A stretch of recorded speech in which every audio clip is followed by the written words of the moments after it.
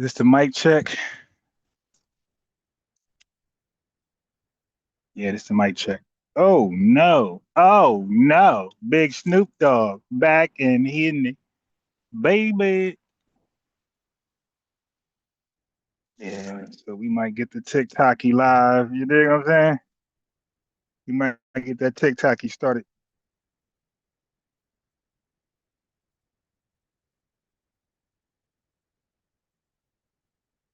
Get that TikToky started. You know what I'm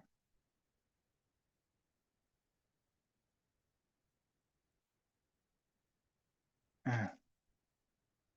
Oh, I gotta remind myself to buy some Gorilla Glue. And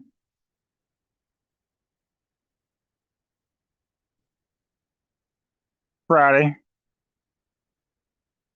It's Friday. Folks could tap in. You ain't got nothing to do.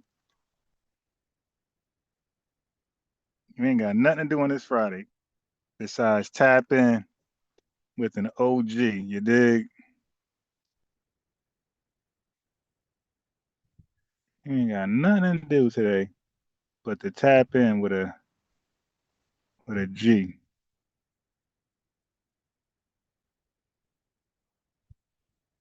Let's get this started. I'm gonna include the TikTokers in a second. I gotta buy a little speaker so they can hear. Fuck.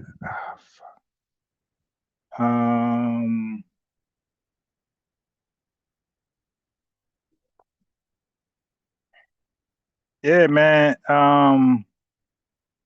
TikTok was lit this morning, man. Yeah, I had just as many TikTokers I had YouTube live folks this morning. You know, people be sleeping on TikTok and they pull up. They don't just tune in. They TikTokers pull up. They want to know what's going on. You dig? TikTokers definitely gonna pull up and chop it up. We had two FBAs. We had a sister who was cool, Pink something. She was cool as hell. We had an FBA who was a more on the Moorish side.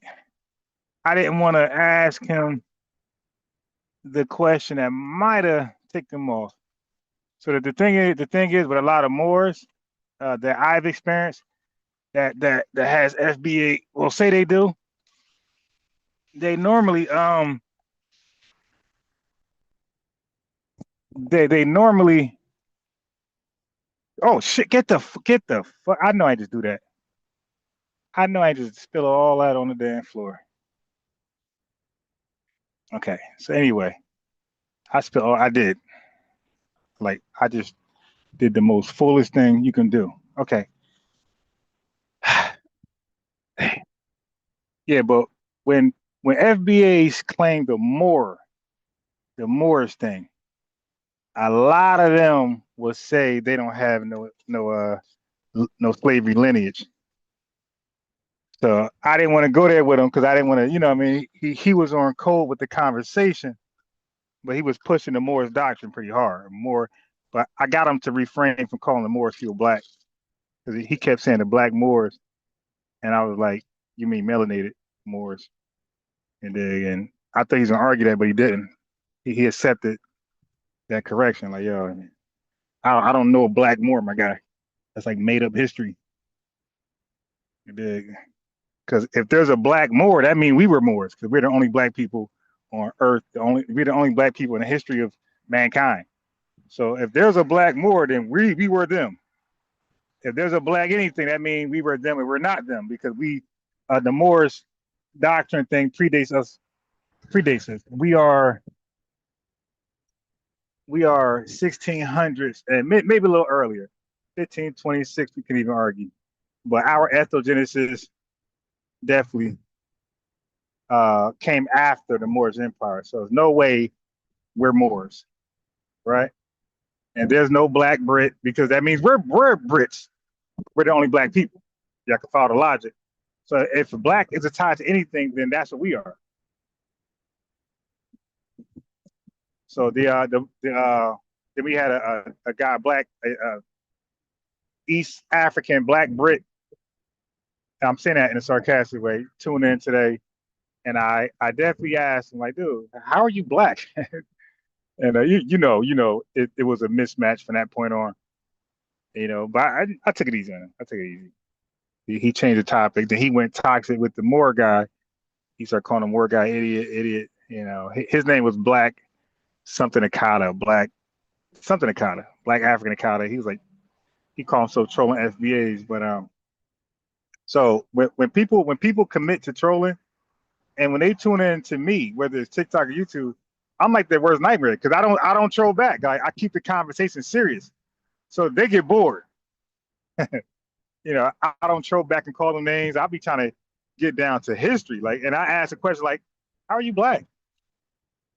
Like they're not used to a response like that. Like I'm questioning your blackness, and like little do they know, I'm about to flame the hell out of him. So he chimped out when I explained to him, like, dude, like he said, well, black is a race, and I said, yeah, well, who came up with race? And that was the Gotti moment. And after that, he started to chimp out. He started to wild out a little bit. And I kicked him off and invited him back on. But he's so toxic that he is so toxic that TikTok gave me a warning sign for having this guy on my channel. It said, yo, get rid of this guy. TikTok, if y'all know about TikTok, it gives you a message of people who are toxic.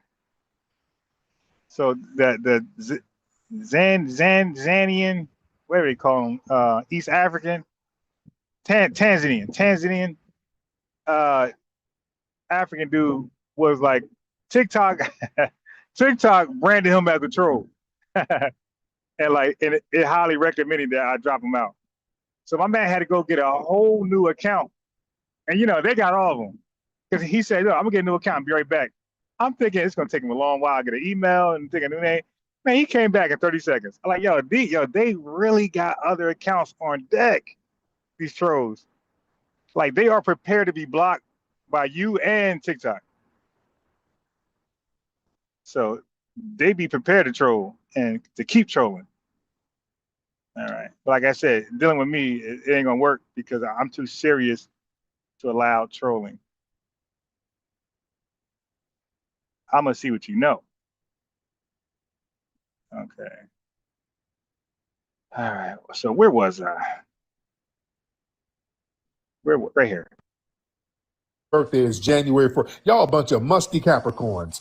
We're dealing with musty damn Capricorns, ladies and gentlemen. January 1st ass birth. Yeah, you got a default birthday. Did y'all see Michael Blackston? He just did an interview. But you on look something. Nigerian though. Like you look like you could be probably like Stop it. Stop the it. Hausa or Igbo tribe. You look Stop like it. Nigerian. Stop it. Stop it. Michael Blackston. I have Michael relatives Blackston. that look like you. Yeah, sure. Michael Blackston said he doesn't know when he was born. He did an interview talking about he don't know what his exact birthday is because they don't have birth certificates. But go ahead, sir. Go ahead, Mr. Jamie. I'm just trying to understand the hate. Hate? Yeah, we Okay, supposed to be again. all brothers. Okay, tell me what you got to hate on. I Jamie, watch your Jamie, show. Jamie. Okay, so I don't want us to like make Africans a monolith. Like they all don't speak like this. So let me give a disclaimer before I even play the video. Even Turk Nasheed makes the same disclaimer. These are not all Africans. And when you see folks from the island chimping out, these are not all people from the island. You dig? That's why we just talk to that class of people. We don't speak to the entire island, as the entire island is tethered. We don't speak to Africa as all Africans are tethered. No, we speak to just those individuals because it's an action that gets you capsulized, right? It gets you capsulated. It's an action. So you got to chimp out for us to even make you did coin you or something. So the only people who are offended for that term tether are people who plan on tethering. They ain't no thorough African or thorough folk from the Caribbean who care about the word tether because they know that don't apply to them at all. You dig? So they ain't chimping out over that word. All right. and then they gaslight us. They tell us how we are HATEFUL for pointing out your disrespect. The same thing with white people. I made the argument this morning. When we were integrating, we're talking about late 70s, early 80s. There's hella footage, and I'm gonna play it. I'm gonna play the footage where white people were being asked about Black Americans integrating into society, schools, work, work industries, and these people had the most nastiest stuff to say about us. We are people who are receiving HATE from the actual most. Ain't nobody HATE harder than white people. And these white people are telling the news guy, I don't like it. The troublemakers, they're criminal. Meanwhile, they have a whole criminal system. This is why I like really cook conservatives. Like they really can't stand a chance with me. Even freestyling, a conservative can't hang with me because I'm good at listening to your argument, come up with a rebuttal mid sentence, like a battle rapper, like a rebuttal during the battle. So I hear the logic after a while, and then I can make an adjustment right then and there. Like, okay, let me ask you this. I remember I was talking to a Black conservative. Now it went over his head. He actually caught it, but it was too late. So he said, yeah, Black Americans, we be doing this, we're criminal, and blah blah blah blah blah, and then he blamed it on. I don't even get me lying, but all I know is that he was trying to explain why we're so criminal. I forgot the reason why he said that. So I was like, okay. I said, so those actions make you criminal. Said, yeah. I said, and you admit because a lot of conservatives make the argument that we didn't behave like that into integration. That's because they want us back segregated, but they can take advantage of it. But segregation was so much better. You had more businesses, you had more this, more that. Stop it. You were married, yeah. You had no baby mamas. So integration was bad, and it was all about segregation, where you had no laws or rights that white man was bound to respect. You should argue back. You should argue to get back in segregation. Like, okay, yeah, that's not gonna work, buddy. But they try to make that argument. So he made an argument as to, oh yeah. So I said to him, I said, yeah. So you admit that these criminal quotations, air quotations, these criminal actions that we're doing, you admit that this came at your own testimony. You say this came post integration, right? Yeah. Okay. I mean, we were not behaving like this pre-integration. It's your argument. Yeah. And those are bad actions. And people with those bad actions, oh, I know what his argument was. He was saying those bad actions gotta face accountability, meaning like law, whatever that comes with those actions. I said, okay, that's interesting. So I made him clarify. I do with the questions. I said, okay. So you're telling me that 70s, 80s, 90s, that's when Black Americans start to have this bad criminal behavior. Now, by the way, this dude is foundational himself, at least he says. So I'm like, okay, so you're saying post integration, we start chimping out and like breaking laws, and therefore we deserve what we get from white supremacy. So yeah, I said, okay, so you're saying actions like that meet consequences. That's the even out. That's the balance. That's the mayat. So yeah. I said, okay. So I said, but wouldn't you agree that prior to that, we're talking about segregation, would you agree that Black people were marginalized, were treated bad because he's Black? Of course, he's going to admit that. Yeah. He said, sure. And we were treated bad by this country and also white people, right? Yeah. He said, yeah, sure. It's common sense. I said, yeah. Now, those actions that they were doing, were those criminal actions or were those lawful actions? He said, criminal. I said, okay. I said, well, what was their consequences? What was their accountability? Like, what did they face to balance out the scale? Because you said those actions require a balancing of the scale. So I said, oh yeah, he chimped out, man. That was on the fly. I be cooking guys on the fly. I just hear your argument. I see the contradictions in it. I see how flawed it is, illogical, unreasonable, and I just give it back to you. That's all I do. Therefore, not even giving you my argument. You already done. He was already done. Cooked them. I ran our debate through ChatGPT. It said it was a landslide. So I beat him like 10, like out of 10, I got like an 8.5. He got like a 4, like 3. You know, I'm talking about, I went live on this. Like he did like a 3 or 4 out of 10. I did an 8.5 as far as logic, reasoning, supporting evidence, all that stuff. I cooked the hell out of him. Yeah, so a lot of these points people be making, like these tethers that call in Tariq Nasheed, they don't get as far and they don't sound as bright when they call in to my space. Everybody seen it already. I ain't got to keep, but people know what it is. But TikTokers don't. It's hard for me to get somebody on YouTube to join me, because the word is out. Don't, not him. He's him. You don't want to call in over there. So the word is out. So a lot of TikTokers, a lot of YouTubers, I can't get them to come for nothing. No Dr. Ruxpin, no Dr. Mayad, nobody wants to come over here and get cooked. So they forced me to TikTok, and I'm actually happy for that because TikTok is proven to be a success. People are joining the panel sometimes as soon as I go live, about 5 minutes, 10 minutes earlier, folks is hopping on, and I've been getting a lot of FBA love. So we'll see. I'm gonna invest more time and more energy in TikTok and money. You dig? But let's go. Listen to the gaslight. Jamie. In living color. Okay, I'm not going to talk over you on my own platform, man. Okay, I'm not going to do that. No, you can't just keep talking when I'm talking. Jamie, turn your mic on, Jamie. Turn your mic back on. Jamie, what do you have to hate on? What do you have to hate on?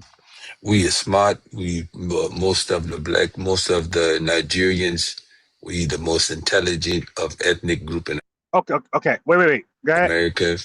Wait. What do you have to hate on? What do you have to hate on? All right, now Kestis lied. I wonder how Tariq will handle it, but I know how I will handle it.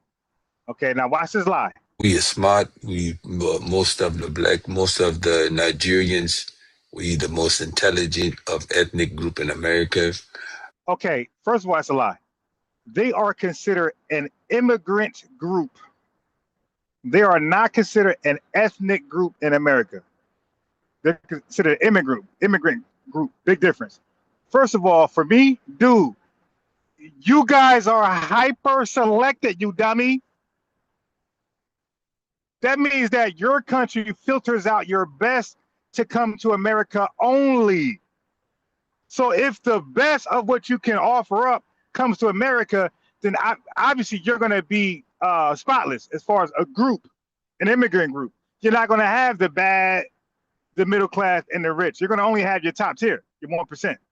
In America, we have our top tier, our middle class, and our bottom class. Okay, so now here's where you have the real argument. Sir, do you want to compare your top tier with ours? Do you want to compare your middle class with ours? Do you want to compare your bottom with ours? That's how that conversation happens. You don't say, hey, I want to compare our top best that our country can offer to Black America's middle class or bottom class. That's not how that works, buddy. Okay, so that's okay. So we know that Nigeria has inferior as far as everybody there. They got like 260 million people or 300 million. We know that they have inferior education, low IQs. This is a fact. Google this. Their IQs are below Black Americans, white Americans, Hispanic Americans, below us.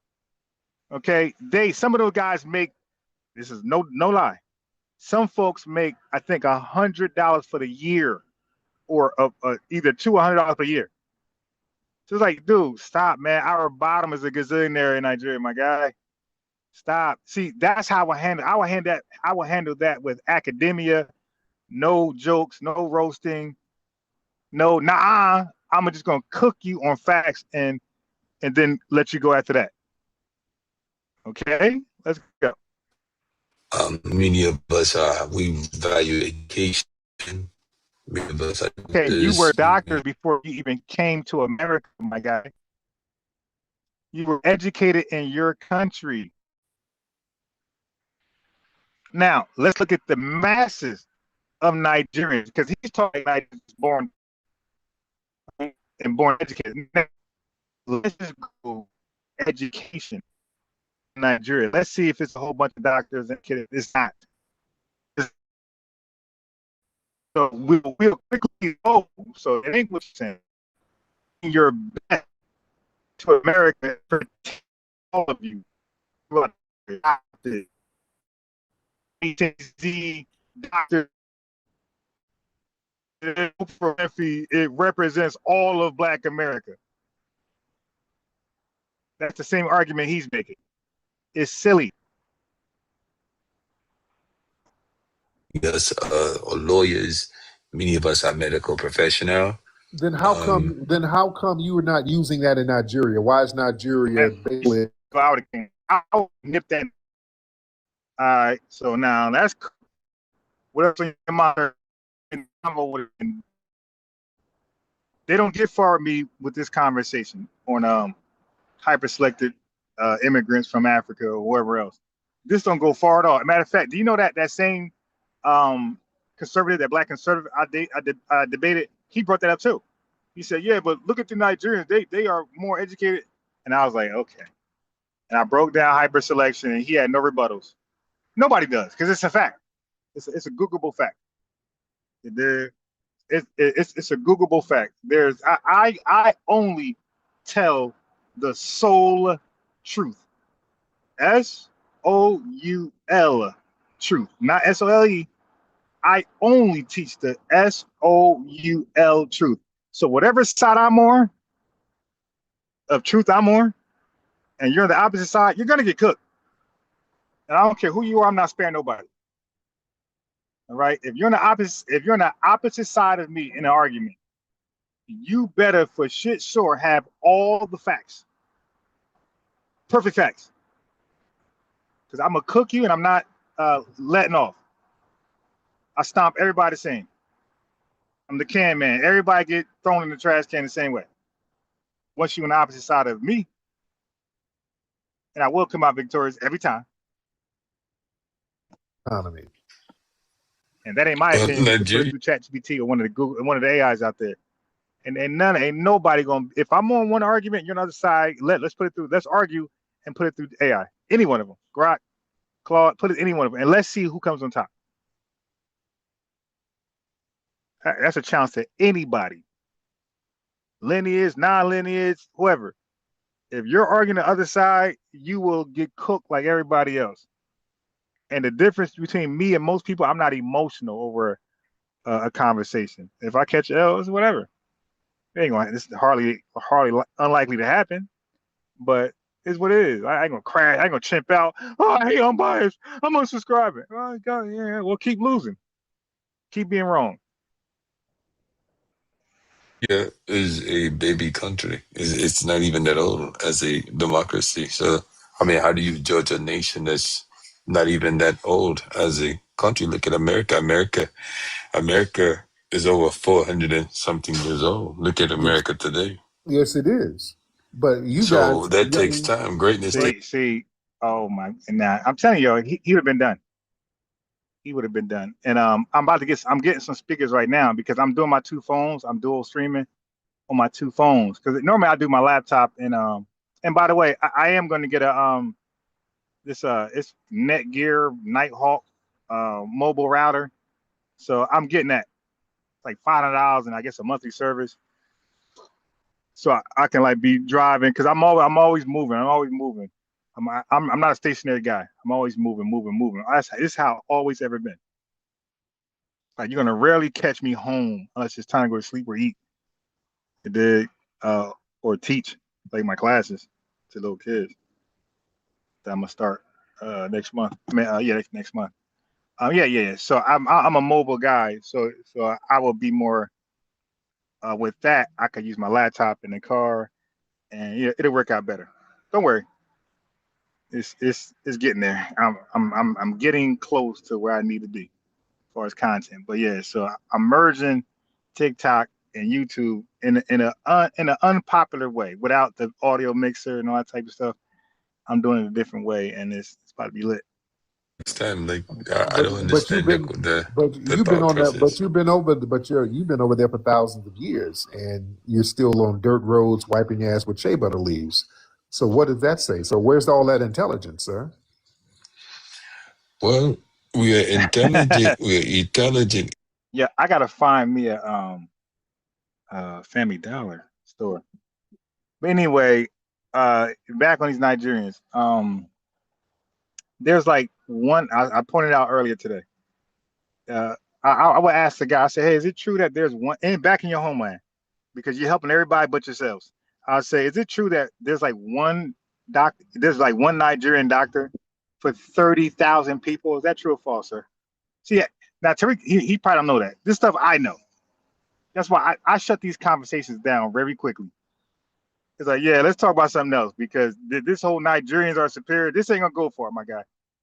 In your country, there's one. Your doctors are everywhere else saving people except for themselves. There's one Nigerian doctor to about 30. You heard me correctly. I ain't stutter, even though sometimes I do, but not this time. There's one doctor to like 30,000 Nigerians. So all these doctors he's bragging about, Nigeria don't benefit from. So Tariq is right, but he just saying in a trolling way, but he's right. And me, I ain't gonna troll. I'm gonna give you the hardcore SUL soul truth. You dig?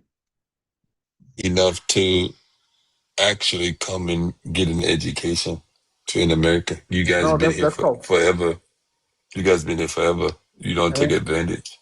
the hell you mean we don't take advantage, sir? What we got HBCUs all over this country, sir. We built the education system for Black people that Black people globally try to emulate, sir. You wouldn't be over here if it weren't for foundational Black Americans. What you mean take advantage? We created the blueprint for education. We as foundational Black Americans, we started public schools. The first public schools were freedmen schools, sir. Your Who the hell you? Who? Wait, HBC. sir. No, sir. Come on now. Don't take advantage. You're the one coming from a place where y'all don't have 24-hour electricity. So I watch your show, Living Color, right? In your show, you say most of the HBCUs are owned Yeah, he said living color. He trying to be slick.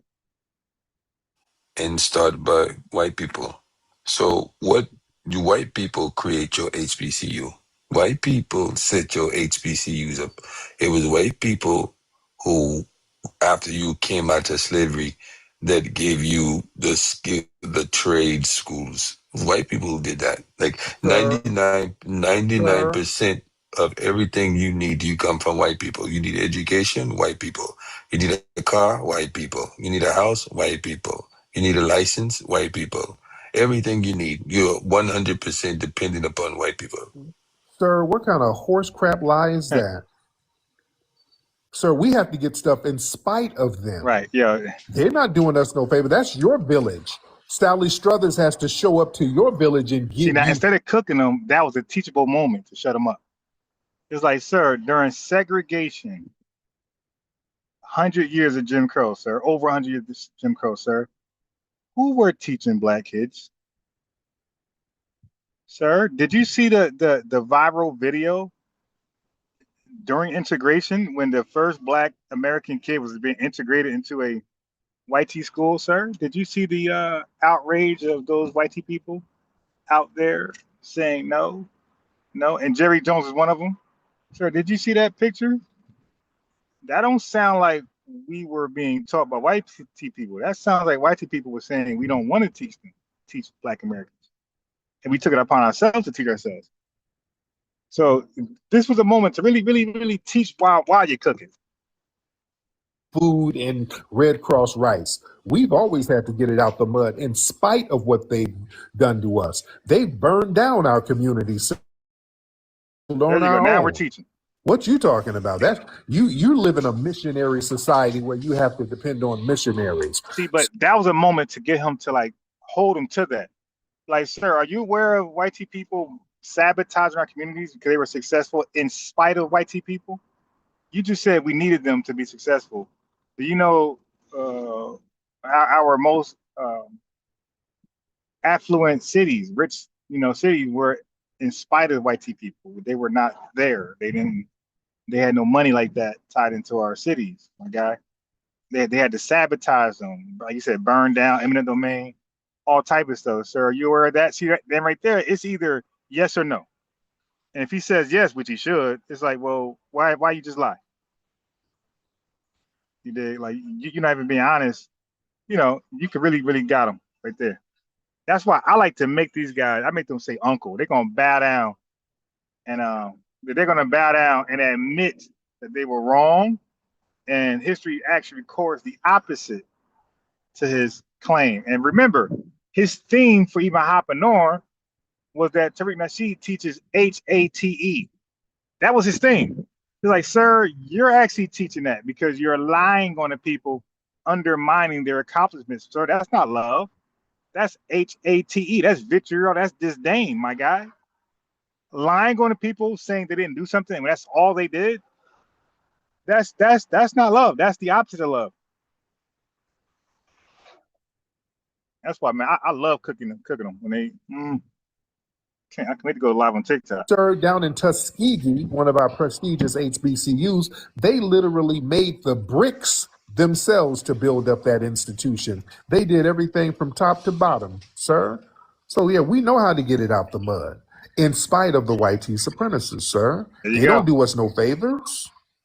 That's you. You're projecting, sir. So why are black people going backwards in America today? Yeah. Okay, you hear that? Why are we going backwards? Sir, we're actually going forward. We're actually, so you add, here you go, family. You add, are we going backwards? Okay, sir. Are we better now in 2026 or were we better in 1926? You feel me? Or were we better in 1826? Because you said, or 1726, because, or 1626, or even 1526. Ain't that crazy? 1526, sir. Which one of those centuries were we better than we are today? 1526, 1626, 1926, 1826. Which one of them will be better? See, for me, I'm on that. I'm sorry. I'm on that. It's like the wealth gap is worse, the marriage rate, the voice. Okay. So now let's deal with the wealth gap. Now I ain't playing this video. The hell is it? I'm playing you, but I'm gonna talk my talk. Let's deal with the wealth gap. Who is responsible for the wealth gap, sir? Is there such thing called redlining? Was there such thing called segregation? Was there such thing called plantation slavery? Was there such thing called eminent domain? Was there such thing called I'm white and I say so? So we had wealth and it kept being stripped from us, robbed, burned. So yeah, so this dude is light, and I'm just unfortunate to not have a show big enough to attract these guys, because folks rather watch toxicity. Yeah, I just seen a chick from YouTube, from TikTok, who's uploading like videos on YouTube. I talked about her way back when. She was live. She was like posting something today, like a premiere. Yeah, I couldn't believe how many FBAs chimped out and watched that show. I mean, all she do is cater to every stereotype that's plastered, or every negative stereotype that's plastered on anybody that's say FBA. All her shows are toxic, and she shows us in the worst light, worse than the world star hip hop. That's why I say a lot of us be hypocrites, because we'll sit there and say, oh, the shade, world star hip hop, oh, all those sort of negative light. We don't like that. When this chick right here is showing us in a complete negative light, and folks are chimping out watching that show, eating it up. She got all the views, right? A show like mine, no one wants to come to. That's really FBA centered. Got us in a positive light. Got us seen as black excellence. But people be chimping out. So you got black excellence. Those are the people who rock with me, come through, stop in. And you got chimping out FBAs and those that go to the toxic shows. You dig? That's all. We're divided. Rate is worse. Marriage rate? Yeah, divorce rate from 54. I think. Tethers like yourself. Wow. Y'all tethers come over here with y'all scamming 90-day fiance scams and mix in with us, and those numbers have not been disaggregated, and we're disaggregating them now, letting folks know that a lot of these marriage scams and deadbeats and all of that, a lot of it is tethers. So that's your deflection. Everything is African. Sir. you know your country is like the leading country in the world of paternity fraud. You do, or you know that, right? Yes, but I do All understand. right. So what you talking about? Hold on. Well, Let me get Dan. Can you talk to this gentleman, Dan, please? We I got Dan. think Yeah, see, I was trying to get to the point where it's me. Unbiased. Can you tell this guy? Let's start from tippy top. Nigerians are more smarter. Dude, stop. You ever heard of hyper selection? Then it'll be quiet because of course he did. Lie. Wait, it's the audience hyper selection. Is when you filter out your country, the have-nots, the worst stay behind, and only the refined best come to UK, Canada, United States, and wherever else, right?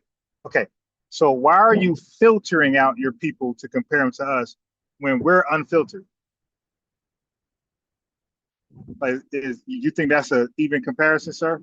Never. Don't forget, you're supposed to be smart with a high IQ. Do you think that's a legitimate comparison? A hyper-selected group that's like fewer numbers to 50 million raw data. You know, so this goes back to the raw data versus per capita, because the per capita family is a way to filter raw data. There's no filter. So white supremacists, in order to make an argument with us, they like to play the raw data versus per capita. They pick and choose when they want to do that with us to win an argument. So when these tethers do that, when they say, hey, man, we're more smarter, and they're not considering the hyperselectivity, it's like, okay, dude, you're playing per capita raw data, my guy. And I know that. Like, I did enough studying and research to get to that and point that out. And usually it'd be just crickets. Like, I don't have these issues with these guys. I cook, they quiet, or they start chimping out, talking over me. But like the so-called trying to keep their integrity and talk back and forth, they don't do that with me. They don't do that. Like, once they know I know what I know, they usually chimp out and start talking over me and stuff. But at that point, I had enough. Like, all right, see ya. Yo, what's going on, Flex? Man, you said something earlier about stepping on shit, and this is exactly the reason why I don't get let up on other people's panels.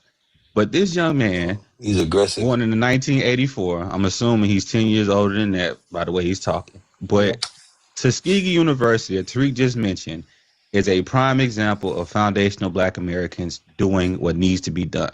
Booker T. Washington, one of the greatest foundational Black Americans to ever live, had a book called Up From Slavery. I know y'all don't read around this mug, but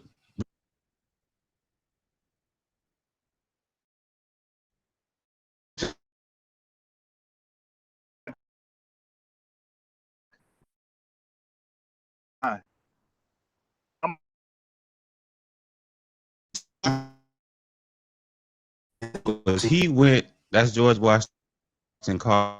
You're missing the wrong person. Okay. See, Booker T. Washington was a guy. So at that point, family, he just chimped out, and he's no longer interested in a conversation.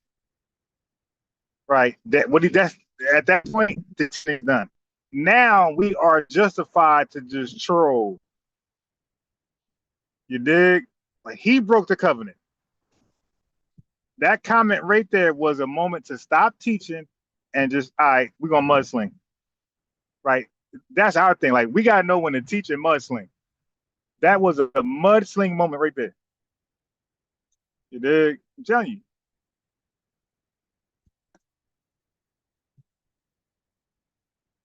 As soon as he got out of slavery, he worked and started walking toward Hampton University. He was so good and such a proprietor education, they sent him in the middle of nowhere in Alabama to Tuskegee to build that university. And like Tariq told you, he built that place brick by brick, literally put a brickyard in the school. And they used the bricks to build the buildings to teach the children the industries. So they had industries and academics. They even had enough money from selling the bricks to local businesses in places like Phoenix City and Columbus, Georgia. They sold a lot of bricks. This is entrepreneurship. He was teaching entrepreneurship and the idea of putting in hard work, because in his mind, he knew There's a difference between working and being worked. This is how this pertains to you. The Nigerians have not figured this out. See, when you're being worked, you're working for somebody else. When you're working for yourself, you're building a civilization. You guys have yet to build a civilization, which is why now that was a dynamic point. Now that guy felt it. He said there's a big difference between work and being worked. Now, the way I put it on my lives, I said you don't work hard, you get worked hard. That's how I put it on my live streams. I say, y'all don't work hard, y'all get worked hard. So we kind of saying the same thing. Chinese have come in there and put in roads, hospitals, and airports that you and your people cannot use. As foundational Black Americans, foreign governments have never had to come in and do anything for us. In fact, we built shit in spite of the foreign governments. Tuskegee was targeted. The Tuskegee experiment. Tulsa, Oklahoma was targeted. And the crazy thing about this, people tend to forget this about us.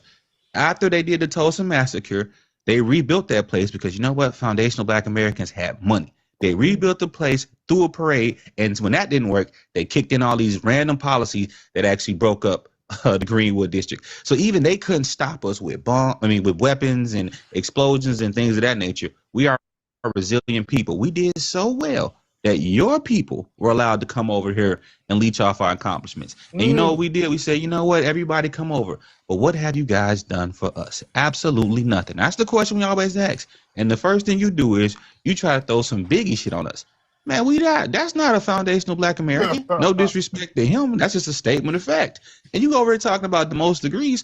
Well, a Nigerian man was recently busted for handing out fake PhDs and fake nursing degrees, causing a lot of people harm, specifically foundational Black Americans and low-income hospitals and regional hospitals. Man, that's another great point you can use. You could just pull up, hey, are you guys responsible and known for fake degrees and all that stuff, fake nursing certificates? Once they got to say the truth because we'll just Google it. So they're forced to acknowledge that. You feel me? So we can even question those degrees. Like, hey, sir, how do we know when it's legitimate and illegitimate? Across the South and somewhere in the rural country. You guys have been a drain on the society, so much so that Ghana has kicked you out. South Africa is kicking you out right now. And you focused on us. Right. This is ridiculous. So the disrespect that y'all have for us is unwarranted. When we respond, y'all make it seem like we're doing something wrong. Listen, we ignored y'all because, truth to be told, y'all inconsequential. The only reason why we're even saying something to you guys now is because y'all starting to get into politics. But and that right there can't be tolerated because y'all don't matter. Your own woman hate you. My own woman hate me. I think the problem is y'all think about y'all. Unlike women, y'all, we don't have week-long festivals where the women know to stay inside. All the time y'all had a week-long festival where the women do stay inside. Y'all are attacking the women. And I think he's projecting. The women don't like you. You got the glasses, do-rag, and hat combo from MySpace. Ain't no woman checking for you. What type of hat is that? The do-rag combo. They rocking that Memphis Bleak style still. The do-rag with the fit on top. That style is so old, bro. So you the Shea Butter King. Shut up. What time of hat is that, sir? Listen. Exactly. Hold on. You don't know how to dress. They ain't checking for you. Be quiet. Yeah, the women don't like you. Our women don't like you, Jamie. They don't like you. They don't. FBA women don't like must. That's they not don't like true. musty dudes. Well, go to Atlanta. Go to Houston. That's not true. What are you talking about? They're not checking for you. Go to Atlanta. Sir, go to Houston. They're not checking for you. They're going to hit you up for some paper. Yeah, they're going to hit you up. Go to Atlanta, but go to Houston. They love us. No, you getting finessed out of money. They finessing your ass out of money down there. We own the club. We own the clubs. They mistaken them for Hush Puppy. They hear you Nigerian. They assume you like Hush Puppy. And when they find out you ain't like Hush Puppy, you get no more play. It is what it is, bro. Daniel, let me ask you a question. I'm listening. What irresponsible, what poor girl have you left an irresponsible child with lately? Nigerians. I don't have any children, sir. I'll wait till I get married. Most likely. See, that's the thing. The stereotype is one thing. The truth is a whole nother ball game. 53% of Black men in this country are single and childless. Yeah, we wait until we get married. That's a narrative that the YT people push. And see, this is exactly why we are standing back and we letting Donald Trump and his regime deport y'all. Because the first thing y'all do is come over here and push all of these YT supremacist stereotypes and talking points. Tariq is a married man. I don't have any children until I get Tariq is married. married to a Jewish woman, right? Oh God! Look, here y'all go again with the YT supremacy talking points. There you go. Look. See, I mean, is this the is the mother a exact Jew? The reason daughter is why. Jew. This is the exact reason why we don't take y'all serious, right? The If first the thing you mother do, is you just Jew, 20 minutes ago in the mother is Jew, conversation, the you baby just is came Jew. on here and said that we supposed to be brothers. Is this how you talk about your brothers? Right. Just Listen, You start make up lying. lies. You spread kinship, but slander. it's not my brother. This nigga not my No. brother. He I asked you. lies You on said we Africa. supposed to be brothers. Now we Is this how brothers. brothers talk to each other? I mean, you See, do all that look brother evil, stuff get Daniel. played out when Daniel, y'all need something. you do look evil. So wait. Are you trying to say that? So Are you now, saying that as an insult? right. All right. So when these tethers just reduce themselves to lying, okay, now it's time to go ahead and wrap it up, Jamie. Because now So when we you get lie on you. when y'all start Hey, just blatantly Tariq. lying. So Hold Hey, on, Dan. Flex. Hold on, Jamie. Let me. Dan, thank you so much, Dan. Any last words, Dan? Yeah, I was gonna say there's a lady from the UK. She's Jamaican, and she said anytime a Nigerian is pressed with the truth, the first thing they do is use their own identity as an insult. To insult us, he said we look like them. Yeah. That shows you the low self worth they have. That's all I wanted to say. Peace. My man, the brother that's Dan the man in the building. All right, Jamie. Yeah, Jamie, when y'all tethers just start blatantly lying, now you admitting defeat. You've admitted defeat. So can I ask All you a right. question? No, you can't, because now when you start talking about my wife is Jewish, man. All right, being a lying tether. Is she FBA, your wife? Yeah, but you know good and well my wife is FBA. Why did you lie? Is her mother FBA? Why did you lie and say she was a Jewish woman? I love TikTok shop. Why'd you lie? Is her mother FBA? Is Or her is she a mother? white woman? Why did you lie and say she was? Oh, gay? you dodged that question, Tariq. But you lied. Her mother is not. You love FBA, but you didn't marry a woman who come from FBA. But you just lied. Why'd you lie?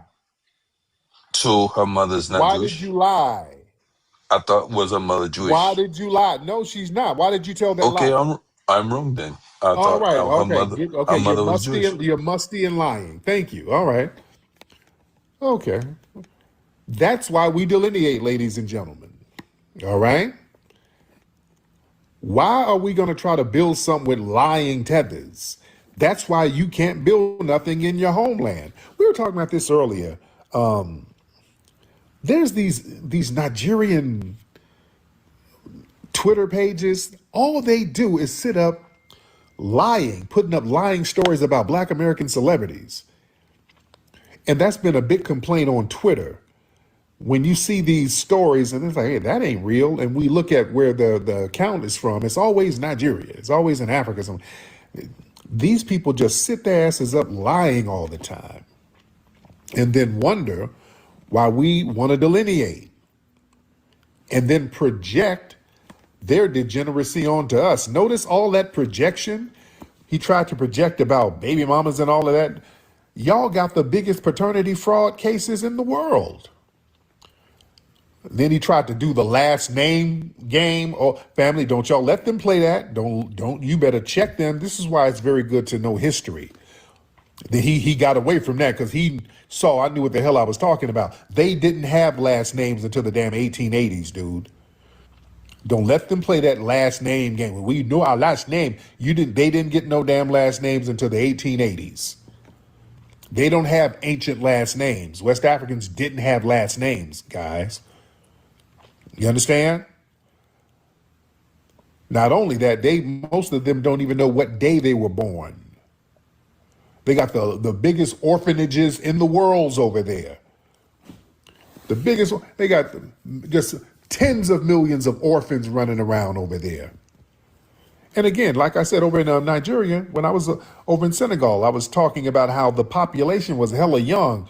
You don't see too many old people. The life expectancy in Nigeria is 54 years old. You understand? The life expectancy in Nigeria is 54. The average person. Hold on 1 second, family. I gotta connect this Bluetooth. Hold on 1 second. I got a slick trick. I'm gonna try.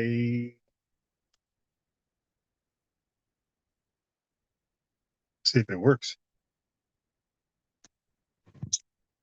1 second, family. Let me try to get this Bluetooth speaker rocking so I can get the TikTokers on.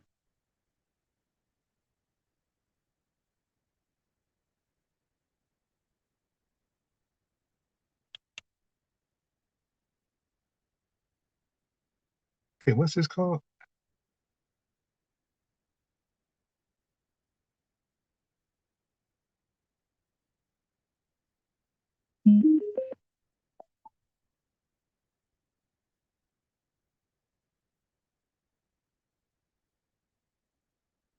Is it on?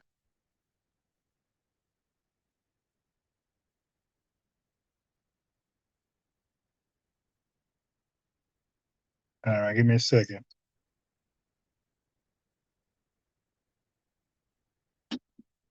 Whoops, I didn't mean to do that. All right, how do you get this thing connected?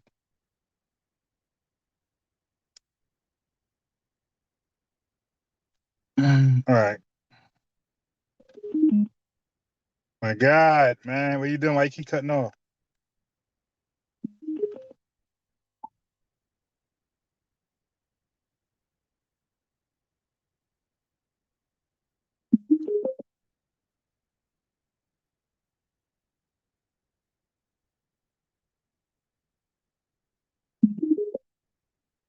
I don't see it in my. Oh, okay. This gonna be one of the weird things. All right, hold on. What is that? How do you connect this damn thing?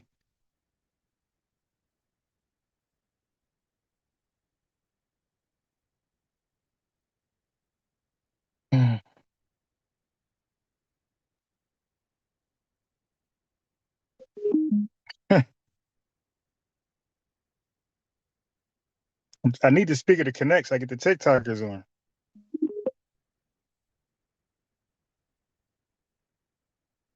All right. You know what?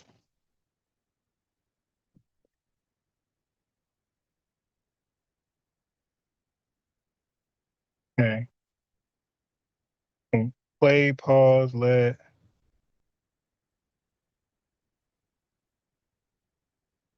volume up. Next song, but next song.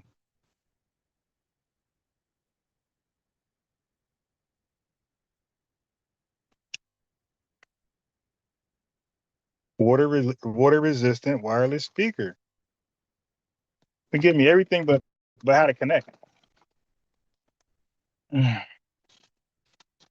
My guy, just show me how to connect.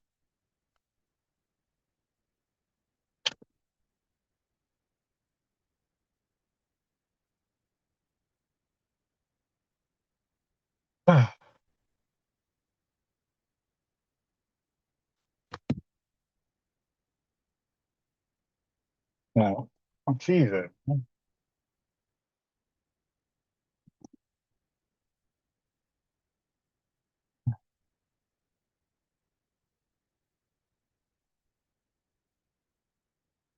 Let's figure out this. Let's figure out how to connect this thing. Yeah, might as well cut my headset back on.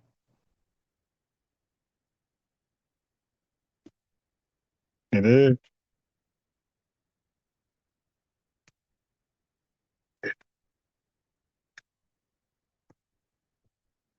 All right. So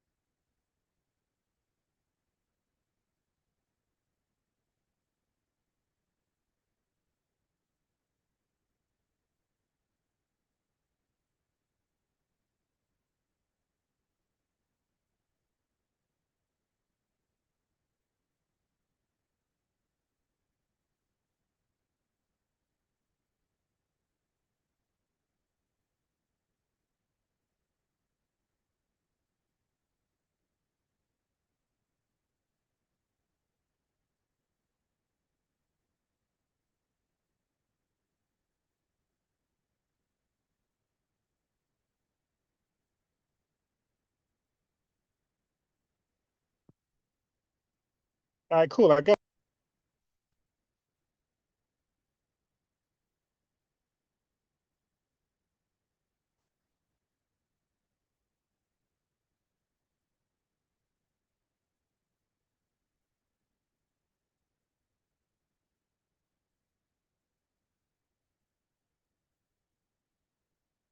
God.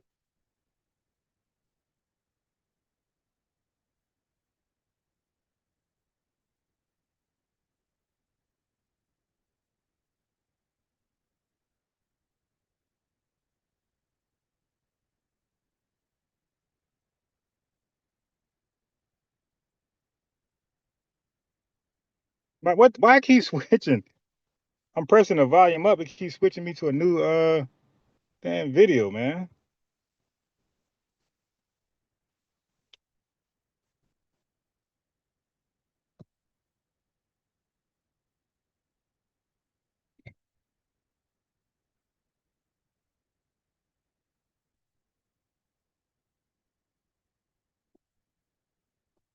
All right, something ain't working right.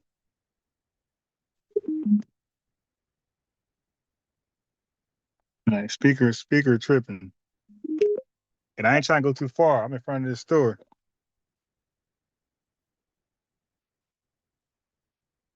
No.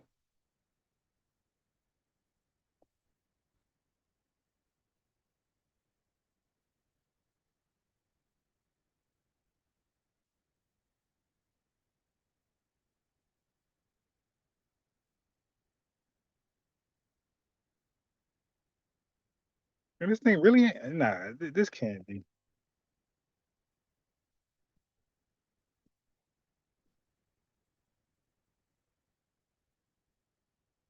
Yeah, what the?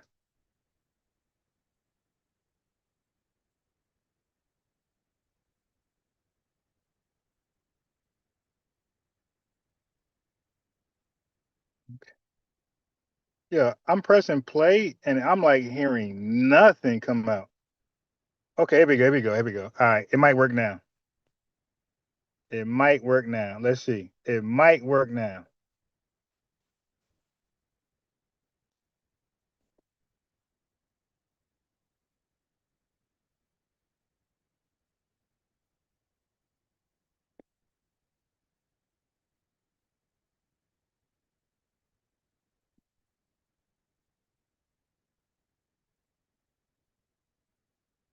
Yeah, what the?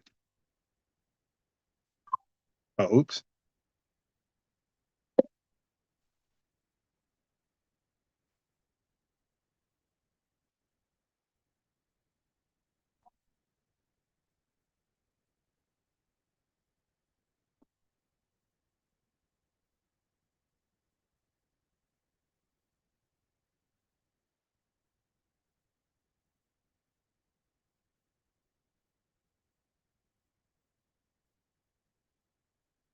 Yeah, this ain't working at all. The speaker not playing at all.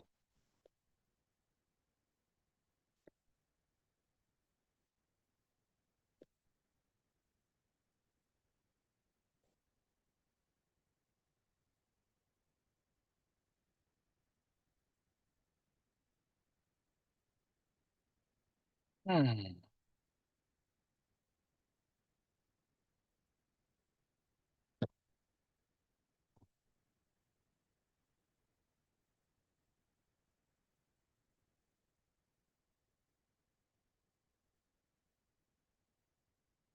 Yeah, it's crazy because it's coming from my phone. It's coming from my phone and not the speaker from like the area that there's not. Yeah. How am I connected?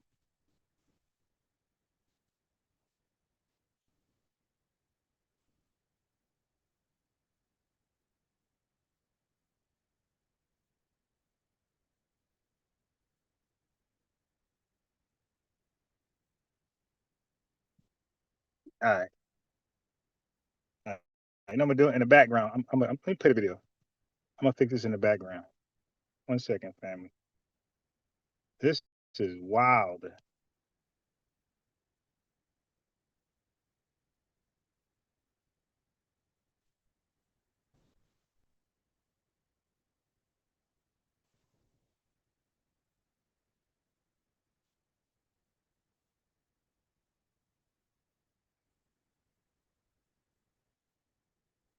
So her mother's not Why Jewish? did you lie? I thought was her mother Jewish. Why did you lie? No, she's not. Why did you tell that Okay, lie? I'm wrong then. I All thought right. her Okay. mother Okay. You're was Jewish. you're musty and lying. Thank you. All right. Okay. That's why we delineate, ladies and gentlemen. Wait, it All just right. worked. Are we gonna try to build something with lying tethers? It just worked, and it's okay. That's Cut why off. you can't build nothing in your homeland. Shut it again. We were talking about this earlier. There's these Nigerian Twitter pages. All they do is sit up lying, putting up lying stories about Black American celebrities. And that's been a big complaint on Twitter. When you see these stories, and it's like, hey, that ain't real. And we look at where the account is from, it's always Nigeria. It's always in Africa.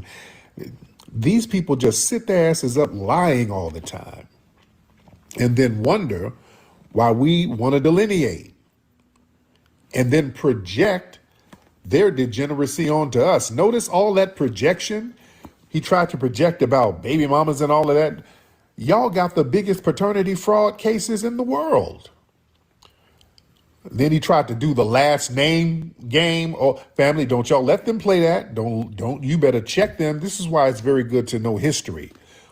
He got away from that because he saw I knew what the hell I was talking about. They didn't have last names until the damn 1880s, dude. Don't let them play that last name game. When we knew our last name, they didn't get no damn last names until the 1880s. They don't have ancient last names. West Africans didn't have last names, guys. You understand? Not only that, most of them don't even know what day they were born. They got the biggest orphanages in the world over there. The biggest, they got just tens of millions of orphans running around over there. And again, like I said, over in Nigeria, when I was over in Senegal, I was talking about how the population was hella young. You don't see too many old people. The life expectancy in Nigeria is 54 years old. You understand? The life expectancy in Nigeria is 54. The average person don't live past 54 over there. You understand? That's a tomb. That's a damn graveyard. Because they don't have an infrastructure like that. So an elderly person, you're just not going to survive. You can't, they don't have a society to sustain elderly people. You understand? It is deep. Yeah, you're not going to say nothing. You're not going to come over here and say nothing at all. All right, Olukimi. All right, what's up, Olukimi? What's going on, Olukimi? Let's get Olukimi the Nigerian. Hi, yeah, it's Olukemi Eniola Uthman. Hi, how are you? I'm good, Olukimi. Now, are you over here in the U.S. now? Yeah, I am. Yes, ma'am. How long you been over here? I've been here like almost my whole life. Okay, well, you. Yeah, so apparently it's working on my other phone. All right, so that means it's gonna work on this phone too. I just gotta figure it out. All right, so we in there. I will figure out how to. So my other phone, the speaker does work. Right, it's lit. It's kind of loud. Cool. So that means you'll be able to hear the TikTokers. I got 2 speakers, and they'll be able to hear you. So now I just gotta figure out a way to get this phone to act right. This is the only phone that's not working with the speakers. You weren't born here, but how old were you when they brought you here? I came here as a kid. I came here when I was 10.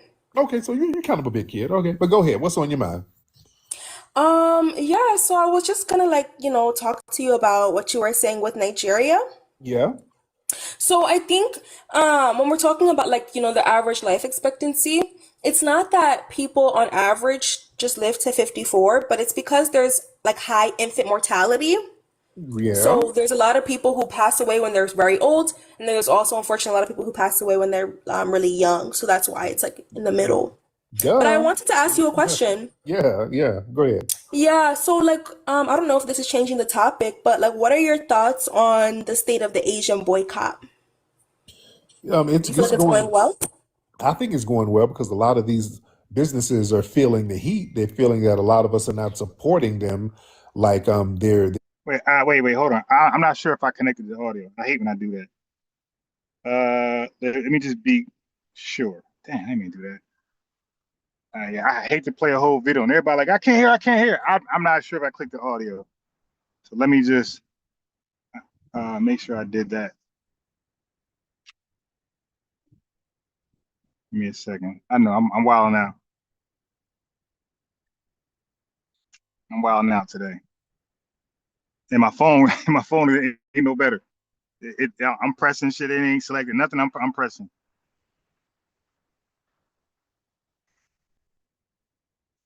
Okay, yeah, it's on.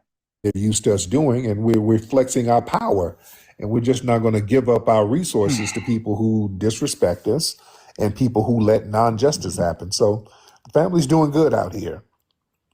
Yeah, that's good. The Asian boycott is really important. Do you think that this is something that should be like indefinite forever, or do you feel like it's just, a short-term limit? It should be a thing. It should be a Okay, so before he give a complete answer, I'm saying it should be permanent. We should no longer boycott something just for temporarily. No, if we want to abstain from it, it's permanent. All right. I'm not interested in any temporary boycotts. Didn't the Trump administration get rid of TPS, temporary stay stuff? Okay, so I'm not interested in any temporary boycotts. Count me out, all of them. I'm only interested in permanent boycotts. whole thing. And you know who else should be boycotting the Asians? Boycott is really important. Do you think that this is something that should be like indefinite forever, or do you feel like it's just, a short-term limit? It should be a thing. It should be a whole thing. And you know who else should be boycotting the Asians? Y'all in Nigeria. Y'all need to, because they got Nigeria on lockdown. Y'all need to be boycotting them too over No, there. a lot of Africans are supporting the Asian boycott. That kind of brings me to my next question. Do you think that when we're talking about the Asian boycott and supporting Black businesses, is that Black American only, or should it also be like Caribbean and African businesses? Well, the thing is, it's a lot of people, and I understand the argument. A lot of these other Caribbean and African businesses for a long time, these people have went out of their way to say they are not Black. And when And they're not. But they okay, let me explain that. They're not Black. But they thought they didn't understand it, and neither did we. The whole ethnicity thing, racial thing, nationality, like that was they were all convoluted. Okay, so when they said they were not Black, okay, obviously they're not Black. That's just us. But that's not how they intended it. When they said they're not Black, they're saying they don't. That was the way to say they don't want nothing to do with us. So it goes beyond like, obviously they're not Black. But when they said it, it was like, yo, we're not them. We got nothing to do with them. It's like a dog whistle to white supremacy. Hey, whatever you got going on with them, keep that with them. We're not them. Don't treat us like them. Like that's how they were saying they were not Black. All right. So let's not get it twisted. They were trying to act like we don't want nothing to do with them. That was their way of delineating. Of course, you're not Black. You're Nigerian. But that was their way to say we don't want nothing to do with them. Whatever you're doing, whatever harm you're bringing them, keep it over there. Whatever. That was their delineating way to say keep us away from those Negroes. Blackness is in the algorithms, and we done put Black on Front Street, and we prioritize Blackness. Now we got a lot of people out here running around trying to be on some I'm Black and I'm proud all of a sudden. So we just don't want it to be opportunistic. We don't want, just like with Juneteenth.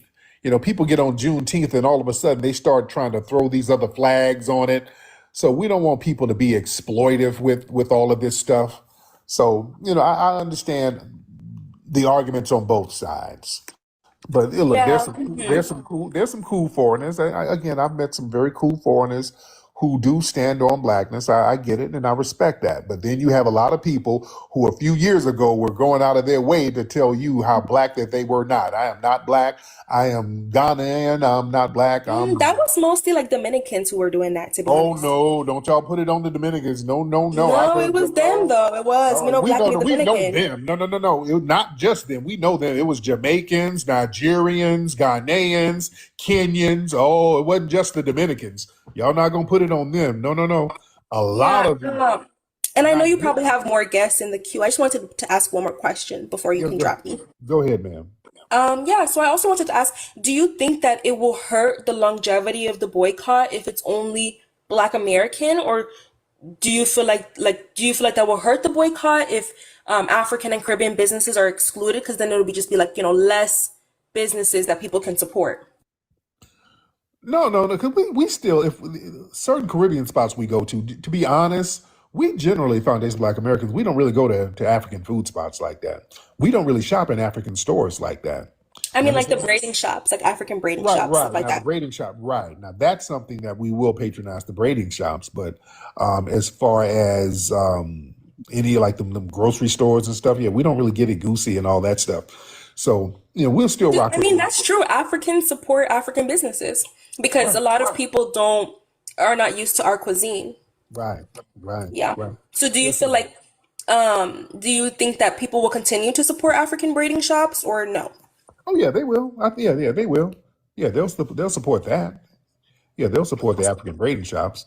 But, yeah, so yeah, as long as the African braiding shops ain't in there trying to jump on people, because there was a situation down in Alabama where some women at an African braiding shop tried to jump. Now, I had braids for almost all of my life. The long box braids, cut them off, grown back, cut them off. I only one African braiding store that I used to go to, and that was like rarely rare. It's because they would be open when my two braiders were not available. I had a Foundation Black American who did my cornrows, and I had a Jamaican woman who did my box braids. Okay, so I don't get the whole, maybe they do something different with the braids that Foundation Black American women like, or maybe they do it faster. I don't know. But for me, who had braids almost my entire life, I really got my hair done. I forgot about the crackheads, and crackheads did my FBA crackheads, Jamaican crackheads did my hair too, when I didn't have no money. So I can't relate to the whole you got to go to an African braider. It's for me, it's always been FBAs and sometimes Jamaicans for me. On an FBA sister and things went left. Allegedly, that lady was Cameroonian. Yeah. Allegedly. Yeah. But yeah, that was all I wanted to ask. You can drop me. Thank you for letting me up. Thank you so much. Yeah, because if they try to get froggy, they can get boycotted too. Well, all right. What you don't lie to? What am I lying about? Said them African braiders putting spells on you. Hilarious. All right. Man. What the hell are you talking about, FBA New Orleans? What's FBA New Orleans? What you talking about? That Tariq, what did I say? The hell are you talking about? Man.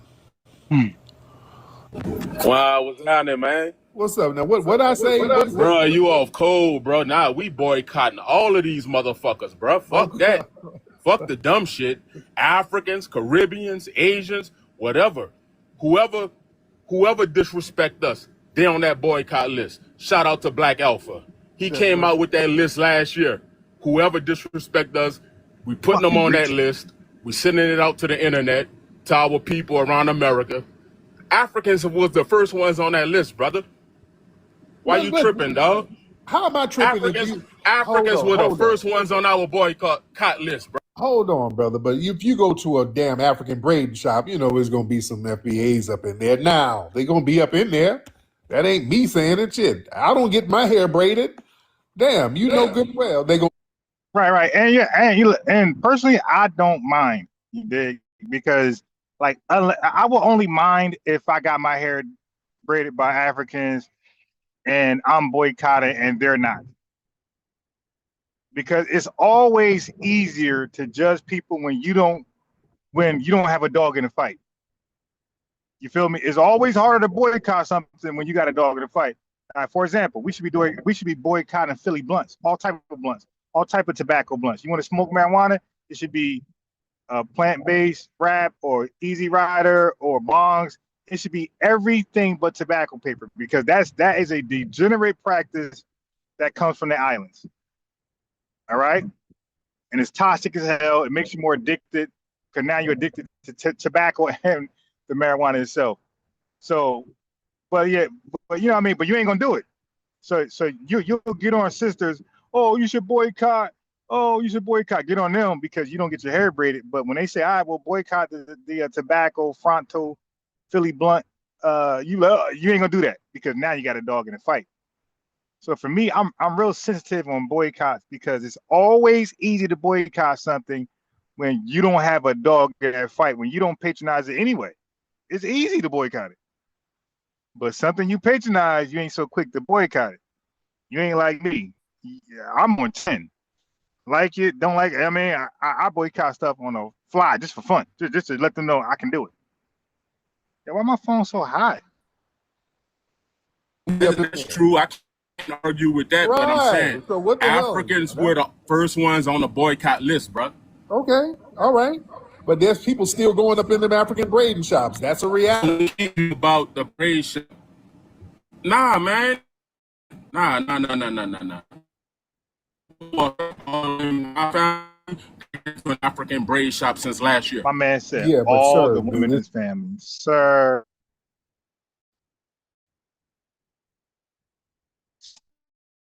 God. Dude, stop. women up in them shops. There's women up in them African braiding shops. That's Most of them that are around Houston, they already been shut down. No, not in You Houston. see? No. You see when capping, we start capping too much, in Houston, they're shut down. Like, dude, come on, man, go. And like weirdos like this, I kick off immediately. Like, cause I don't respect misinformation, man. Oh, not in no damn Houston. I was just And in look, Houston. No, look, he trying to change the subject. Now he got called out on it. Now look, you know the African Caribbean, he trying to change the subject. You just lied, man. You just lied to everybody, bro, for no reason. And now, yo, you know the African Caribbean, no sir. Oh, I got hairpin ordered on saying signs. Okay, oh yeah. Oh, this business. Oh, this no longer in business. Oh, okay, all right. I got order those signs, man. I probably do it this. Okay, this week coming up. Caribbean restaurants on Elmeda Street in Houston. Yeah. No business. No customer. Now he just ran from braiding shops to. He just fled from braiding shops to food spots. Now that I can understand because we don't eat the food anyway. So yeah, we don't really go to. Nah, they was getting business. They was getting business before this boycott shit happened last year. Okay, they now was he's getting lying. business. Yeah, hella business, dude. Come on, man. Yeah, family. This is just me. I've never eaten from an African restaurant in my life, and I never will. Okay? Because I can't identify that food, and some of them do eat bushmeat, and they bring it to the United States. So just off that, I'm good. I'm good with Chinese food as well. So Chinese food and African food, you can take off. I'm not there, but Chinese food, African food, because I do videos. Oh boy, those Black American auditors going to Chinese restaurants. It was disgusting. So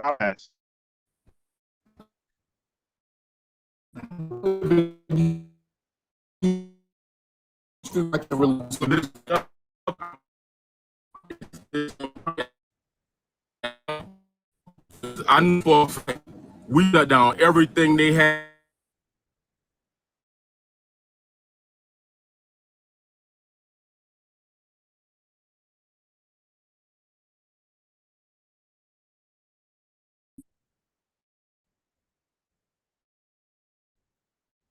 yeah, my fault. my phone really. I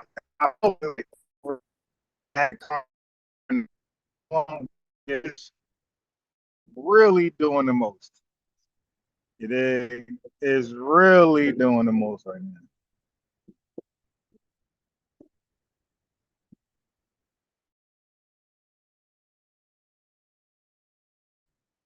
I got my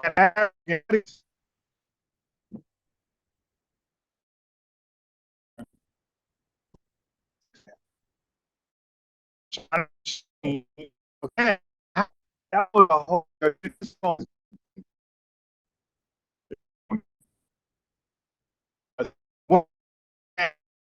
so against FBA, I guess he's experiencing something different on his job in reality. Because yesterday, for the first time, he made a distinguish from certain politicians that's Black American from Ireland.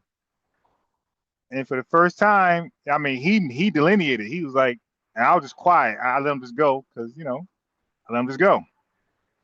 But he delineated. He said, yeah, you know, Caribbean or whatever Caribbean mayor is he's the reason for the sanctuary city. He's allowing all these illegals. That's what he was saying for the first time. He was like, yeah, when it was Black Americans doing that, he said, I highly doubt this would be a sanctuary city. I highly doubt it was plain, you know, the plain way to see it was you know, FBA when the Black Americans were here. He said he highly doubt that they'd have been pro-immigrant like the way this islander is. And that's how he was talking. And look, I let him just go. I ain't chime in. I'm like, word. Because I know that's a seed planted. Like he's experienced. Now, that's my phone chipping out. My phone trying to get me flagged. And you know, I would have never clicked that. Damn ESPN. He said he highly doubt that they'd have been pro. You dig? But yeah, man, my Pan-African buddy. And look, I stopped weighing on him. So now yesterday, so that was 2 days ago. That was Wednesday. He said that. I left it alone. Now, yesterday, I planted a seed on him. I talked about race, how like the finesse with race, and we think race is ethnicity, and it ain't. When we say we're Black, and when foreigners say they're Black, I let them know, bro, we're saying two different things, because they can never be Black ethnically. You know why? Because they are tribal ethnically, or they're from their homeland ethnically. You can never be somebody else's ethnicity. So a Haitian can never be a Black American ethnically, and a Black American can never be a Haitian ethnic. You have to be born in that lineage, that bloodline. So I threw that seed on top of him. I let it go because he's a Pan-African, and I didn't even like, you know, do too much. I left it right there because I know I'm gonna come back and I'm gonna water that thing. I'm gonna water. You dig? So I'm gonna definitely keep up with him. You feel me? Now everybody can't say that. Everybody hop on the internet yelling and screaming, but they can't tell you who they brought with them. I can tell you, I got a couple folks that from my inner circle who I you know cultivated and got them on code, FBAs. You dig?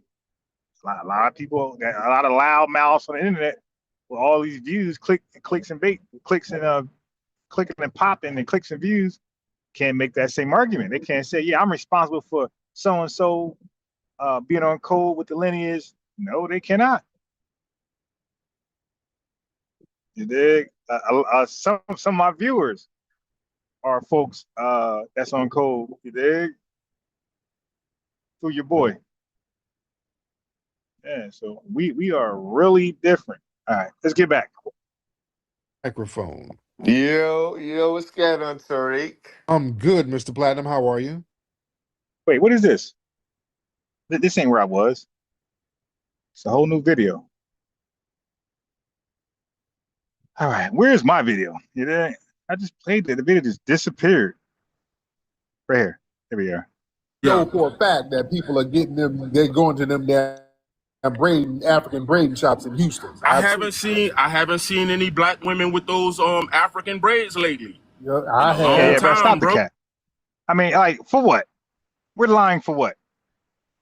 I do stop. It's okay. Like I'm not condemning nobody, no sister that want to look good. They're going there for a reason. I don't know the reason, but evidently they feel like they can't get that nowhere else.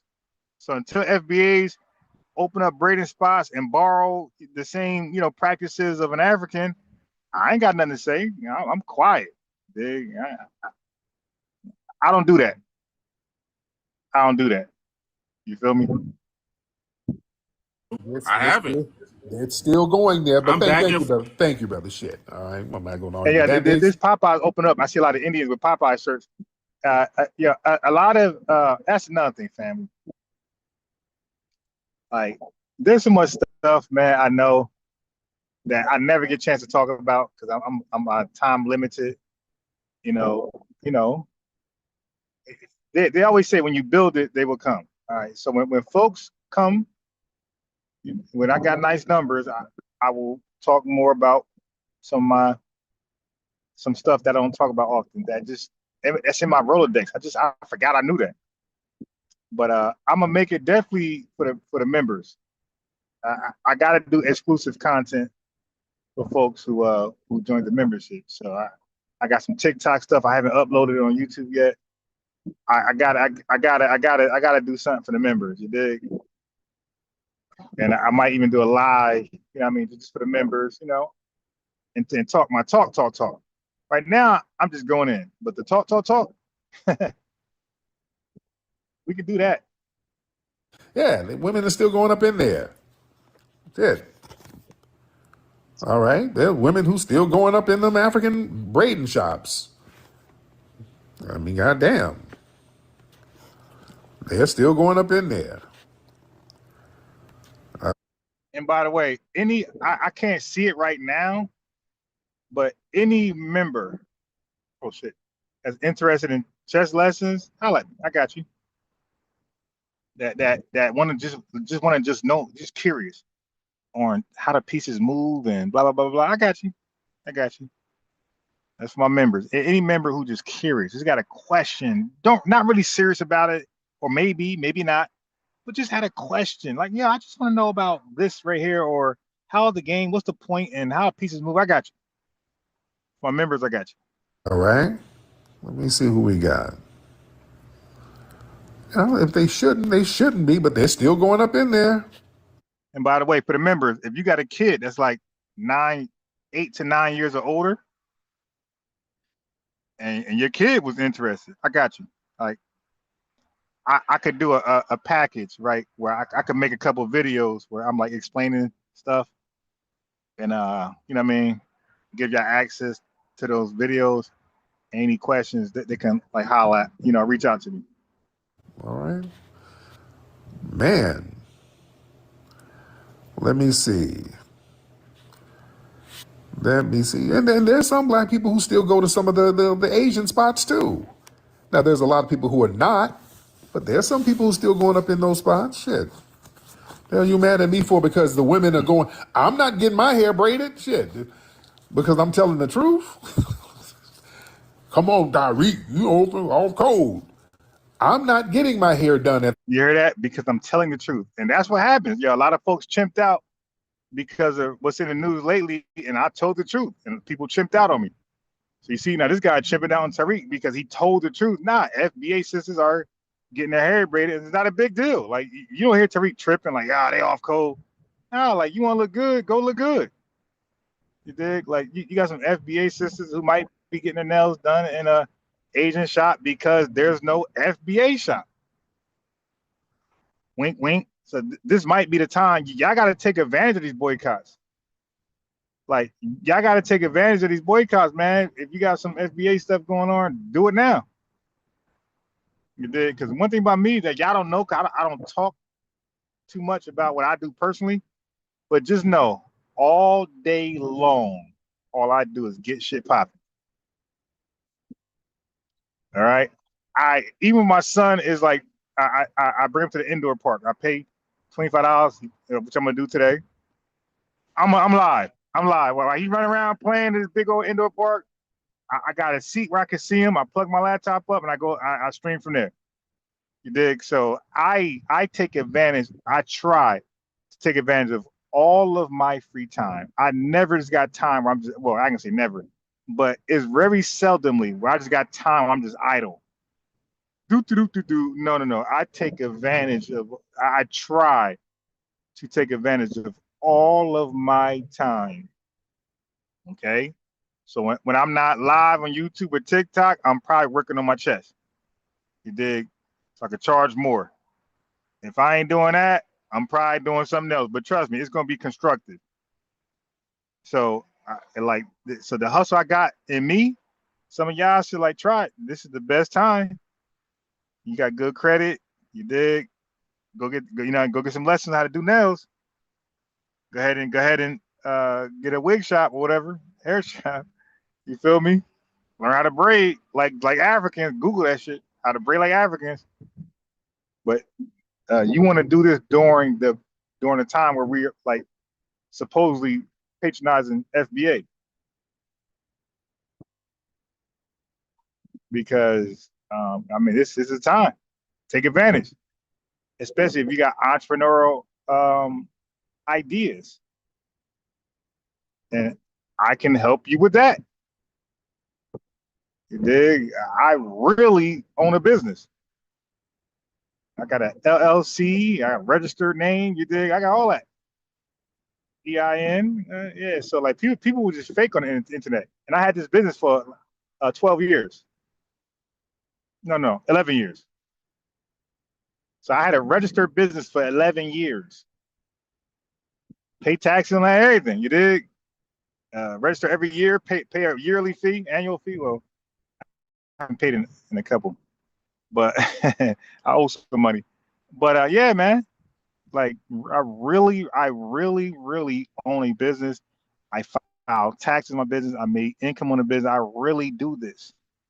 While folks on the internet just yelling and just TikTok and YouTube. I have a business separate from TikTok. So basically I could be banned, blackball from YouTube and TikTok, and I'm still good. All right, because I have a real physical, real life business where it's gonna be get popping in middle of next month. So I'm gonna have, you know what I mean? You dig? Just know that. So I got 2 streams of income. That'll be the 3rd one. So just know I stay grinding. Braiding shop. But I see people up in there and they're not African. People are still going up in there. That's a reality. Just let's deal with reality. Whether they should go or not, okay, that's still going up in. They going up in there. Man. Yeah. That's what it is. Man. Let's see who we got. Yeah. Some of them spots, the little Asian chicken spots and them little Asian takeouts, people are still going up in there. Yeah, I was driving down Crenshaw the other day. I saw some people up in a little Asian chicken spot. Yeah, unfortunately. Yeah. But fortunately, enough people are like, no, let me redirect to some of these black businesses. Yeah, that's reality. A lot of people are redirecting their energy to a lot of these black businesses, which is good. I always patronize black business because I know all the black businesses out here, basically, and I've always done business with them for years. So I don't even look at it like a boycott. That's the thing. And our good brother, Professor Black Truth, was talking about how we have to stop looking at it like a boycott. We have to make it a damn way of life. I don't even look at, I go out of my way to do business with all the black businesses out here. You understand? Because see, boycotts are temporary. We have to prioritize black businesses. Family, we did ISM Radio right here on the ISM Radio channel on my YouTube channel. We went to different states showcasing black businesses. We did this damn near a decade ago. We went to New Orleans, showcasing a lot of the black businesses in New Orleans. We went to Chicago, showcasing a lot of the black businesses there. We went to Atlanta, showcasing a lot of the businesses there. Come on now, y'all. I'm gonna have to jog people's memories here. Dude, don't tell me nothing about promoting black businesses. I'm the biggest promoter of that shit. We had conferences in Atlanta and Dallas where we had a bunch of black business vendors there showcasing their businesses. We had a whole platform for black businesses to come and showcase who they were and network and get the word out there. Come on now. Come on. I've been on this. And we're going to do another one pretty soon. After the Hidden Colors, we're just prioritizing Hidden Colors right now. Eh? Dude, this is a lifestyle for me. Yeah, I don't look at it. I don't boycott. A lot of these businesses, I don't really patronize them anyway like that. Yeah? So, yeah. Hey. I just said that, right? I just said I don't boycott nothing temporarily. You did? Count me out. You want to boycott Gucci for just 6 months? Count me out. Count me out. Count me out. Only count me in permanent boycotts. Okay? I'm not interested in no temporary boycotts. Zero. If it ain't permanent, count me out. I'm not down. I'm off code. If the boycott ain't permanent, count me out. I'm off code. I don't want no smoke with it. I'm only interested in permanent boycotts. I'm all about prioritizing black businesses. Yeah? We got to prioritize black businesses. Let me see who we got. Let me see who we got, ladies and gentlemen. All right. Let me see. Who was that? Someone said, open up the Bible. Okay, what y'all talking about? Okay, Cass in here just saying anything. Brother, hold on, brother. What, you a Hebrew Israelite? Hop on, brother. Yahshua, what's your name? Yahu Amar, hop on in. Hop on in, brother. Man. All right, let me see who else we got in here. Oh, yeah. Manchus. Hey, Les, speaking of Manchus, and I haven't been to New Orleans in a while, but yeah, if you drive by Manchus, is Manchus empty? FBA New Orleans. Come on now, if you go by Manchus, is it going to be empty? Come on now. FBA New Orleans, you know good and well Manchus is not empty. You drive by Manchus right now, there's going to be a line in Manchus, sir. All right? Come on. I like to keep it 100 now. I'm not going to sit here lying to people. Come on. If you drive by Manchus right now, well, I don't know what time it is out there in New Orleans, but yeah, it's going to be a line up in there. All right? Man. Say they ain't boycotting nothing in Baltimore. Man.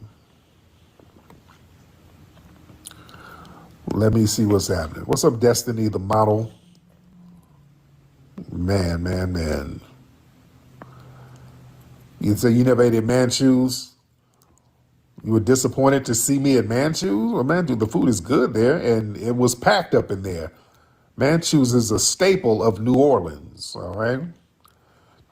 Dude, it was jam-packed up in there. Every time I go down to New Orleans and go to Manchus, it's jam-packed up in there. All right? Somebody said it's cat meat. Hilarious. And it's open hella late. Yeah, that's another thing, too.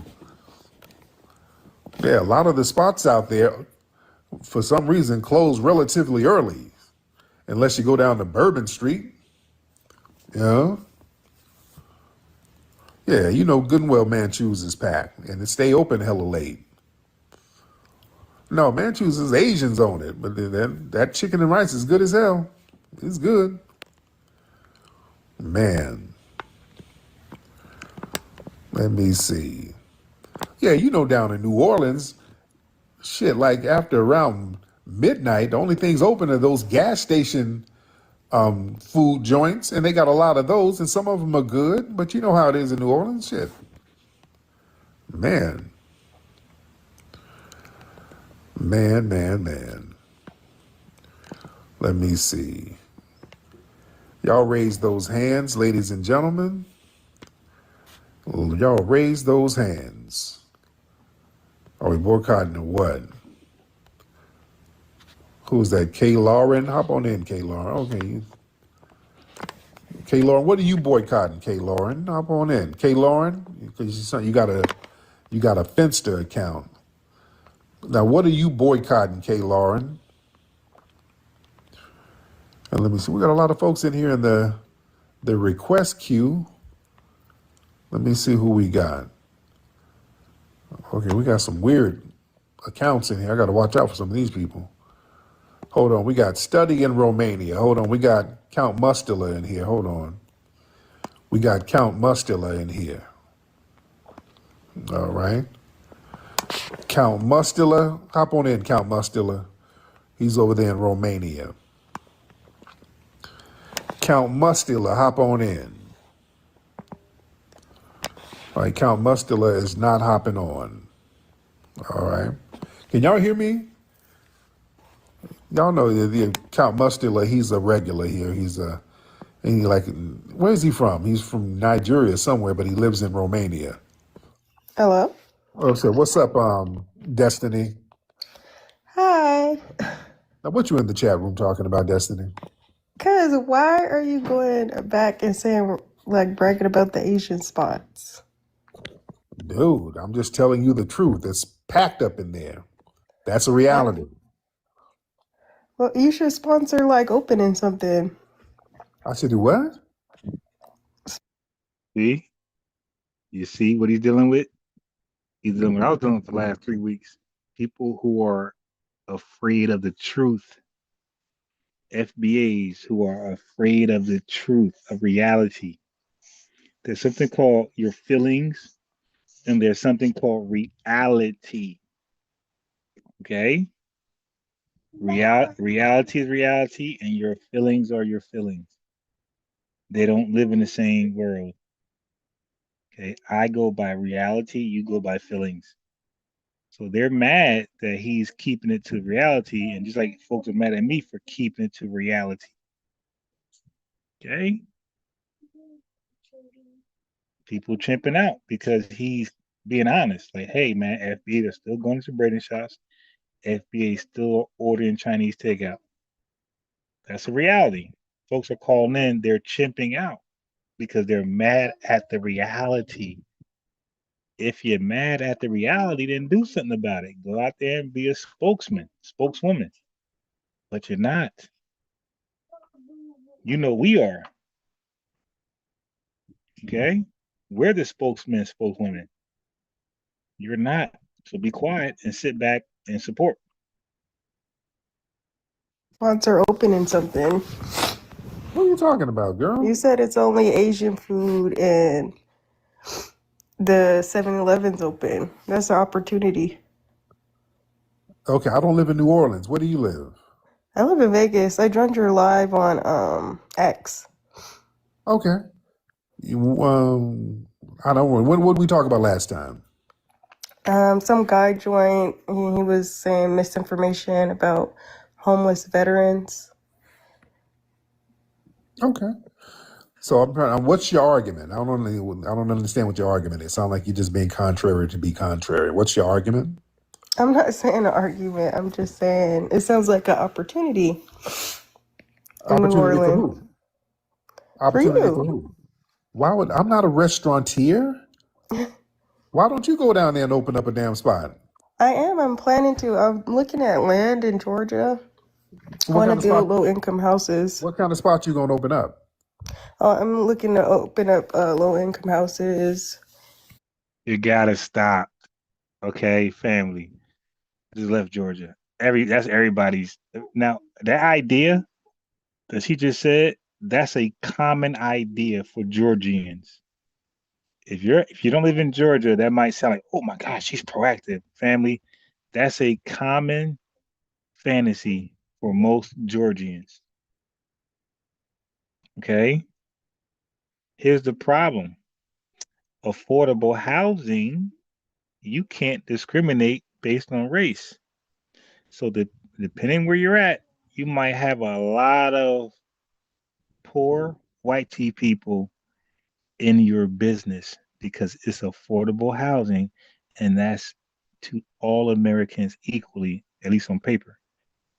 But we know Black Americans are last.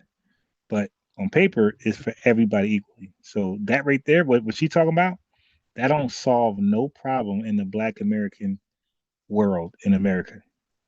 Okay, that solves no problem. That solves a problem for people who are low income across the board. So if she wants Tariq Nasheed to solve a problem in Black America, but her dream is to solve a problem for America, period. So now I would have cooked her on that because I got experience. I worked in property management, low income housing. I did that. Okay. So, but again, her idea is not rare. There's many Georgians with the same idea. It's a fantasy. So, ma'am, can you start small? Can you give us that? That's a like she pretty much gave you a Umar dream, ma'am. How close are you to that? You know how much money you gotta have? You got how much money that gotta be given to you by loans? Affordable housing, that's a lot of goddamn money. You're talking about millions of dollars. Like this is fantasy. So I would have asked her, ma'am, how close are you to that goal? Oh, I haven't started yet. I know, and you never will. You got to have deep pockets to even start that. Okay? I know you don't know that because you're just talking. It's the internet. People say what they want to say. Grocery stores. Okay, what have you done so far? You heard it? You heard Tariq? See, I never watched this, by the way. I love doing live reactions. So look, he said, what he done so far? Remember, didn't I just say I asked her, well, ma'am, how close are you? So now she just went from low income housing to grocery stores. Okay? Yeah, that's apples and oranges. That's apples and cookies. She went from low income housing to groceries. This is fantasy. I told you this is fantasy talk. I never watched this. I'm recapping the lie. And look, he asked the same question I asked. He said, well, what you doing so far? And my question was, how close are you? Far. I want to build low-income houses. What kind of spot you gonna open up? I'm looking to open up low-income houses, grocery stores. Okay, what have you done so far? I'm still in college. Okay, so you just saying shit. No. Told you. Family, this is an obvious conclusion to people with a brain. It's an obvious question to ask back. You don't got to be a rocket scientist to ask that question back. How close are you? What have you done so far?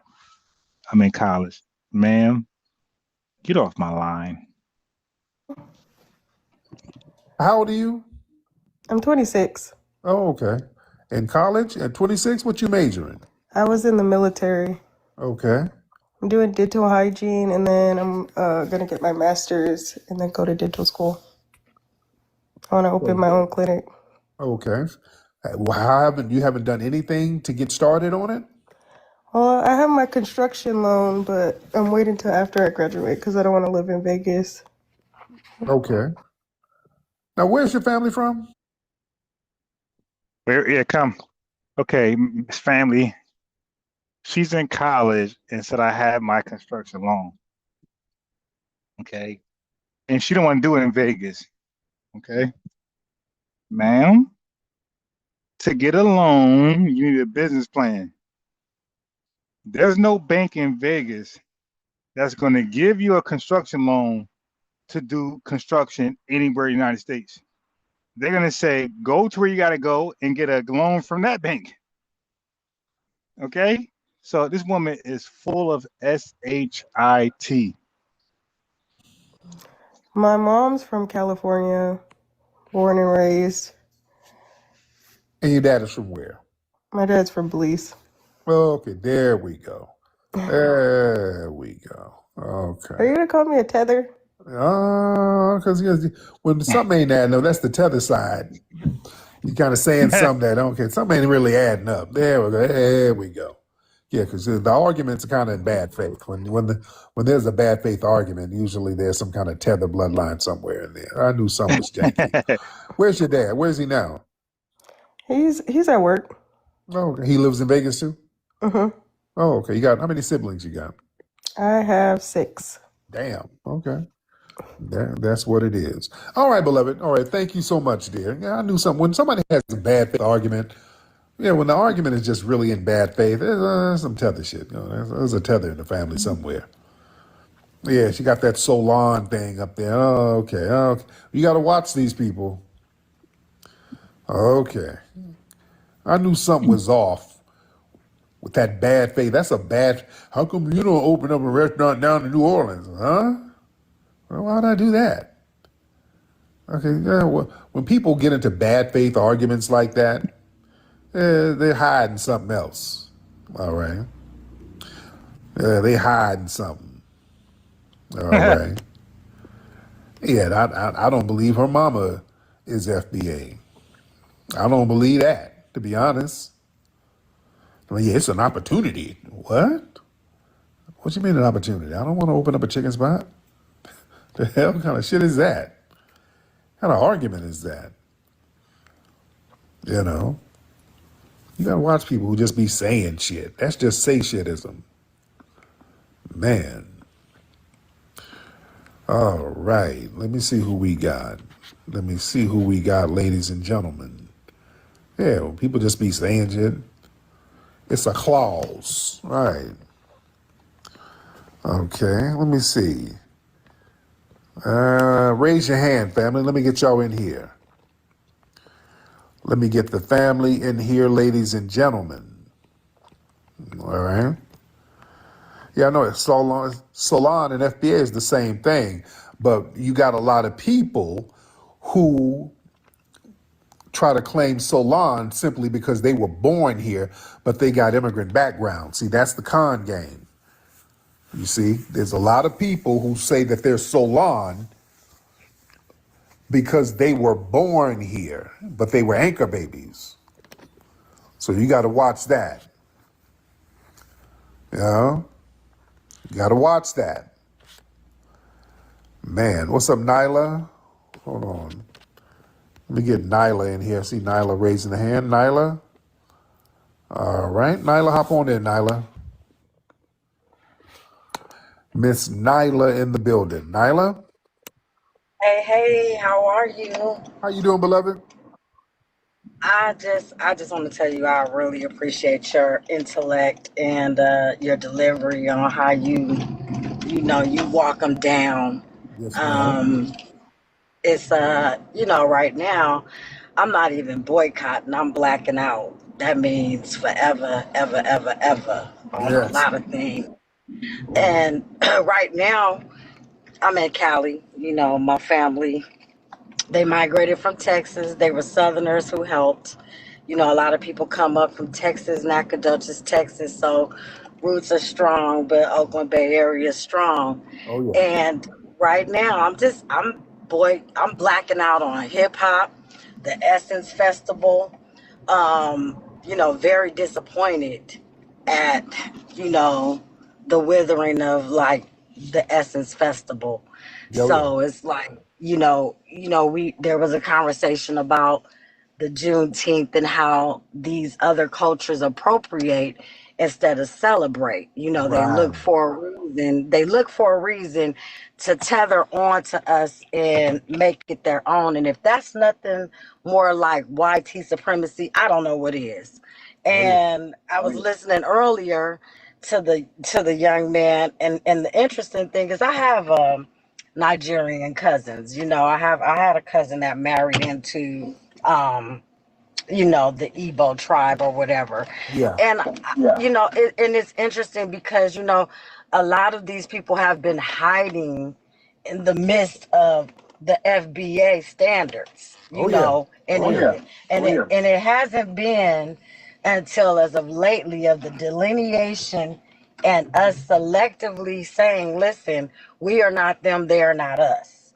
And there are talking points. And again, like I said, for me, what I coming from a musical background and, you know, growing up in hip hop. And by the way, New Orleans is one of my favorite places. Oh yeah. Mama's is one of my favorite places. I just feel like, you know, this is the time for the wealth transfer. We don't need the blackout. I mean, we don't need the boycott. We need the transfer. You know, we need the Right. transfer of all of our monies to circulate within our resources. And I'm proud to see it. You know, it's just unfortunate that we feel the need, because I'm not explaining nothing, because I Yeah. feel like y'all little ninjas. Y'all not big ninjas. Y'all little ninjas. So to question and ask people in their home, you in our home, you in our house, you know, again, we've never stood on aligning with YT supremacy, but you all come here and you align with that, and you talk down and look down. And again, meager, poor, hut, humble, foot, nothing. You beggars, you're scammers. So again, it's interesting to me that you come here with this fake coming to America royalty, and Yeah. then all of a sudden, you know, we're the ones that are the least among you. And so again, I look at it as racial envy. I look at it as definitely jealousy. And you know, we are the supreme of the melanated in this land. We know how to navigate these lands, and you inspire me to truly study more, research more, because again, they love to question, they love to throw out. Yeah, let me switch over real fast. Yeah, you ain't gonna miss nothing from that. Okay, so hold on. Let me just switch over because I want to join TikTok. The TikTokers, you dig?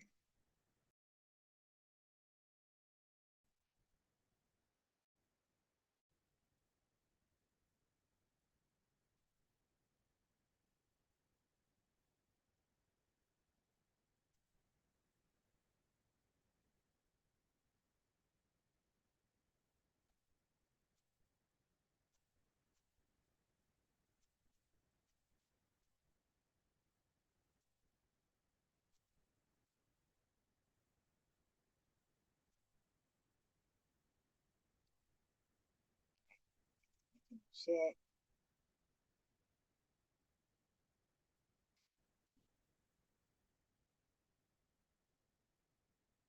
oh, give me a second.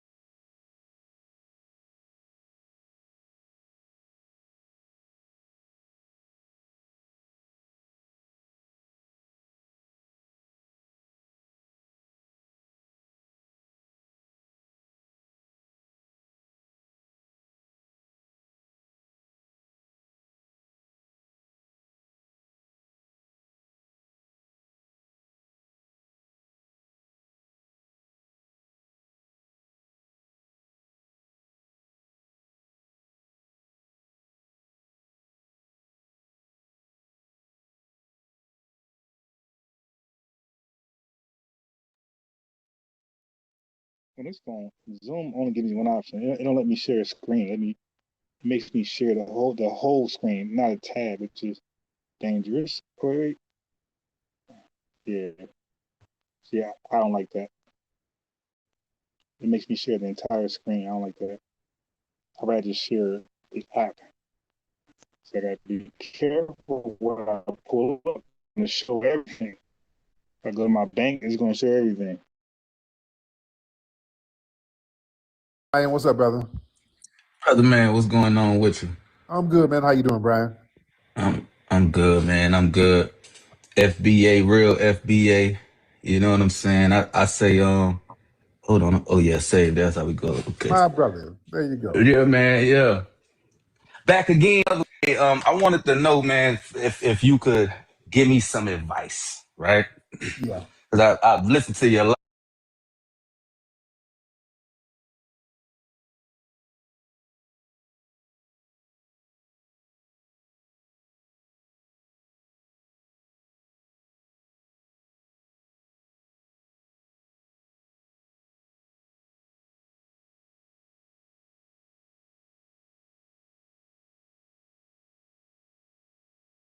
But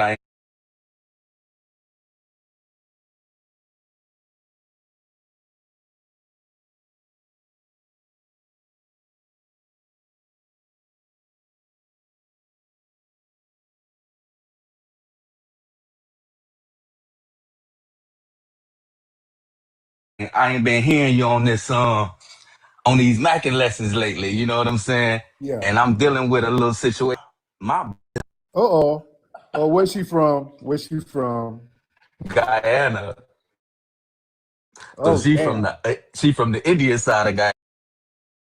So let's get not.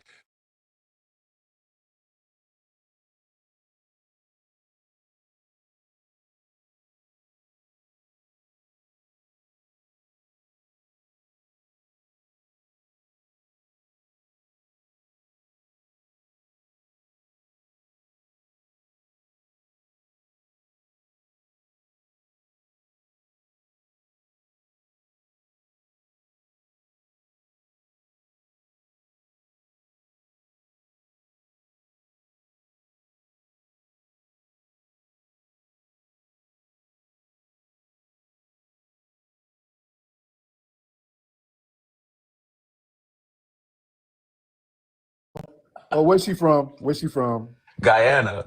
So Oh,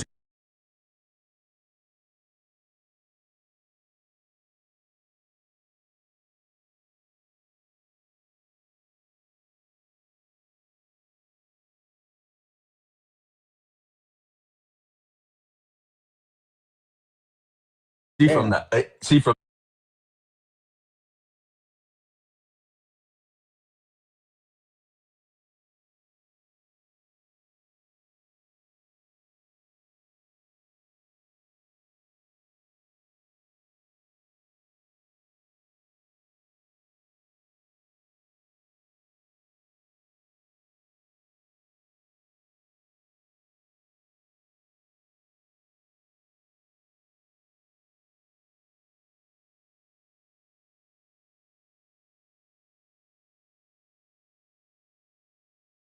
the Indian side of Oh, Guyana. I'm So about to I ask. know the history of Oh. it. So, yeah, it's yeah, I'm bringing it to a close at this point because it's like you can see standing on FBA business. It's like it's a resentment. It was that when I was pro African and we all black and all that shit. It was cool, but once I start, there's a line. You ain't stop saying. You know what I'm saying? It turned into a yeah. You know what I'm How many saying? kids But y'all got together? three, man.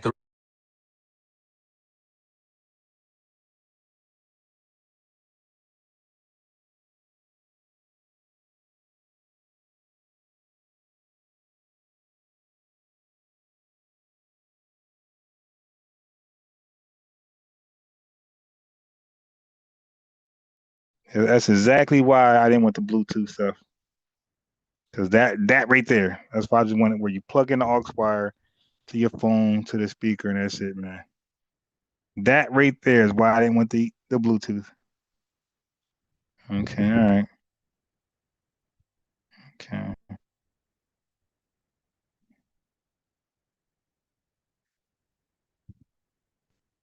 right, so let me just share my screen.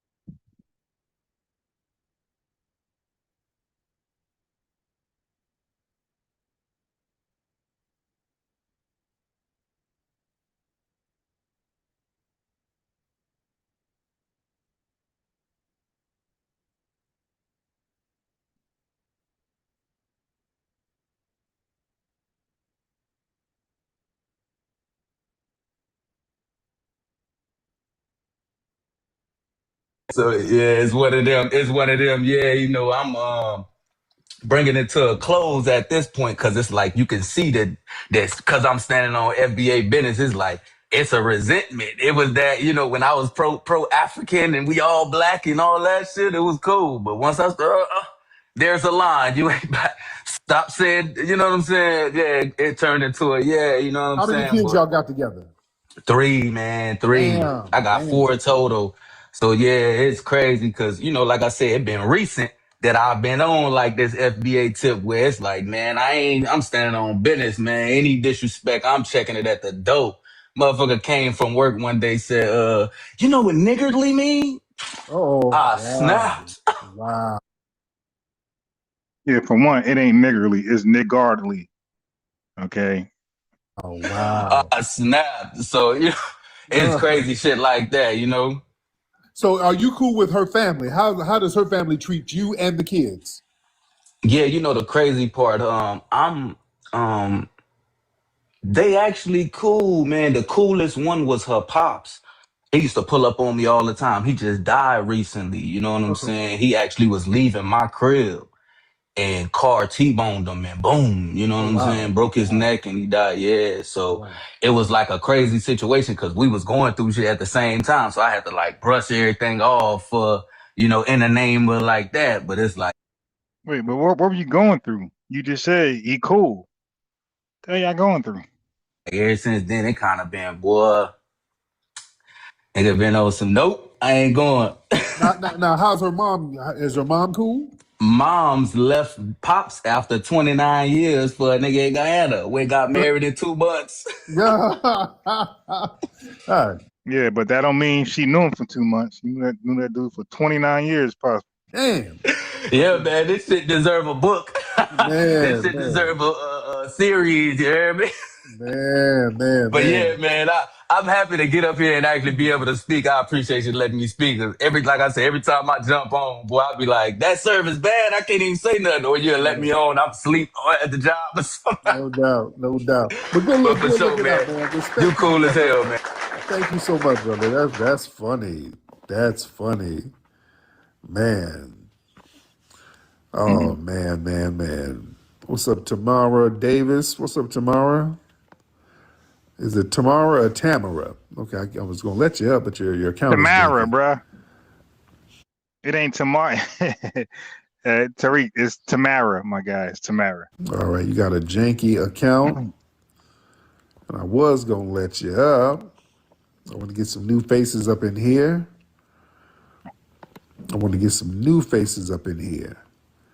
All right, let's see who we got. Yeah, I'm gonna try to stay up and catch his show because every time I try to catch his show, he don't want the new faces. He want whatever he wants.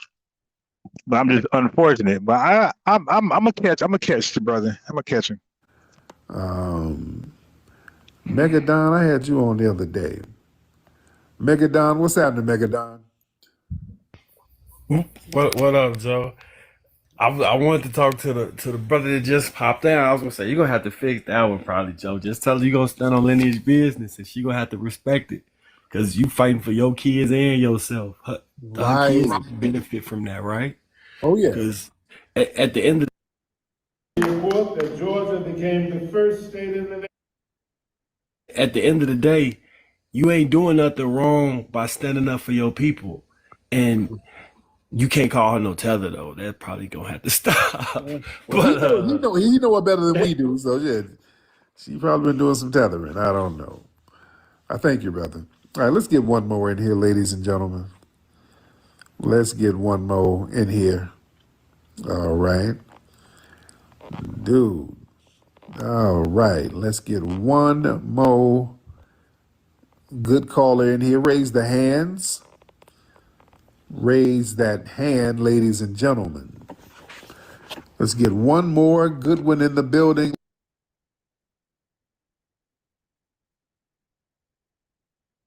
Raise that. That's my fault, fam. I'm riding my bike to the store. I ain't, you know what I mean? And I keep hitting the damn button. At hand, ladies and gentlemen. There's a good one in the building, ladies and gentlemen. One more good one. All right, because we in here heavy. What's up, Janae? Tamara, your account is janky for some reason. I don't know. Make a request. Her name ain't Tamara, it's Tamara. I'm trying to get some new faces in here. All right. Let me see, ladies and gentlemen. What's up, Black Jaguar? Yeah, Black Jaguar, hop on, brother. Black Jaguar got a beard like Grady from Sanford and Son. Well, that beard is bearding. But you got an OG beard. Mr. Jaguar, hop on in, sir. All right. And while waiting on him, while waiting on Black Jaguar, let's get Susie Soda Pop. Well, that's a very white tea name right there. Susie? Good morning. Good morning. Oh, is that Black? Yeah. What's up, Black? How you doing, brother? Good, my man. How are you? I'm good. What city you in, Black? I'm from Phoenix, but I'm in Phoenix City, Alabama right now. I'm on the slab, man. Oh, you driving trucks or what you doing? Yeah. My man. So how you been, man? What's going on with you, brother? Not a whole lot, man. I just wanted to ask, have you heard? I was watching the Joe Budden podcast. Yeah. And it said Jay-Z is coming out with a new album, but you can only get it through Target. I just wanted to get your thoughts on that. Oh wow. Okay, I didn't know that. That's okay. I heard something about that. That's what they were talking about. Okay. I kind of heard some rumbling about Jay-Z and Target. I didn't know what the context was. Okay. All right, so that's interesting. All right, Jay-Z that made a deal. All right. I got to look more into it to see what the deal is, but clearly he's made some kind of deal with Target. And it was like people were boycotting Target. And I guess Jay swooped in. And again, why are we boycotting Target? I don't do boycotts. I don't do temporary boycotts. I only do permanent boycotts. So we're either not going there at all or we're going there. Ain't no, because if I'm disrespected by white tea supremacists or Tether or whoever, I'm just not ever going again. I'm not going to be, you won't have two chances to disrespect me as I'm shopping in your store. You get one time and that's it. And I'm done. Never going back. Okay? And kind of made a negotiation out of it. Okay. That's not what happened. Okay, this is why I got to check that's why I got to see all of the context. I got to look it up for myself. Okay. Because somebody said it's the Reasonable Doubt album. Got it. Okay, that's why I got to, let me research this on my own because I'm already getting misinformation. All right. All right, we're getting a little misinformation. People give some of the information, but it's not 100% accurate. So it's not a new album. It's the Reasonable Doubt album. Got it. The 30-year anniversary for Reasonable Doubt. All right. Okay, let me look into that so I can get the full context so I'm not giving misinformation. And also, I got to holler at Dame about that too. I got to holler at Dame and see what's going on with that because I know that yeah, now nobody should be taking Dame Dash seriously at all. Zero. The dude is whacked out his damn mind. Him, Judge Joe Brown, a couple of them. We shouldn't be taken seriously at all. Even though I might play some Judge Joe Brown content since folks got the memo late. I've been said he was a quack. Now all of a sudden y'all trying to say it too late. I'm gonna use Judge Joe Brown. You dig? You know, they had been going to court back and forth for years about getting Dame's share from Reasonable Doubt, and it's interesting. All right, Susie Soda Pop. Okay, Susie Soda Pop ain't saying nothing. Let me get Susie Soda Pop out here. All right. Let me see. Should we get one more, ladies and gentlemen? Should we get one more, ladies and gentlemen? All right. Let me see. What's up, FBA Red? I see FBA Red in here. Yeah, get one more because we didn't hear about the guy who's you know what I mean? The main guy. Okay, Rohan. I can see some of these Rohan accounts in here. We got to watch out for them Rohan accounts. Okay, let's see. I'm gonna get one more, ladies and gentlemen. We'll get one more good one, and then we'll wrap this thing up. Let's see. Tamara. Let's get Tamara in. Tamara, hop on in, Tamara. If you don't start calling her Tamara and call her Tamara, bro, I'm a snap. Hello. Hey, Tam, how you doing, beloved? Fine. How are you? I am good. What you doing? You outside? What city you in? I am in Kansas City, Missouri. Shout out to Kansas City. How you been, beloved? What's on your mind? So far, so good. I'm walking my dog right now. Okay. Yes, indeed. I do have a question. I don't know if you heard the judge in the Carmelo Anthony. Wait, when was? Oh, no, I ain't doing that. Hold on. I ain't doing the Carmelo. Hold on, family.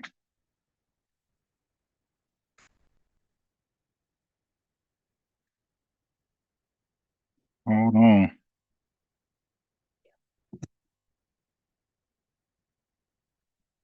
Hold on. Because I'm back. I'm back in the store. I'm back in the store.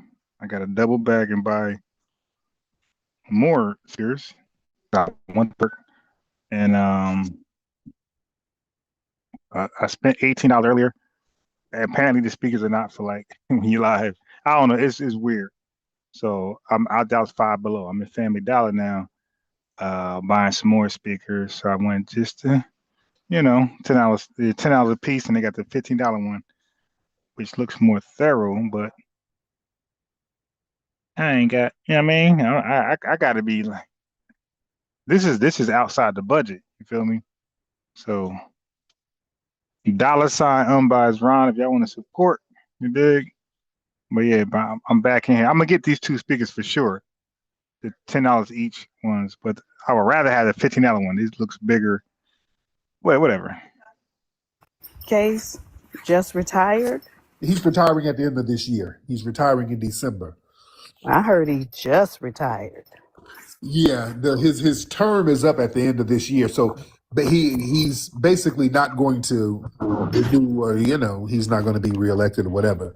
So, yeah, a lot of people are looking at that retirement. Wait a minute. I see a wireless speaker that's $7. So let's see what this is about. The hell no. This got the FBA. None of hell no. This got the FM radio. The other one had that and didn't work. Nah, I can't do that. Because a lot of these judges, when they're on their way out the door, they'll throw some bullshit ass sentence down on their way out the door, so they won't be challenged because now they're getting up out of here. So that's, and thank you. Let me touch on that. Thank you, dear. Yeah, that's why they choose certain judges. Let's understand something. They'll choose certain judges who they know is about to retire for certain cases, so they can just throw the book, and there's not going to be any backlash towards the judge because he's going to retire, so his career is going to be cool. You understand?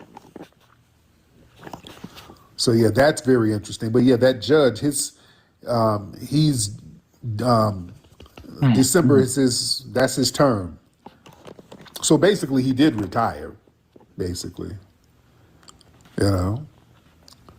Okay, who is this? Terry? What's Terry talking about? Yeah, he don't care about re-election. Yeah, he's getting that pension, so he's good money. Who is this? Terry Thompson? Terry, hop on in, man. You living in the Philippines? Where you living, brother? Yeah, so I'm gonna buy the $15 one. I'm just buy one.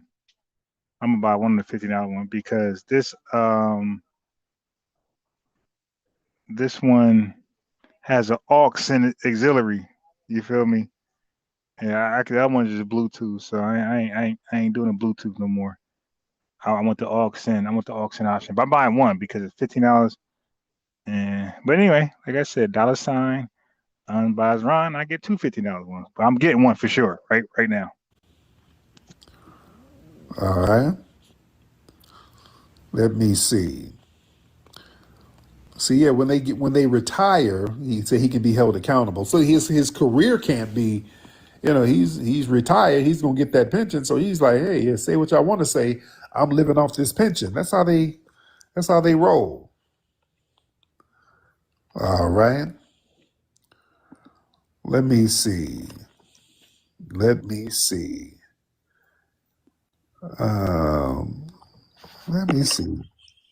Okay, Terry. What's up, Terry? Yo, Terry. Mr. Terry. Oh, Terry, what are you doing over there, brother? Sound like you count some money to trick it off. What you over there doing, Terry?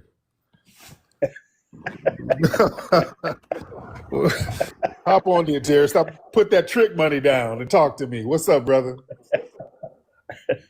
You got a tricking fee in your hand. I hear the money ruffling in your palms, brother. I hear money and baby oil in the back, brother. Don't do it. Don't do it, Terry. All right. Get that tricking spirit up off you. Are you in the Philippines, bro? Terry, hop on, bro. I hear $40 in ones over there, nigga. Come on, Terry. Don't do it, brother. Stay off the blade, Terry. Well, we got to talk and we got to do a trick intervention. Come on, we got to read him a note to stop him from tricking. We got to bring his loved ones around. Terry Thompson, you are my favorite uncle. You used to play kickball with me. We used to go to the park. Then you start tricking off your money on these bitches. And I still love you.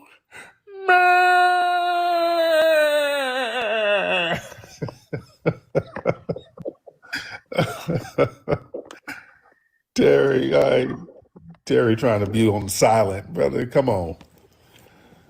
You got a family that loves you. Stop tricking your money off overseas. Stop being a passport bro. Come on, man. Come on, Terry. Man. Terry out there tricking that paper off. Man, come on. Don't do it, brother.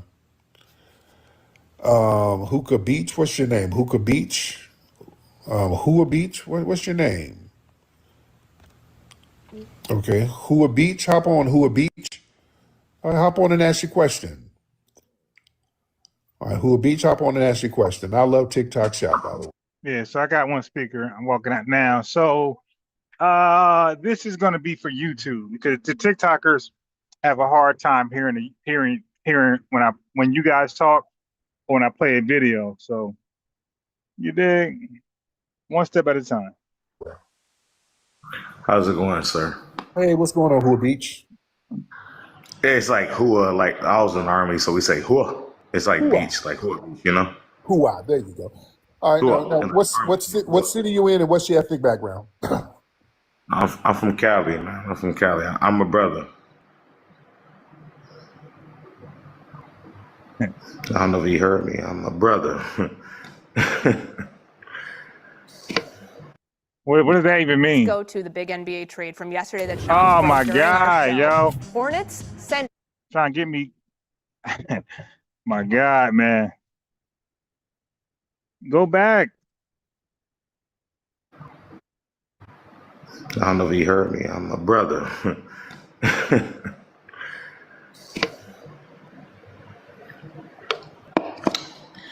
Let me guess. This ain't the guy. This is the guy who's not the brother.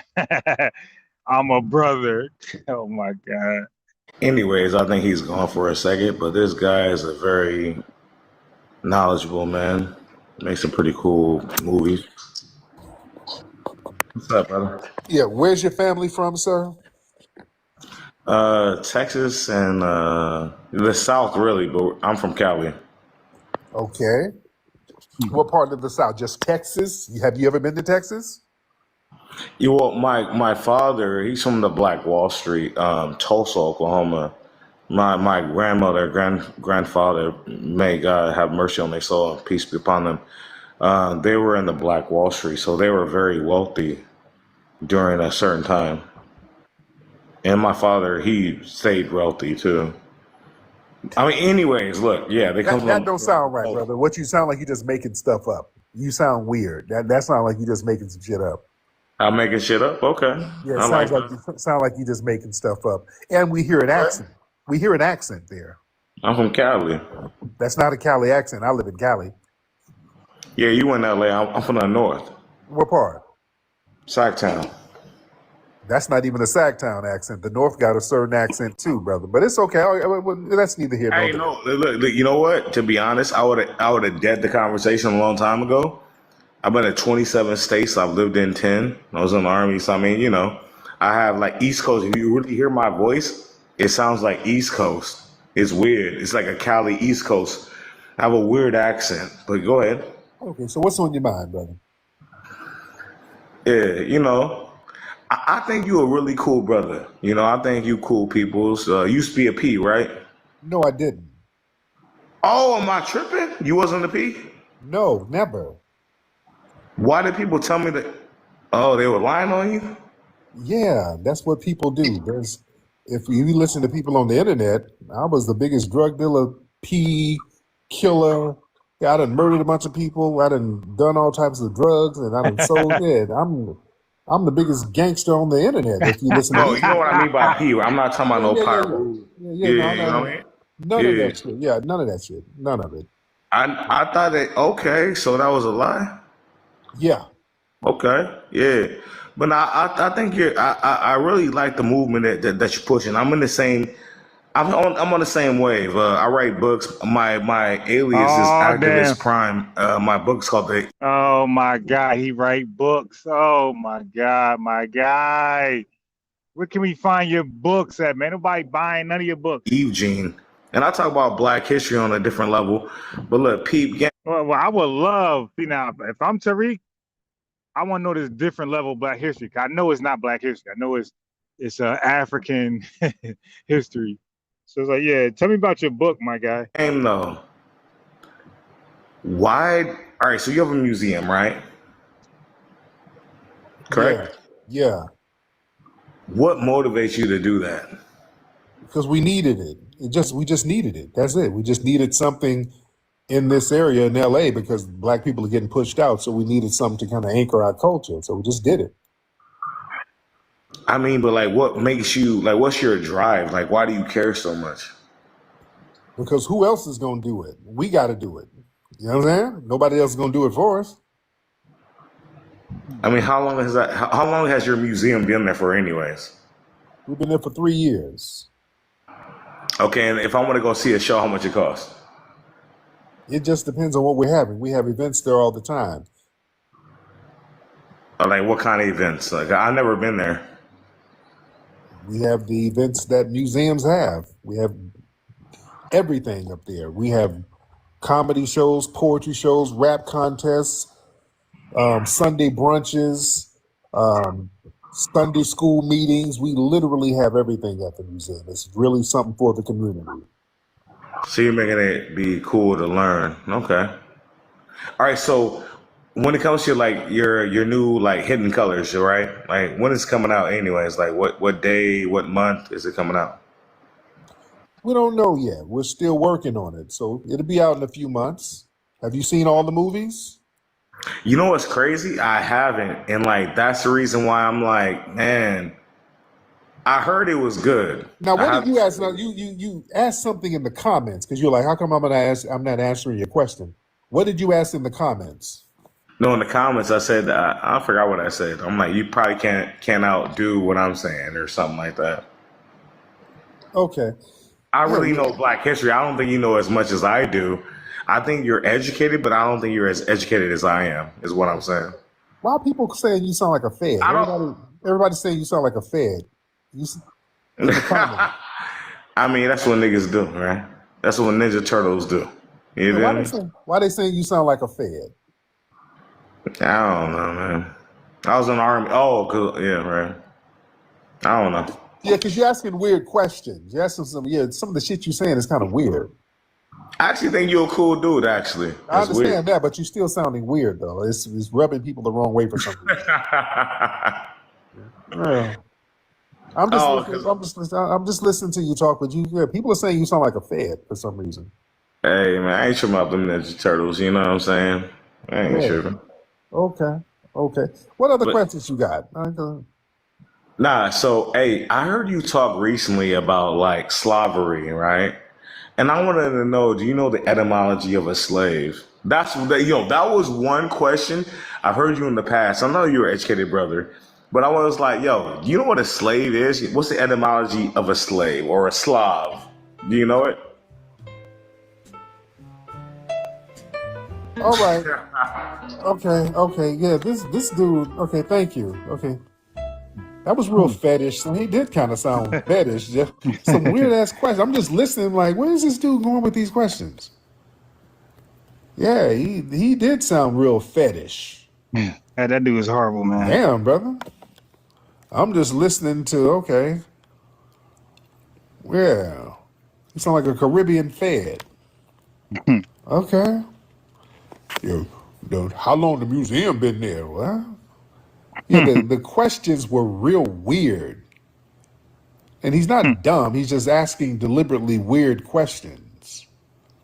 And he has an accent, then he lied about his family.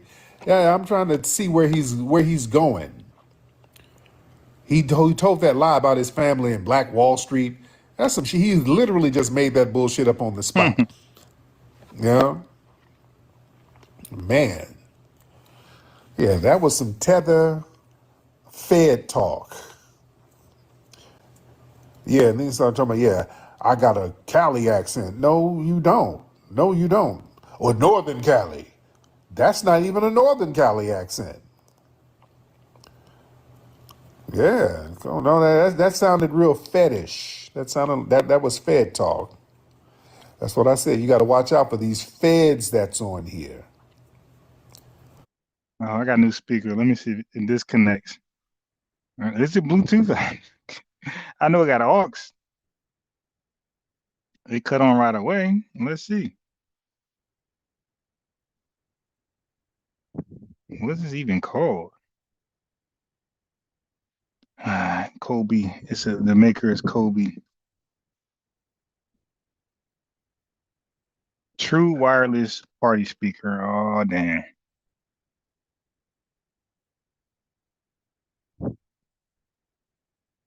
Maybe this is it right here. Maybe.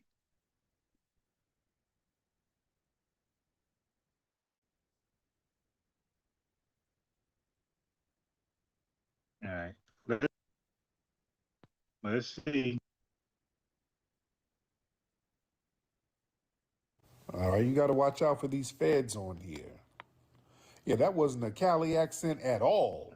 All right. This one, I'm taking this one back. I ain't holding that L.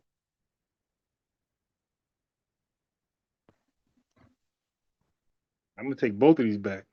Yeah. No.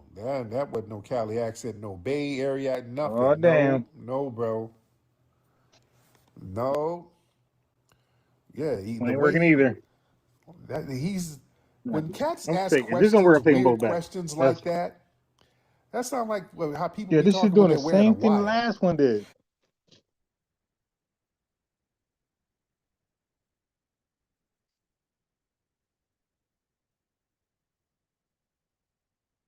But they got an aux wire.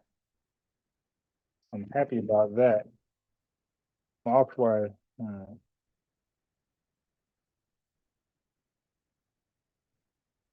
Yeah, so apparently, like these wireless speakers do not work when I go live. Yeah. Hey man, do you know where I can get some I don't know what that's about, methamphetamine? but it does have an aux. I mean, this is crazy. What? Yeah, I heard you had some methamphetamines. You don't have any methamphetamines? Oh. Yeah, I mean, apparently, like they do not work with when I'm live.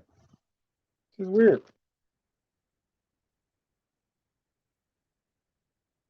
All right, I give up.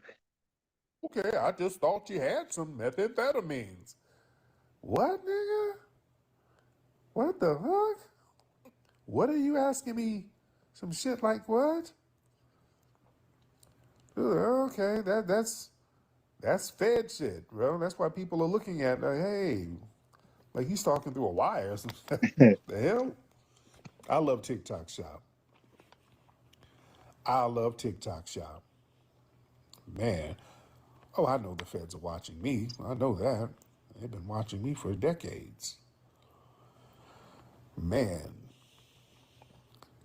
Let me see. Yeah, when people ask weird questions and then start trying to talk about street shit, like what? That's a major red flag. Man. All right.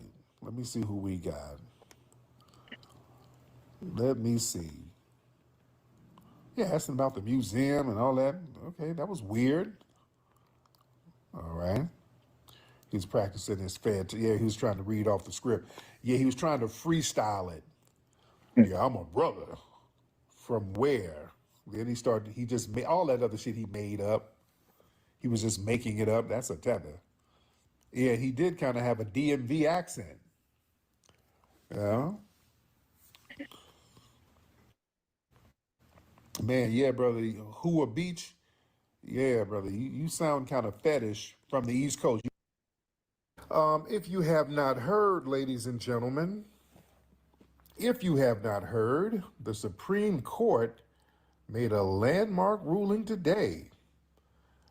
Man, in the 6-3 Supreme Court ruling, Mullen versus Doe, that ended temporary protected status for over 350,000 Haitians and 6,000 Syrians. So that's a major shift in immigration enforcement. So this is a harsh lesson in political leverage. It's a harsh lesson in proximity and the consequences of alienating the only true grassroots vanguard in this country, ladies and gentlemen.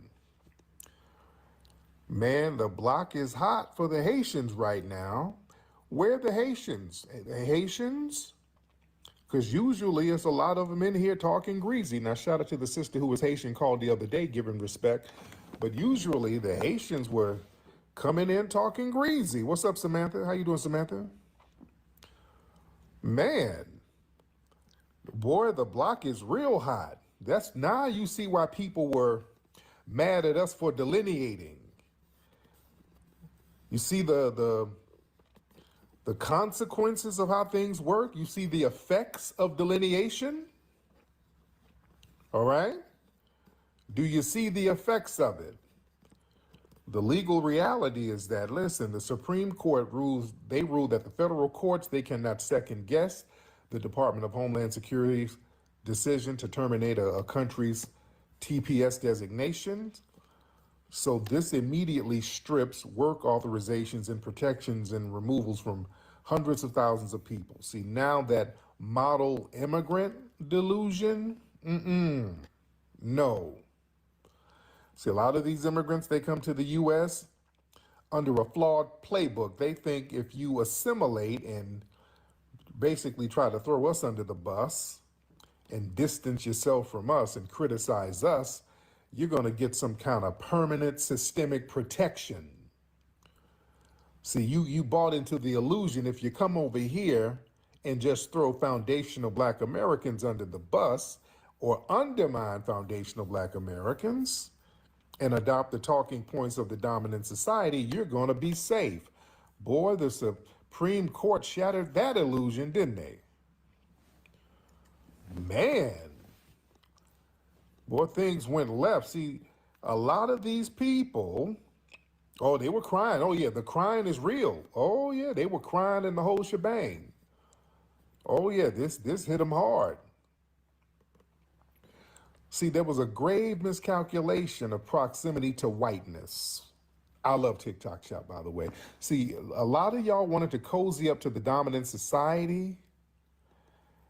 See, you assume that if you get some proximity to whiteness and you help the dominant society push anti-FBA narratives, that was going to be some kind of permanent shield against deportation. That was a fatal strategic error. The dominant society, they only use you to undermine us. That's really your only goal for them. They don't really give a damn about you. You thought these folks would come over here. It is the white man helped me. The white man brought me here, nigga. You did nothing.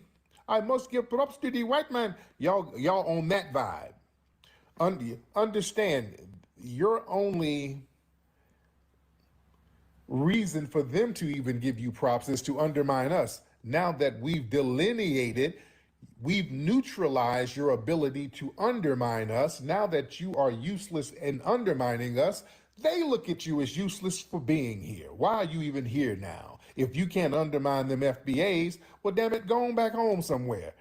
Wow, that's why people don't like delineating. They know what it is. They know that you ain't a damn thing without us backing you up. And your job is to undermine us, and we're not letting that happen no more. And they are looking at you as useless now. Man.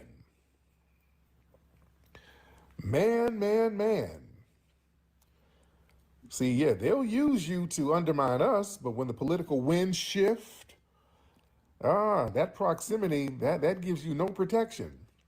Listen, I want y'all to understand, all you foreigners, where's revenue? Where the tethers? Where y'all at? Y'all real quiet. The tethers have been real quiet today on TikTok, ain't they?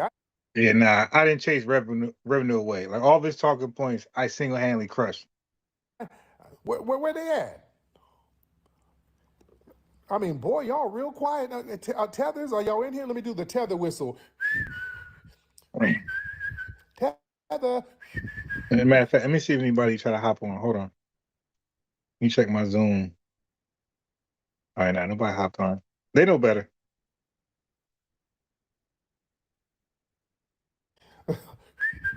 Tethers, where are you? Man, y'all come on in here. Y'all very vocal about so much stuff. Where are you now? Come on here and tell us about how hot whack is very important. Come tell us about it. Come tell us about how you came over with $2 and you whack hard and you want to show FBS how to whack hard like you and stop complaining about the white man, right? Come on. Where you at? Y'all told us to stop complaining about the white man. Okay, we did. Now look at you. It didn't work out too good for you, did it? Hey, wait, the white man is a problem now, nigga. Help me. Oh, no. No. Let me pull yourself up by them flip-flops. Let's hear that. Man. But listen, Foundational Black Americans, we were the only group whose civil rights struggles and protests and blood equity, we were the ones forcing the creation of the 1965 Immigration Act. That allowed immigrants and Africans from the Caribbean and Africa to come over here to the U.S. in large numbers. So historically, Foundational Black Americans, we were political shields for all black people globally, to be honest. We were the only people helping all of you folks without exploiting your ass. You understand that? Foundational Black Americans, we were the only group who would help African and Caribbeans unconditionally. We were not trying to exploit you. We Right, but they don't respect that. That right there is out the window.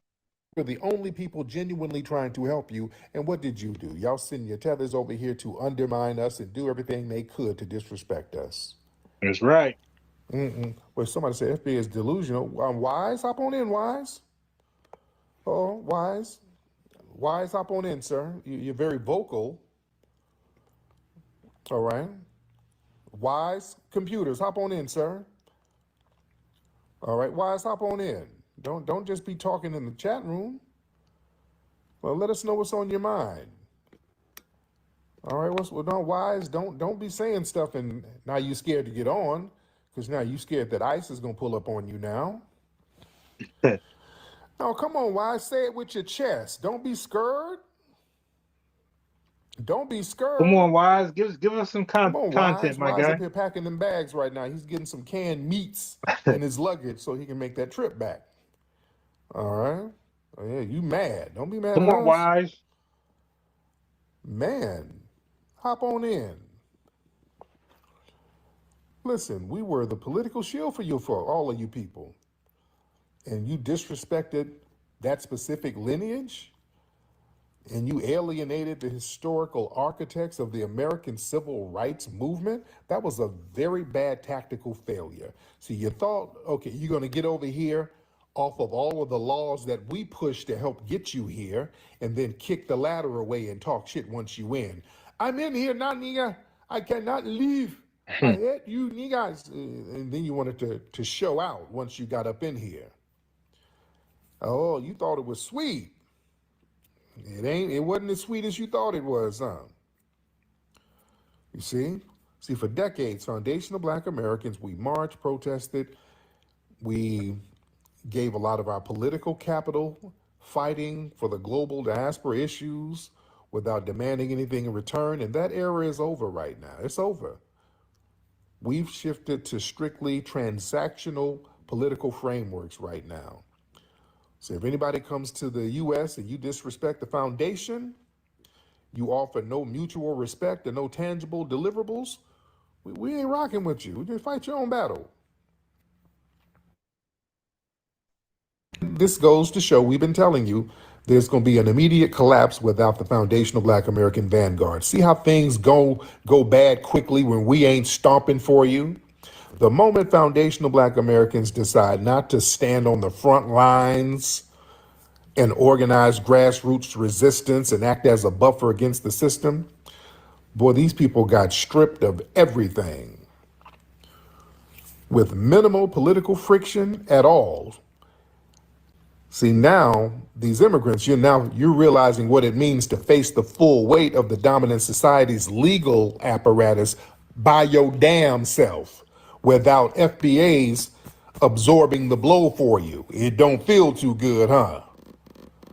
Wait, nigga, wait. Racism is real, nigga. It is real. I understand now. No. Don't wait till the ice truck is pulled up for you to understand. Right. No. Too late. No. Man. See, a lot of these non-FBAs, they fell into the trap of trying to appease the dominant society, trying to compare yourself favorable against us. You see, you get around these white supremacists, cacaing and kikiing, and they pump your head up, trying to get you to undermine us. Hey, Mduga, you work so hard, man. I really love your work ethic. I thank you so much, bro. I'm not like these FBA niggas. I am not lazy. I'm not a lazy bum. I don't sit around with just one job. I have 4 jobs. I work hard. You sure do. You never ask for a raise or anything. That is right. Because racism don't exist. Those FBA niggas are always complaining about racism. I love you, white people. I love you too, Mdugu. Now go fetch me some water over there, buddy. Yes, sir. Oh, you thought your hard-working narrative was going to get you some clout with the dominant society.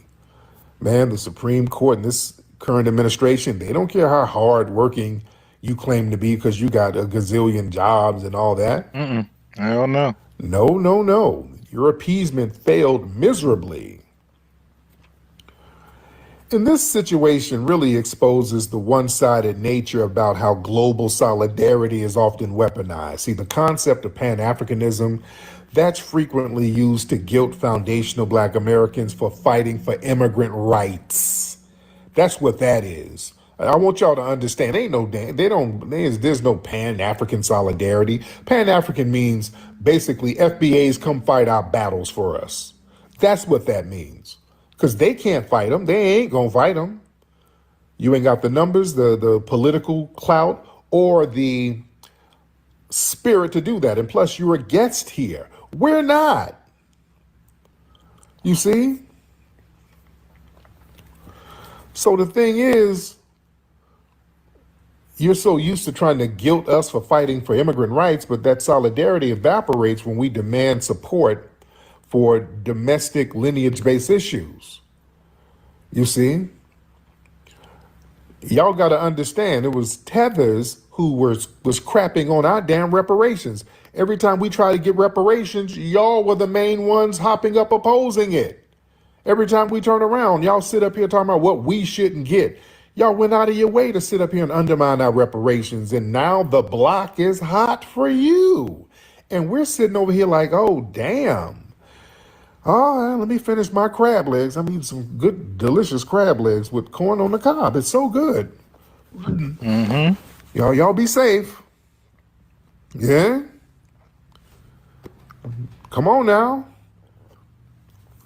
The block is hot. Listen, protection in America is not granted by being compliant. It's maintained by having a powerful, permanent political base. Foundational Black Americans, we've leveraged through generations of voting blocks, cultural influence, constitutional roots, and the immigrants on TPS status, they lack this organic leverage. You can't build a foundation in America on a temporary status while you're simultaneously disrespecting the permanent lineage-based foundation of the culture. You see? Oh, it's a whole new day. See, the raw, cold political transaction here is that the dominant society, they view temporary labor as expendable. See, once the economic utility of a migrant group has run its course, when the political base demands deportations, the legal protections get revoked. And thinking that the dominant society views you as equal rather than temporary political tools, that was a severe misjudgment. Y'all don't understand how this power system worked. They thought if they come over here and just suck up to the white tea supremacists, they gonna be good. And you're learning it don't work like that. See, they thought they figured it out. Like, what is wrong with these FBA niggas? All you have to do is kiss up to the white man and you will be safe. No, that has never been the case. Never. People have tried that. It don't work. But y'all kept insisting, the white man who helped me, no, they want to elevate you to undermine us. Now that we're not letting you do that no more, you're persona non grata. And the Foundational Black American Prime Directive is validated. Moving forward, this scenario validates exactly why the Foundational Black American Delineation Strategic Standpoint, it has to remain uncompromising. We have a foundational Black American first lineage-based focus, so we're reserving our energy, our resources, our political power for our domestic empowerment. And this is going to be a historic lesson permanently. You do not secure a safe space in America by disrespecting the foundational architects of its culture and resistance. So yeah, some of y'all in here, some of the tether class in here. Oh yeah, I know Roland is mad. He's part Haitian. He's part Haitian. But no, it's a whole new day. Like, now people want to sit here and cry and cop pleas and we're in this together. We're in this together.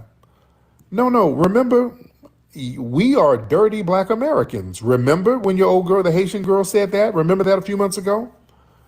That Haitian girl on that podcast was like, yeah, who y'all? What y'all some dirty Black Americans? Dirty Black Americans? Okay, all right, okay.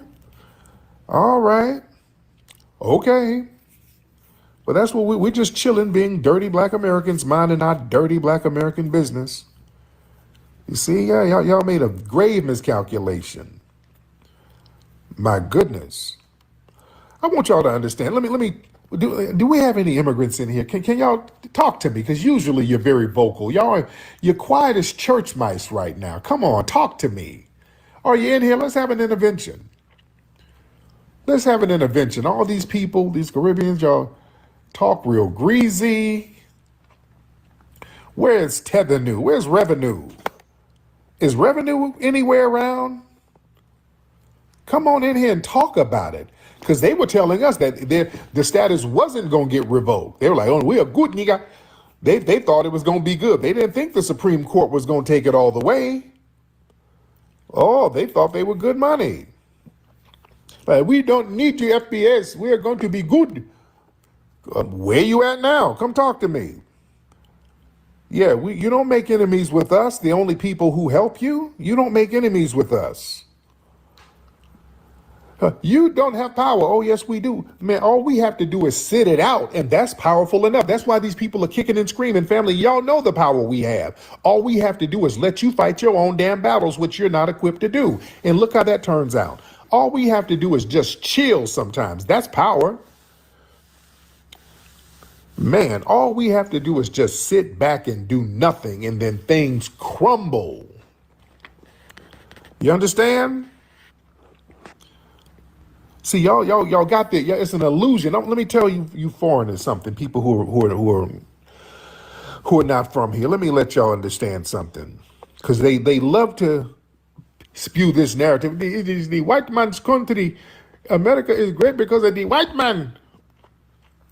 I want y'all to understand, and this TPS thing is a lesson here. The dominant white tea society, they have never been the secret sauce. We have been the secret sauce of this country. Do y'all understand? Let's give a lesson here. We're going to do some tough love. I want y'all to understand something. The white tea supremacists, they have never been the secret sauce here. If it were up to them, this country would have been destroyed a long damn time ago. Do y'all understand that? Listen to me, foreigners. If it were up to just the dominant white tea society, this country would have crumbled a long time ago. I want y'all to soak that in. These folks don't believe in democracy or nothing. All of that is us, ladies and gentlemen. Foundational Black Americans, we are the civil rights movement. Who you think got civil rights in this country? It wasn't the white tea supremacists. The dominant white tea society don't give a damn and never gave a damn about no civil rights. They wanted this to be a damn white tea ethno state. They didn't give a damn about no civil rights. They were very exclusionary to anybody who was not white tea. Do y'all understand that? We were the ones that said hell no. We said hell no. All of the benefits and the laws that help you, foreigners, that comes from us. We were stomping on that. Just your citizenship here, being born here, that 14th, 13th Amendment, that was a black grassroots movement. William Nesbitt and people like that out of Philadelphia. We've always been the secret sauce, ladies and gentlemen. I want y'all to get that through your heads. Foundational Black Americans, we prevented the white tea supremacist ethno state. Like I said, if it were up to the dominant society, they would have established themselves as an unsustainable white tea supremacist ethno state a long time ago. And that model is inherently self-destructive because it relies on a constant subjugation rather than innovation and a true democratic stability.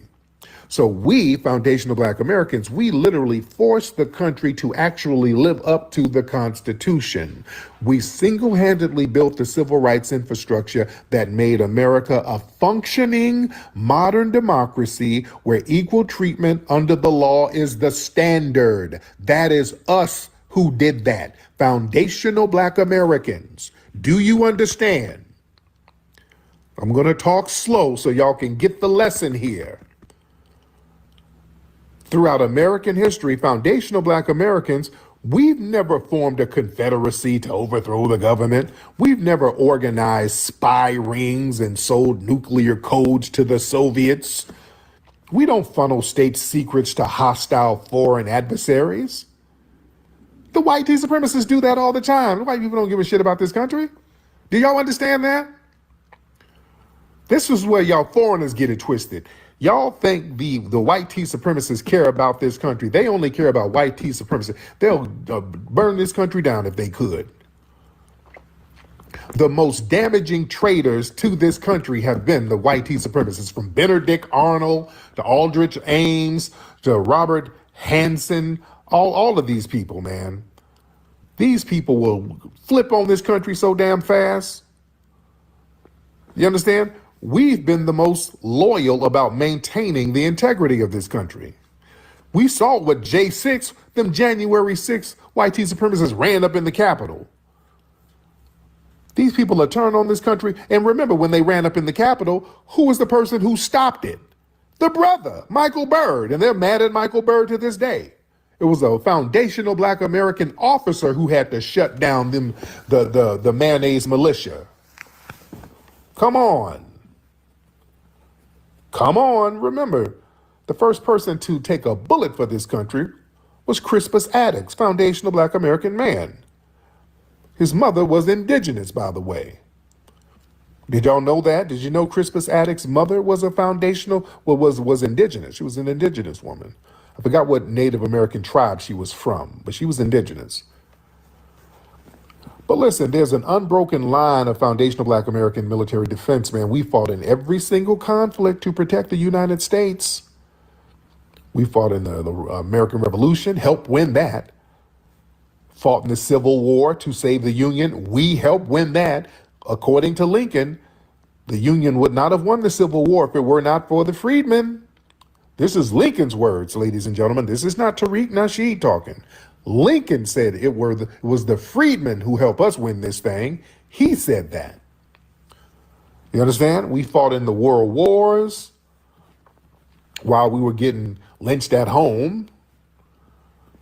We shed blood to secure the perimeter of this nation while the dominant society was plotting to deny us the GI Bill and other basic tangibles upon our return. No.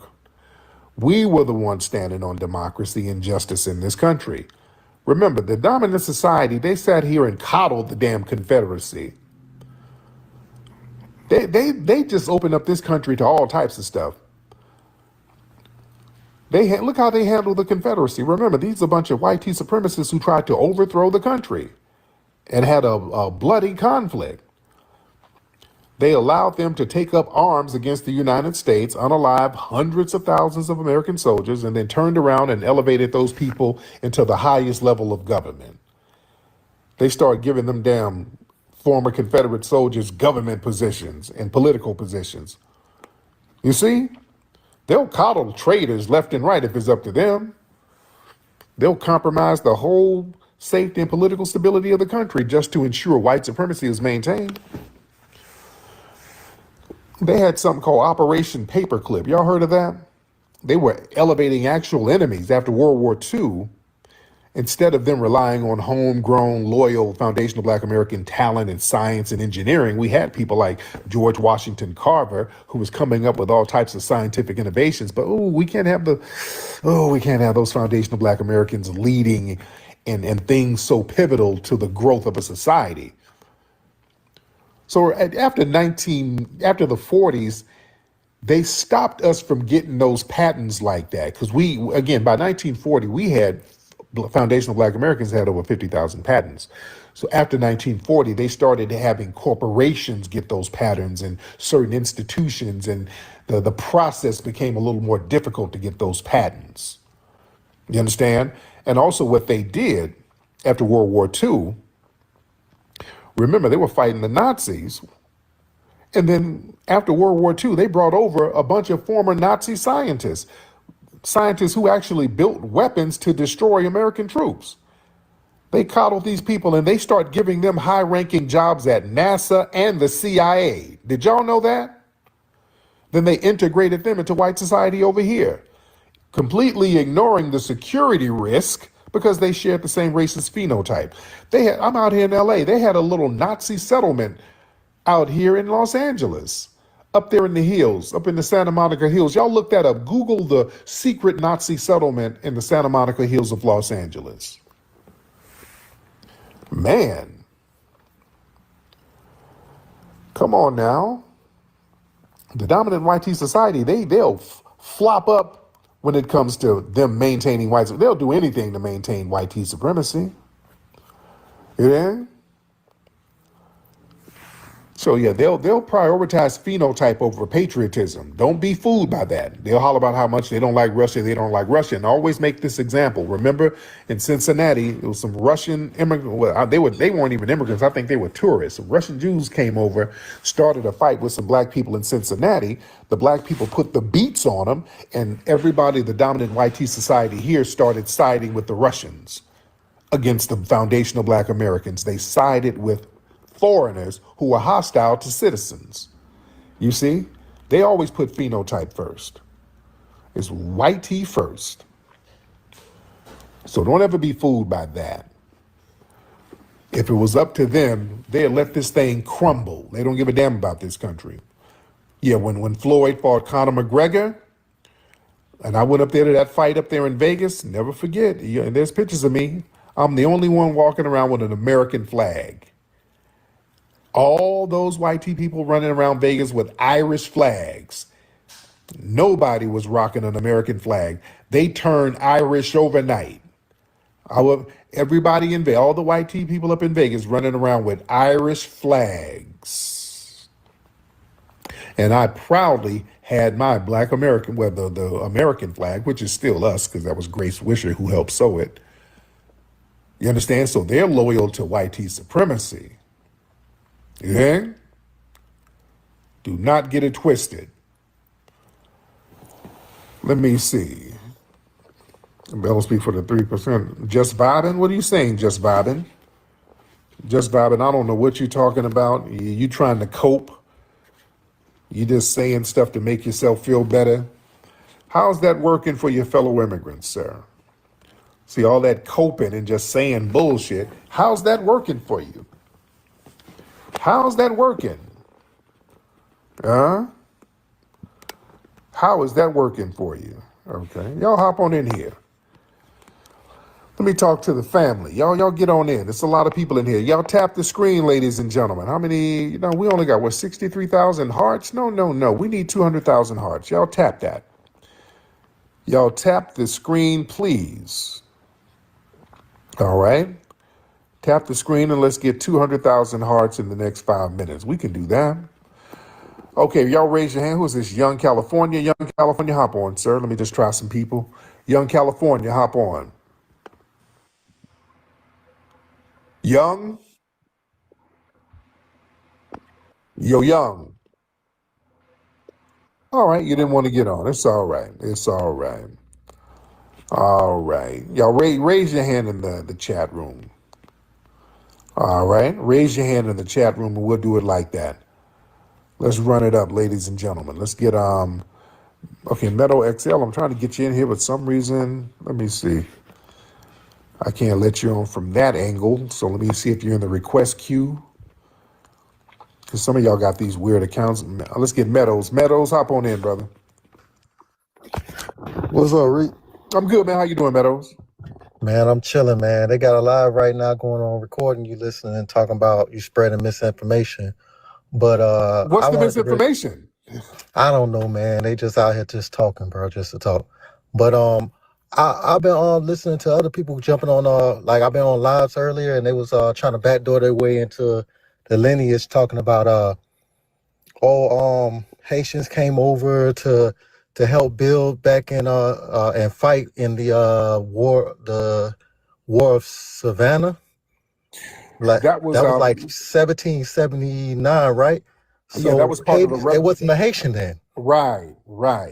And then they're talking about there was some of the French came over here. Thank you, brother, for the call. And they brought a couple of the people from Saint Domingue. It wasn't even Haiti yet. That's one. And number two, they fought over in Savannah and got their ass whooped. So that's not a flex. They actually went over there and lost. They went over there and got washed. That's not a flex. Look that up. Don't sit up here and brag about losing. You came over here and got your ass tore up. They lost the battle. So I don't know. They're reaching for anything. They think we don't know the history. Yeah, you came over to Savannah and got your ass washed. So yeah, you didn't help nothing. You couldn't even help yourself. You got washed. Like, damn. Y'all bragging, you're proving our point. Huh? Oh, Lord, man. Yeah, they just be saying stuff. They think if they just throw enough crap on the wall and if we don't wash it off, it'll stick. No. We're washing it off because we know the history. None of your crap is going to stick on the wall. We're washing it all off. And shout out to y'all who are recording me and having your live space right now. And what's that going to do? What misinformation am I spreading? I have not said anything that's not correct. Yeah, hop on, talk to me. Y'all let me know what's on your mind. Because y'all got so much greasy stuff to say. How's that working out for you? because y'all sit here and denigrate foundational Black Americans all day, every day. You denigrate our lineage. We done told you that's backfiring on everybody. It's a whole new day. It's a spiritual movement. All the people who sit here and crap on us, things go bad for them right now. We've been trying to tell you, things go bad. Ask Charlie Kirk. When people start denigrating us, yeah, it's a whole new vibe right now. Yeah, they've been crashing out on us. Y'all, man, love. The ancestors ain't bullshitting around. Man, there's a spiritual awakening right now. There's a spiritual movement happening right now. Y'all think this is a game? Man, let me see. Just like when Ghana tried to pull that move, when they went to the UN trying to finesse, and they went back to Ghana and there was some flooding going on over there. Some massive flooding over there, majorly. Yeah? Come on, TC. What's up, TC? Let's get some folks in here. All right, now only talk to me. Talk to me, ladies and gentlemen. Talk to me. I've been on for a minute. Okay, hold on. I'm trying to get you on, TC. Okay, I don't know what's happening with your account, TC. All right, y'all raise your hands. Come on now. I'm not going to do the raise your hands shuffle. Y'all better get on in here so we can chop it up. All right, let me look in the request queue. Let's see. We got P.A. Williams. I'm just getting random people. P.A. Williams, hop on, P.A. What's up, big bro, man? What's How going you on doing, with P.A.? you, man? I'm good, I'm man. How you chilling, doing, man. bro? Just getting off the road, but I'm just so sick of all these people, man. I'll be glad when the Most High turn it around, when they all get out the way, cause they just in the way, man. That's all I want to say, man. I'm Yeah. proud of you, man. I appreciate you, and that's all, bro. Thank you so much, brother. I appreciate that. Kat, what's up, Kat? What's up, Miss Kat? I'm waiting on Kat to load her thing up. All right. Hey, oh my God, I didn't even realize I was on here. Wow, oh my goodness. How you doing, Kat? I'm good. I really like what you have to say and stuff. Yes, ma'am. I don't know how foundational I am. My grandmother was from Barbados, Okay. but everybody else is Black. What does that make me? Because Well, I'm really aligned with what your message is, but I don't know if I fit the profile, if I can be or not. What do you think? well, did some of the family, were they on plantations here in the United States? I don't think my grandmother was. No, then I'm not foundational. Okay, sorry. I'll just drop down. All right. Oh God, here we Now, go. All right, sorry. Checking. Yeah, you know, ma'am, when y'all ask that, that means you know your family is all foreign. Ma'am, come on now. You know all your family is foreign. All right. Yeah, you only got one grandmother. Yeah. Family people are trying to play these word games. She knows all her family's immigrants pretty much. She knows that. Her family's immigrants. Yeah. That was a bad faith question. I want y'all to see how that worked. Because some of her people were born here probably a couple of generations. She's probably had a couple of generations here from the 60s.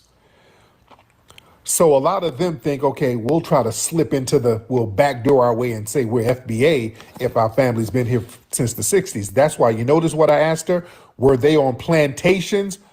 Oh, okay, I have to go. See? Just ask the right questions. All right? Just ask the right questions. See, a lot of people are trying to pull this thing.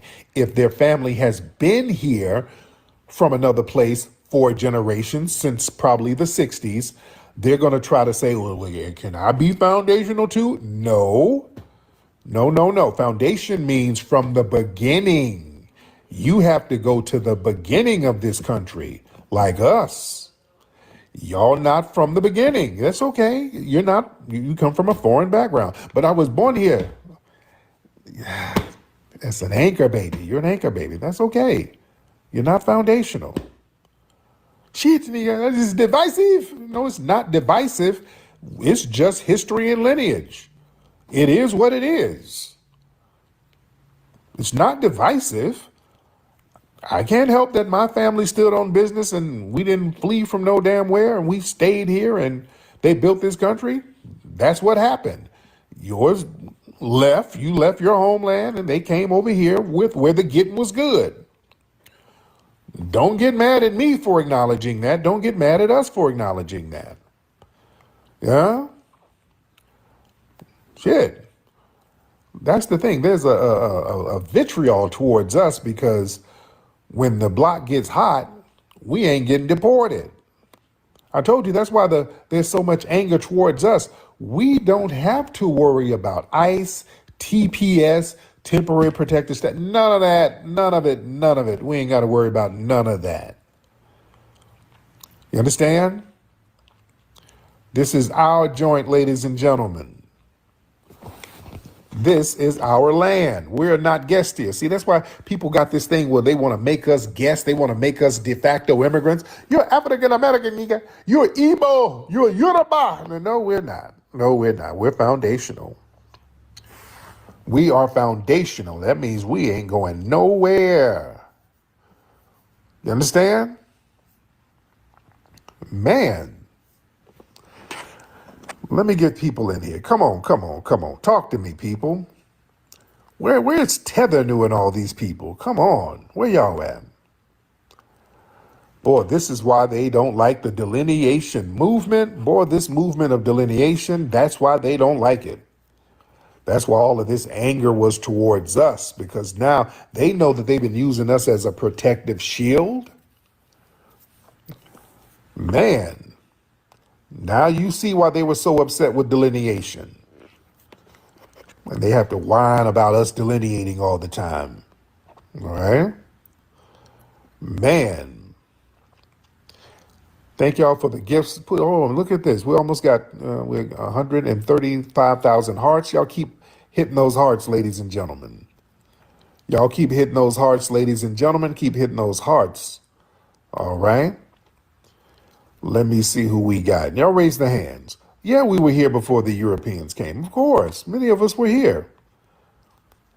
Oh, yeah, that's why the tether class always tried to tell us there were no black people here before Columbus. We all came from somewhere else. No. Nope. No. There were black people here. There's always been black people here. It's always been. All right, boss man, I was trying to get you up, boss man. All right, let me see, boss man. I'm gonna just get a bunch of people in here. Boss man, what's up, boss man? Boss man, what's happening? What's going on, boss man? What's happening? Can you hear me? I can hear you, man. What's happening? What's going on with you? All right, now I want to give you an update, but I'm gonna skip past that. Something else pressing happened earlier this morning or yesterday morning. I came across. I don't want to shout the guy out, give him no props or anything, but this group of people that's been pretty much adamant against us and reparations and against our lineage, even while being a part of our lineage, said something that's is pretty egregious. I think that I tagged you in it on X under Wak Sabe, and in it, to give you a brief to it. This dude was trying to reach out to our enemy here in the state and to get some kind of camaraderie. So to me, it struck me as, wow, man, these people has been against us for so long, and now they're starting to say the quiet part out loud. And I'm gonna leave it right there. I wish you check on that and put your take on it. You feel me? Okay. That's all I want to say. Okay, I'm completely confused. I don't know what he's talking about at all. I don't know what he's talking about, and I'm confused, and it's whatever it was, it sounds like just some troll shit. That's not anything that you really gotta, it sounds like some troll shit. I don't know. I don't know about it. I don't know what it is, and it hasn't affected me. So a lot of times, man, sometimes I guess y'all listen to some of these fools do little stuff and say shit online and think it's more impactful than what it is, and it's really not. These people ain't moving no needles. People just be saying shit and doing shit. It ain't even nothing to relay.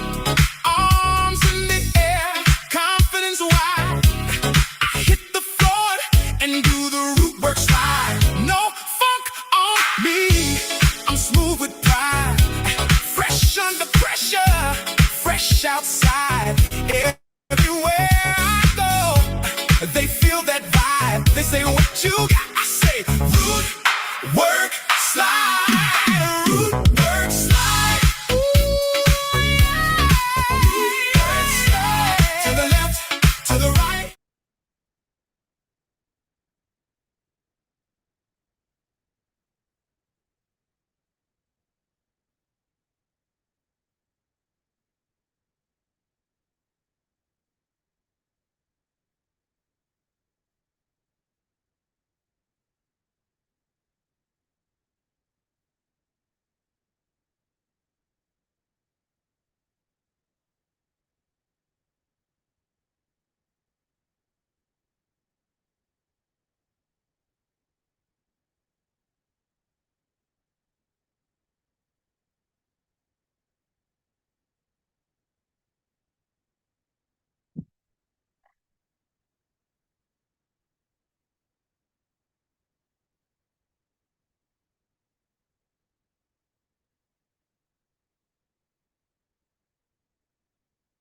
What's up, Amaranth.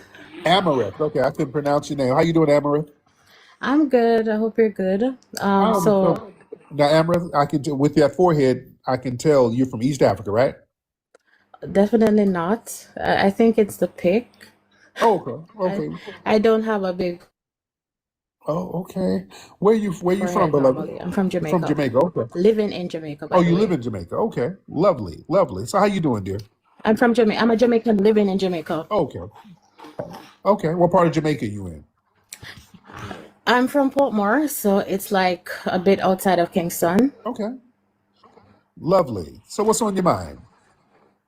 So I've been coming across a lot of like FBA content and hearing different things. I'm like a maybe like an old school Pan-Africanist. And so I'm like trying to understand this movement and sort of figure it out. I did watch some, I think it's Yvette Carnell, like very early on, Yeah. but then I kind of like sort of like left the YouTube space, and I see that there's a lot of evolution going on. And I've come across this word, I keep hearing the word tether. I don't Yeah. think it applies to me because obviously I don't live in the States, or, that's not my MO. Right.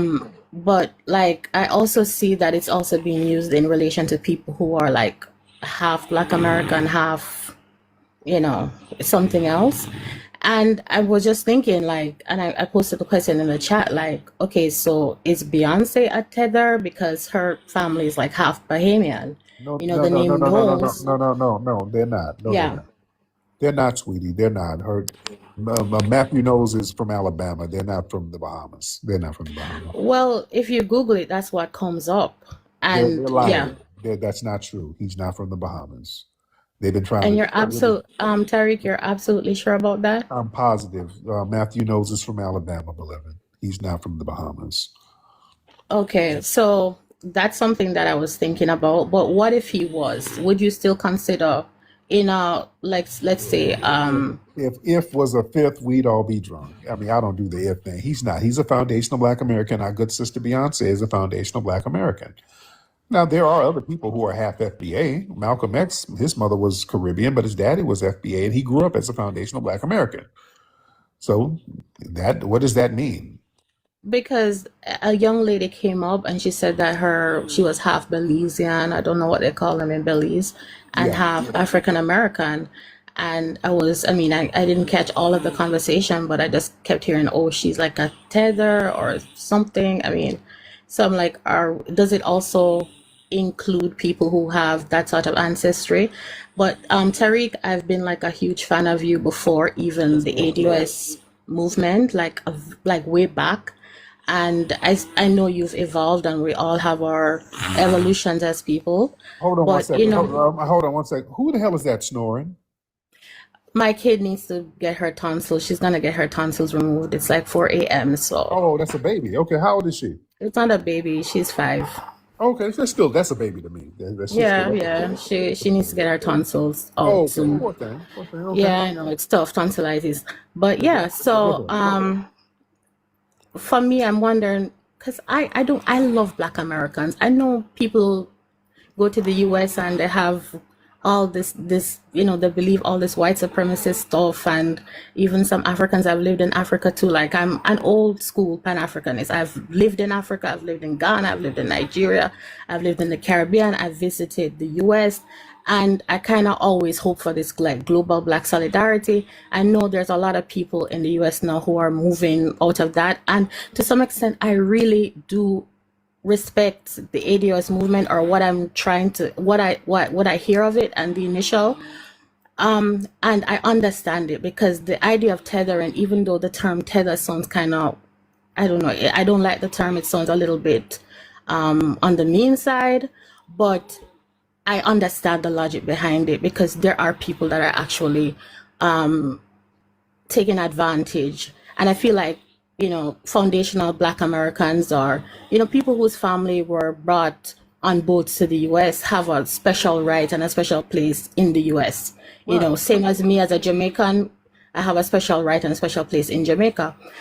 But I'm wondering, is there a way to do this, and in a way that's like better for us as Black people globally? Because regardless of, the fact that we have different societies, different cultures, but we kind of are at the bottom of everywhere as a people. I don't know if you've like abandoned Pan-Africanism. I know you were in Senegal, and I was just thinking to myself, gosh, I wish I was there while Tariq was there. I was in Ghana at the time. But I wonder, is there a way to actually keep some solidarity while still advocating for, the rights and the special place of Black Americans in America? Because, I do love Black Americans. I know the relationship is not great right now, but I've been seeing a lot of, the tension is intense. And this is why I wanted to get on this live, and I found you on TikTok. I just started TikTok again. Can we do this and still keep that OG solidarity, even if it wasn't perfect? How do we do it? But here's the thing. First of all, nobody really uses ADOS. Nobody uses that. And that's kind of a dead brand. We're foundational Black Americans. That's the term that's pretty much universally accepted now. That's in the algorithms, and most of us use that, and it makes more sense. Also, when it comes to solidarity, let's be very honest. A lot of Jamaicans, they've come here and they've distanced themselves from us. They've used terms like Yank, stay away from them Yanks, and stay away from them Black Americans, and they've done this for decades. So when we talk about a tether, we're talking about people who are actively trying to undermine us. We're differentiating the tether class from the immigrants who are cool. So we make a distinction. A lot of Caribbeans, particularly Jamaica, they'll come here and just put all of us in the Yank box, or the lazy Yanks. All those Black Americans are lazy, bomba clot. They be on that shit. And that's been happening for years. All right, we don't trip on it, okay, because we don't really benefit from whatever they're doing anyway, but we just don't want to be undermined by people indefinitely. So delineation is us just recognizing our foundational Black American heritage. That's it. Why do you think that bothers people? I can speak for myself. Let's be very honest. A lot of Jamaicans, Even if it wasn't perfect, how do we do it? but here's the thing. First of all, Started TikTok again. Can we do this and still keep that? But I wonder, is there a way to actually keep some solidarity while still advocating for, the rights and the special place of Black Americans in America? Because, I do love Black Americans. I know the relationship is not great right now, but I've been seeing a lot of, the tension is intense. And this is why I wanted to get on this live, and I found you on TikTok. I just started TikTok again. Can we do this and still keep that OG solidarity, even if it wasn't perfect? How do we do it? But here's the thing. First of all, nobody really uses ADOS. Nobody uses that. And that's kind of a dead brand. We're foundational Black Americans. That's the term that's pretty much universally accepted now. That's in the algorithms, and most of us use that, and it makes more sense. Also, when it comes to solidarity, let's be very honest. A lot of Jamaicans, they've come here and they've distanced themselves from us. They've used terms like Yank, stay away from them Yanks, and stay away from them Black Americans, and they've done this for decades. So when we talk about a tether, we're talking about people who are actively trying to undermine us. We're differentiating the tether class from the immigrants who are cool. So we make a distinction. A lot of Caribbeans, particularly Jamaica, they'll come here and just put all of us in the Yank box or the lazy Yanks. Oh, those Black Americans are lazy, bumba clot. They be on that shit. And that's been happening for years. All right, we don't trip on it, okay, because we don't really benefit from whatever they're doing anyway. But we just don't want to be undermined by people indefinitely. So delineation is us just recognizing our foundational Black American heritage. That's it. And let me add to that. It also means that we're saying, hey, I'm a somebody. I have an identity. Don't white me out. White out. Don't white me out. Don't black me out. I'm a somebody, and I refuse to be cast into limbo land. I'm a somebody, and this is who I am. I'm FBA. Everybody on Earth has an ethnicity but us, because our government undermined us and reclassified us, and took away our ethnicity behind our back, right? So now we're like, hey, man, no, that's not going to happen. You're not going to do us like you did the indigenous Americans. We are FBA. Okay, this is our ethnicity. Hi, my name is, and that Slim Shady. You dig? Hi, my name is FBA baby. Uh, that's all that means. That's all that means. And we dare to be great. That's all. It has something to do internally, not outwardly, not externally. It has nothing to do with immigrants or white people. Black Americans delineating is all about ourselves, self preservation, self identity, self worth, self value, self defense, self knowledge. Why do you think that bothers people? Um, I can speak for myself. Delineation is important, and I mean, initially when this movement just started, like it was mostly about like the reparations, and as I mentioned, I was following up initially because of the reparations agenda, just out of my own curiosity and just to support my fellow blacks. I think we in the Caribbean too need to get on that train, or at least put some energy behind it. I don't know why people are doing that. I can't like understand the psychology. I think it's maybe like that feeling of like scarce resources, or just hating, feeling like some people. No. Why don't you go and find out? If Black Americans were doing something crazy towards foreigners or white people, and it was unbecoming, and it was a big issue in America, Black Americans would go find out why that's happening. You did. We would investigate. We wouldn't just say, I don't know why. Oh, well, let me just live my life. No, that's not how we do, sis. We shouldn't have special privileges or having that mindset. I'm for the delineation. I think it's fine, but I Okay. I don't believe you. Me back that up. Me back that up like juvenile. That's why for me, I have to ask you're for delineation or against it. Either way, I have to make sure you even know what it is, what it means. I don't give anybody the benefit of the doubt that they are educated on our history, our talking points. You got to explain to me, ma'am, what do you think we mean when we say we are delineating? Okay? don't know why people are doing that. I can't like Go find understand the out. psychology. I think it's maybe like that feeling of like scarce resources, or just hating, feeling like some people shouldn't have special privileges, or having that mindset. Ma'am, this is how you know she don't know what she's talking about. Ma'am, nobody's speaking about special privileges when we say delineate. Again, that's an internal conversation. It's an internal proclamation. It has nothing to do with anybody externally, outwardly. I'm for the delineation. I think it's fine. No, you don't, because you don't even know what it means. You don't know what we mean when we say we're going to delineate. You don't know. But I really hope that we can get to a better place. I mean, See, right there tells me she don't know what it means when we say we're going to delineate. It has nothing to do with us collectively, with anybody of the diaspora or Africa getting along or moving forward. Delineation has nothing to do with the Caribbean or Africa. It has nothing to do with foreign countries.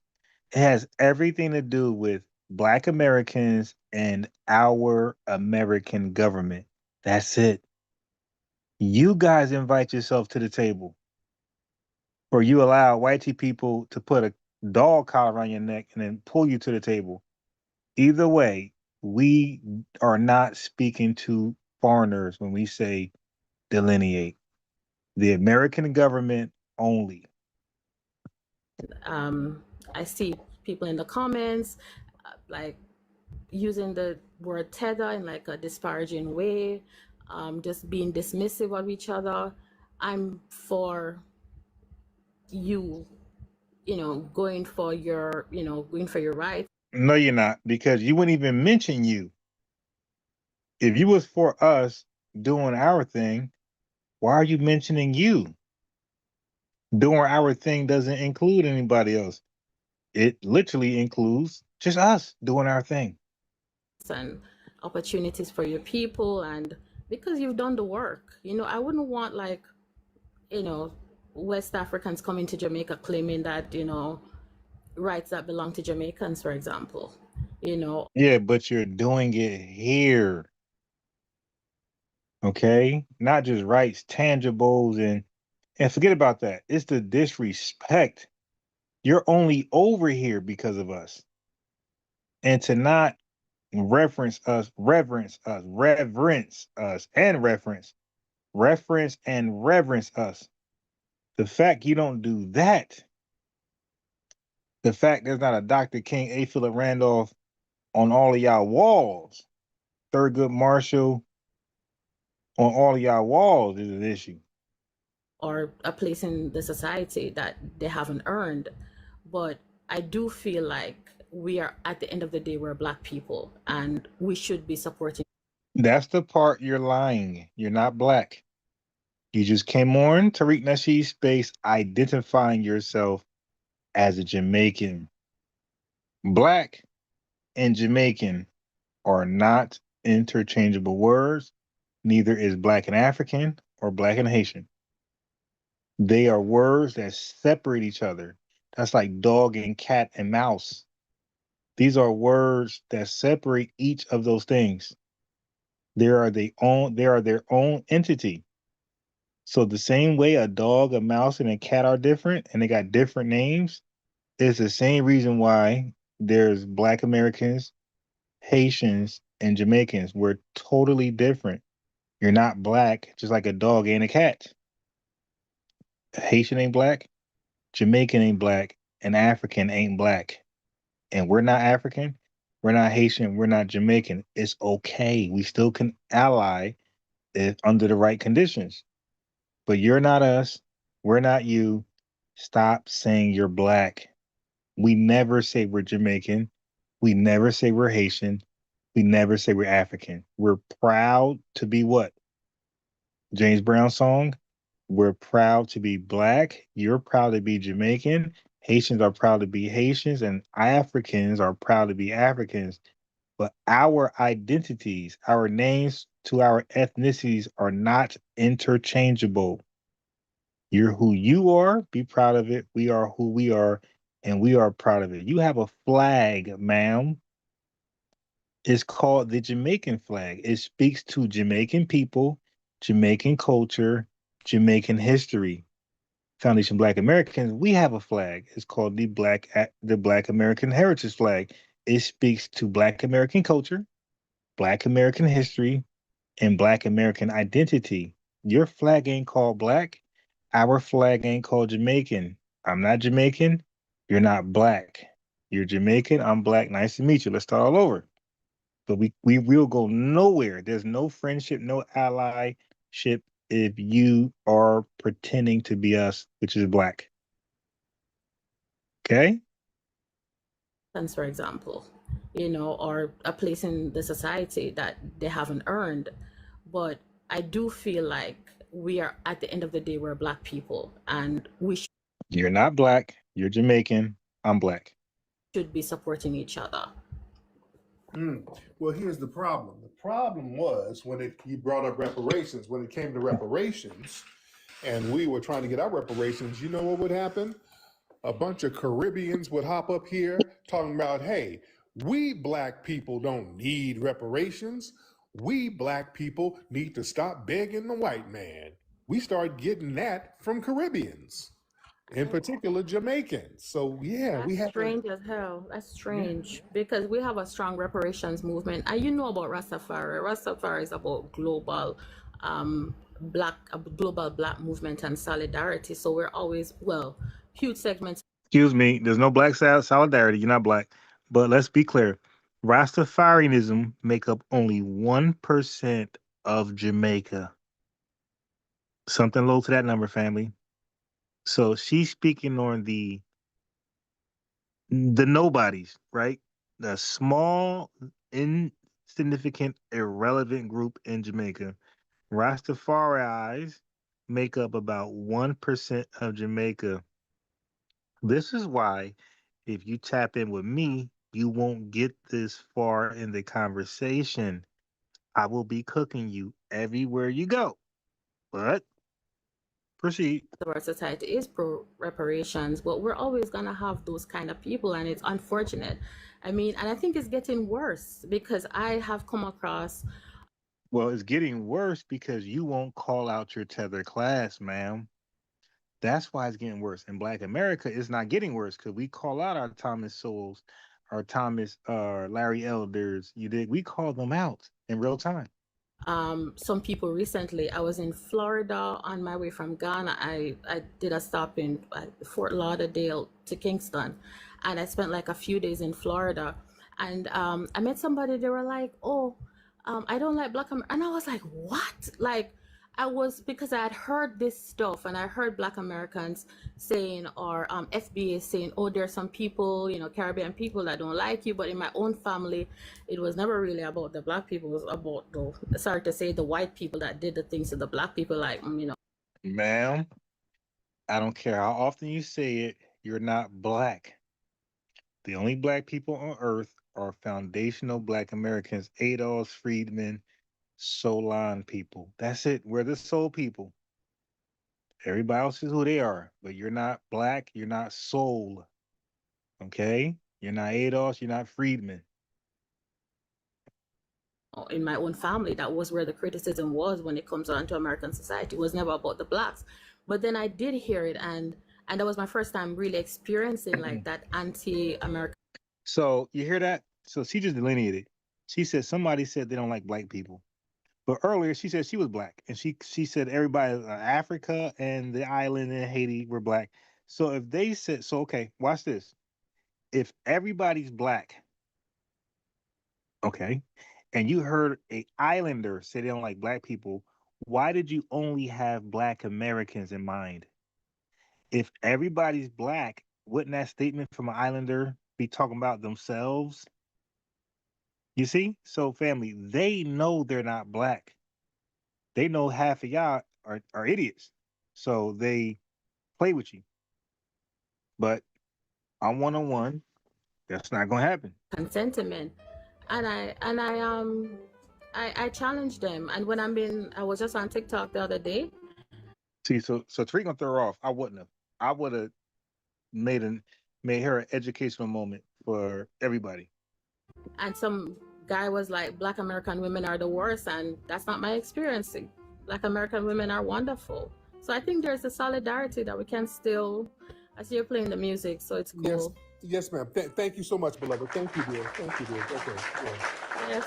Yeah. Okay. Okay. Good Lord. Yeah, she's anybody from TikTok can invite themselves up if you disagree. Kind of wearing me out now. Good Lord. Okay, she kind of wearing me out a little bit. Okay, good Lord. No. Whenever we delineate, everybody start talking about, oh, it's global solidarity. Ain't no damn, y'all ain't got no global solidarity. Y'all stop that. There's no global solidarity. That only applies when we delineate. When we delineate, now global solidarity has been halted because we're the glue. We are the glue that holds everything together. You understand? We're not doing anything to nobody. Ain't nobody got no damn global solidarity. They got a caste system in Jamaica now. You go down to Jamaica, you got dudes sitting around on the corner, cake soap on their face, looking like Vibes Cartel. Dude, there's no solidarity. You got the Coleys, you got all types of different little racial caste systems over there in Jamaica and the rest of the Caribbean. Over Africa, the tribalisms. Ain't no solidarity.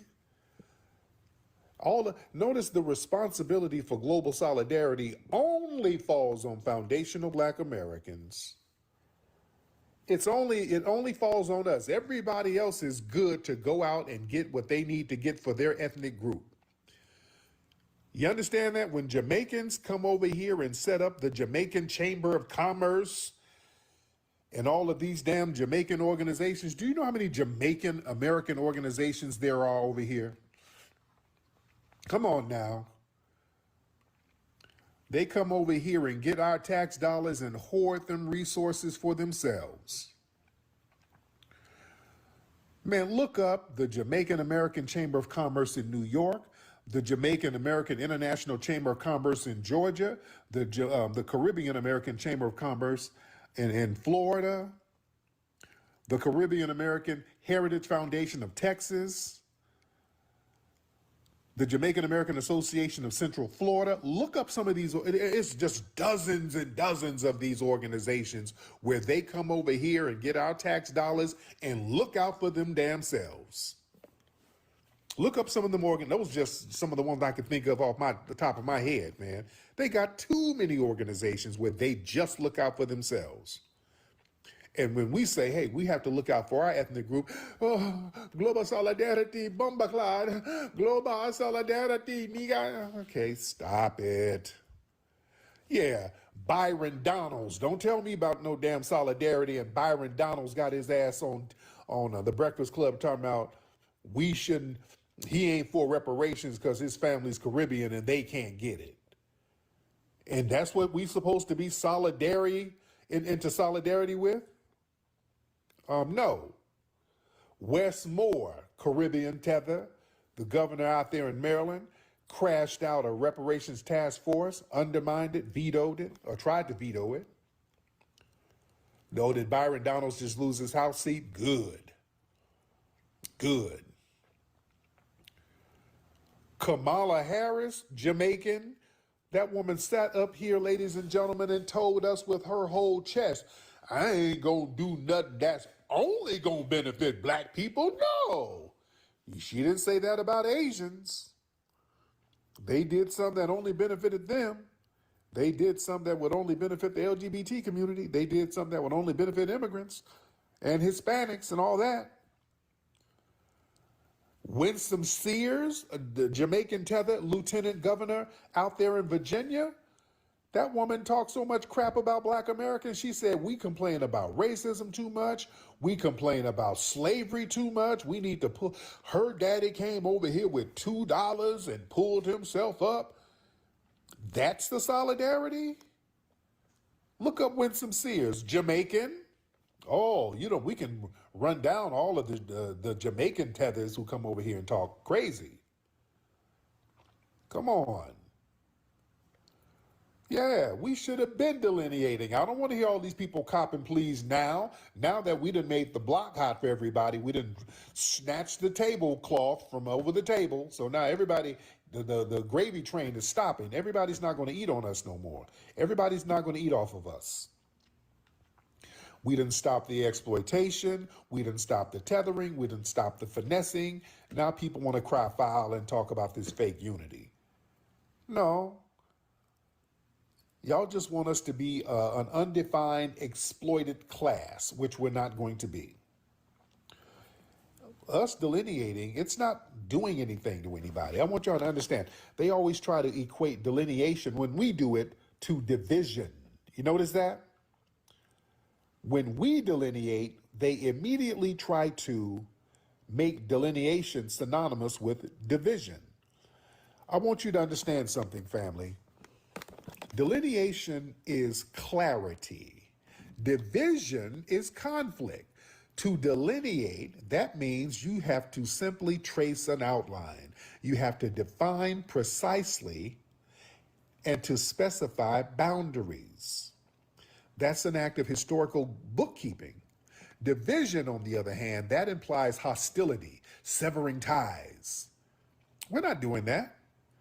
We're just recognizing we belong to a specific ethnic group with a unique ethnogenesis on this soil.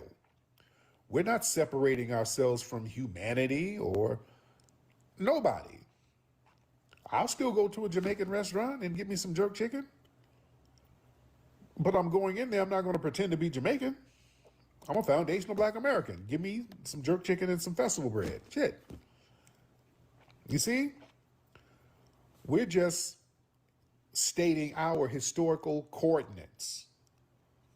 You understand? You can't meaningfully interact with the world if you don't first know exactly who you are and where you stand.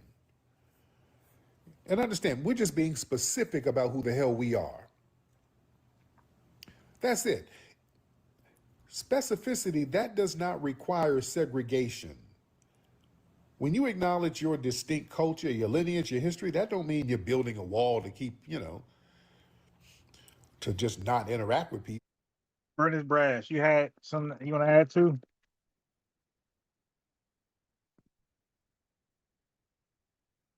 You can unmute Burnish Brass. I didn't mess your name up. Burnished Brass. It's a tongue twister. I don't know if you meant to hop on or not. Burnished Brass. All right, well, just let me know when you're ready. No. We're acknowledging that foundational black Americans, we created the culture of Okay, you might have came up by mistake. It's all good. America. The blues, jazz, hip hop, culinary traditions, civil rights struggles, civil rights gains, the linguistic framework, all that stuff. We're just telling the truth. You can sit at a global table and respect everybody else's culture, but you have to have your own plate to eat from. You understand? And we claiming our own plate, that's not knocking everybody else's food off the table. The problem is everybody feels like they're entitled to our damn plate. That's the problem. You understand? Everybody is entitled to our plate at the table. And we're saying, no, hands off. Eat your igusi. All right? Get your hand off my plate. I'm not taking nothing off your plate. Don't take nothing off mine.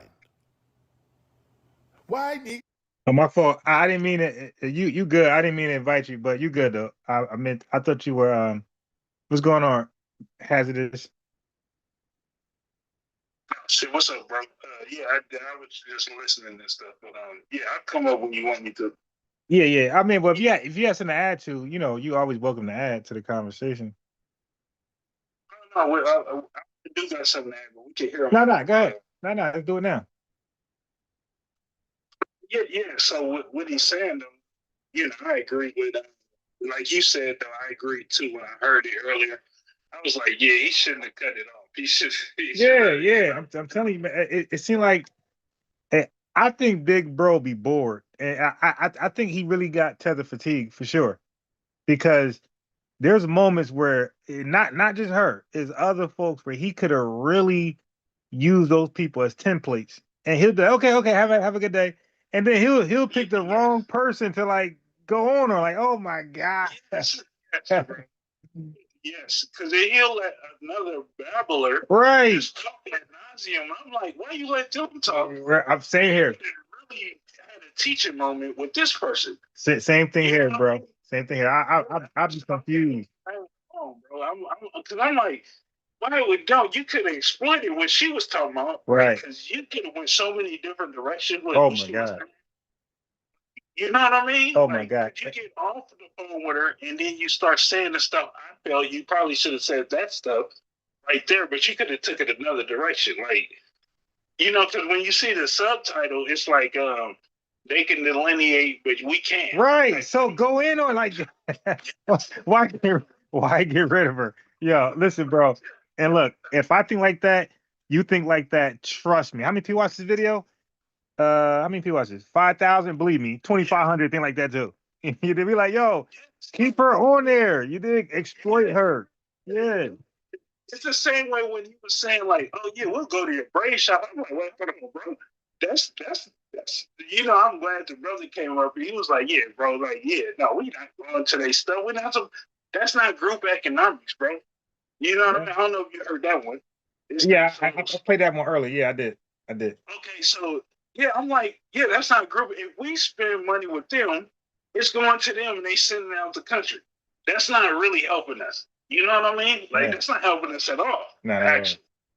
So why would you even promote that? Like, and this proves he ain't the leader. Right. Yeah, exactly. That's exactly what it proves. That we don't have a leader. It's people who gonna have difference of opinion that some things we're gonna agree with and some things we're gonna vehemently disagree with. But here's the thing though. There's some people who say they're FBA and they actually believe he's the leader. Like when he says it's gold, it's like, no, what he says ain't gold. If you like it, you like it. If you don't, you don't. And we move on. Yeah, and then like if you critique, like, or we're critiquing now currently, and then people will be like, "Oh, you get no." Like we are our own people, so we can say like, "Yeah, I don't agree with that, bro." Like you did that. Now you start just talking mess. That's something different. Right. But, right. Yeah, no, we don't agree with that. No, most of us don't, bro. I'll be on a bunch of panels. They be like, "Oh no, we talking about with just ourselves. Right. We talking about the neighborhood. You know what I mean? Where we come from." We trying to spend money over here. What good we did to go to a and I don't know if you mess with old boy Phil Scott from the hey bro, I'm a journalist. I'm a YouTube journalist.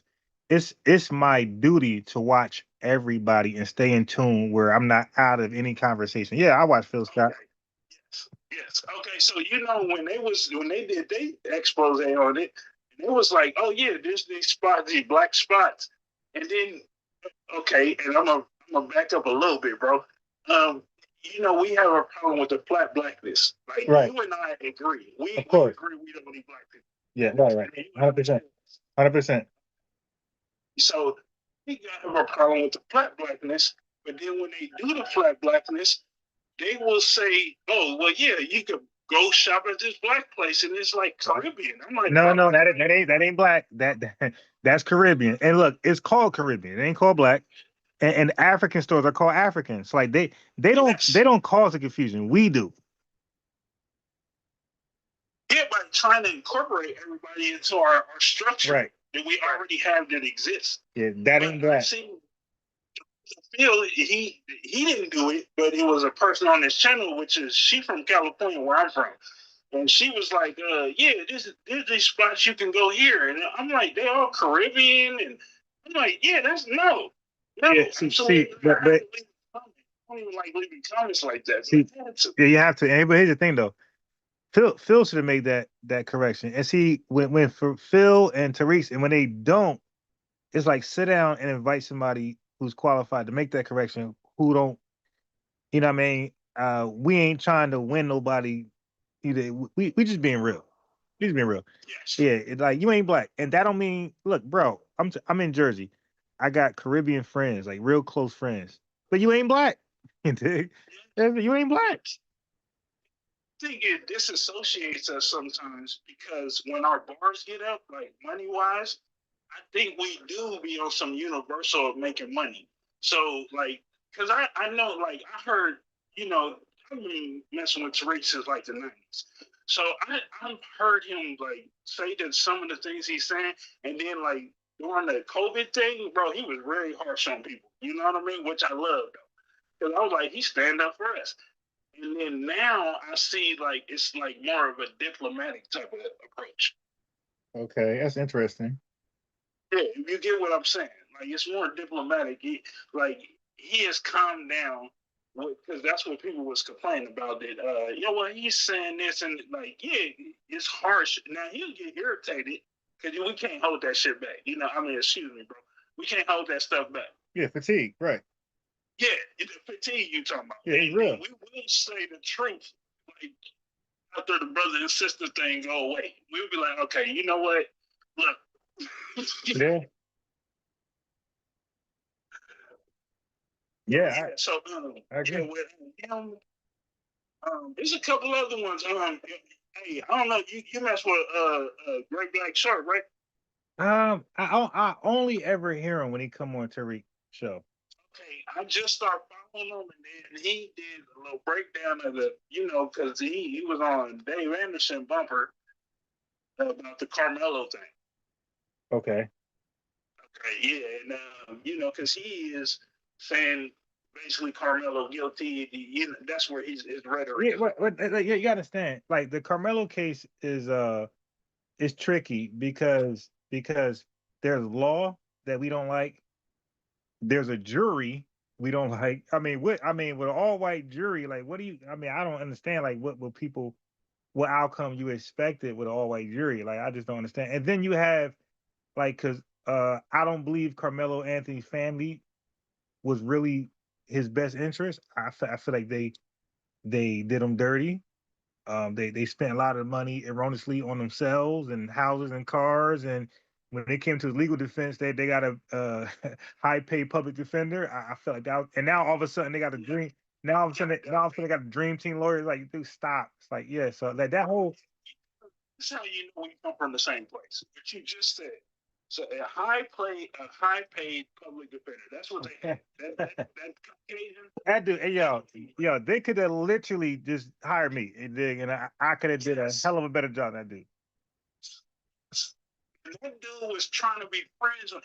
Anytime you have because I've had public defenders. If you have a public defender, he wants to be friends with the DA, bro. He wants to be an ADA at some point. Right. That's right. Right. Yeah. Wants to be a DA at some point. That's what he wants to be. So that's why he's super friendly. He'll railroad you. He will clean you out. Gotta get back. Yeah, no, I agree, man. Their defense did not even you know, like, you know, character witnesses, like when he saved the life and he had teachers and yeah, a lawyer brought that up. I forgot what lawyer I was watching, but they brought that up. It was a brother though, right? Yeah, of course. I only watch Black American lawyers on this because they're the only ones who are going to keep it real. You know, anybody else is going to have an agenda. So what do you feel about Dennis Sterling? Actually, I like Dennis Sterling. You got to stand, bro. Everybody got an expertise, right? If you got a mechanic, he gonna give you the news of a mechanic, right? It might be bad, it might be news you don't like, but it's the news. You feel me? Like you got people who are being real. Dennis Sterling is letting you know, hey, I'm not even a defense attorney in civil cases. I am an accident lawyer, so I have no dog in the fight. I have no game.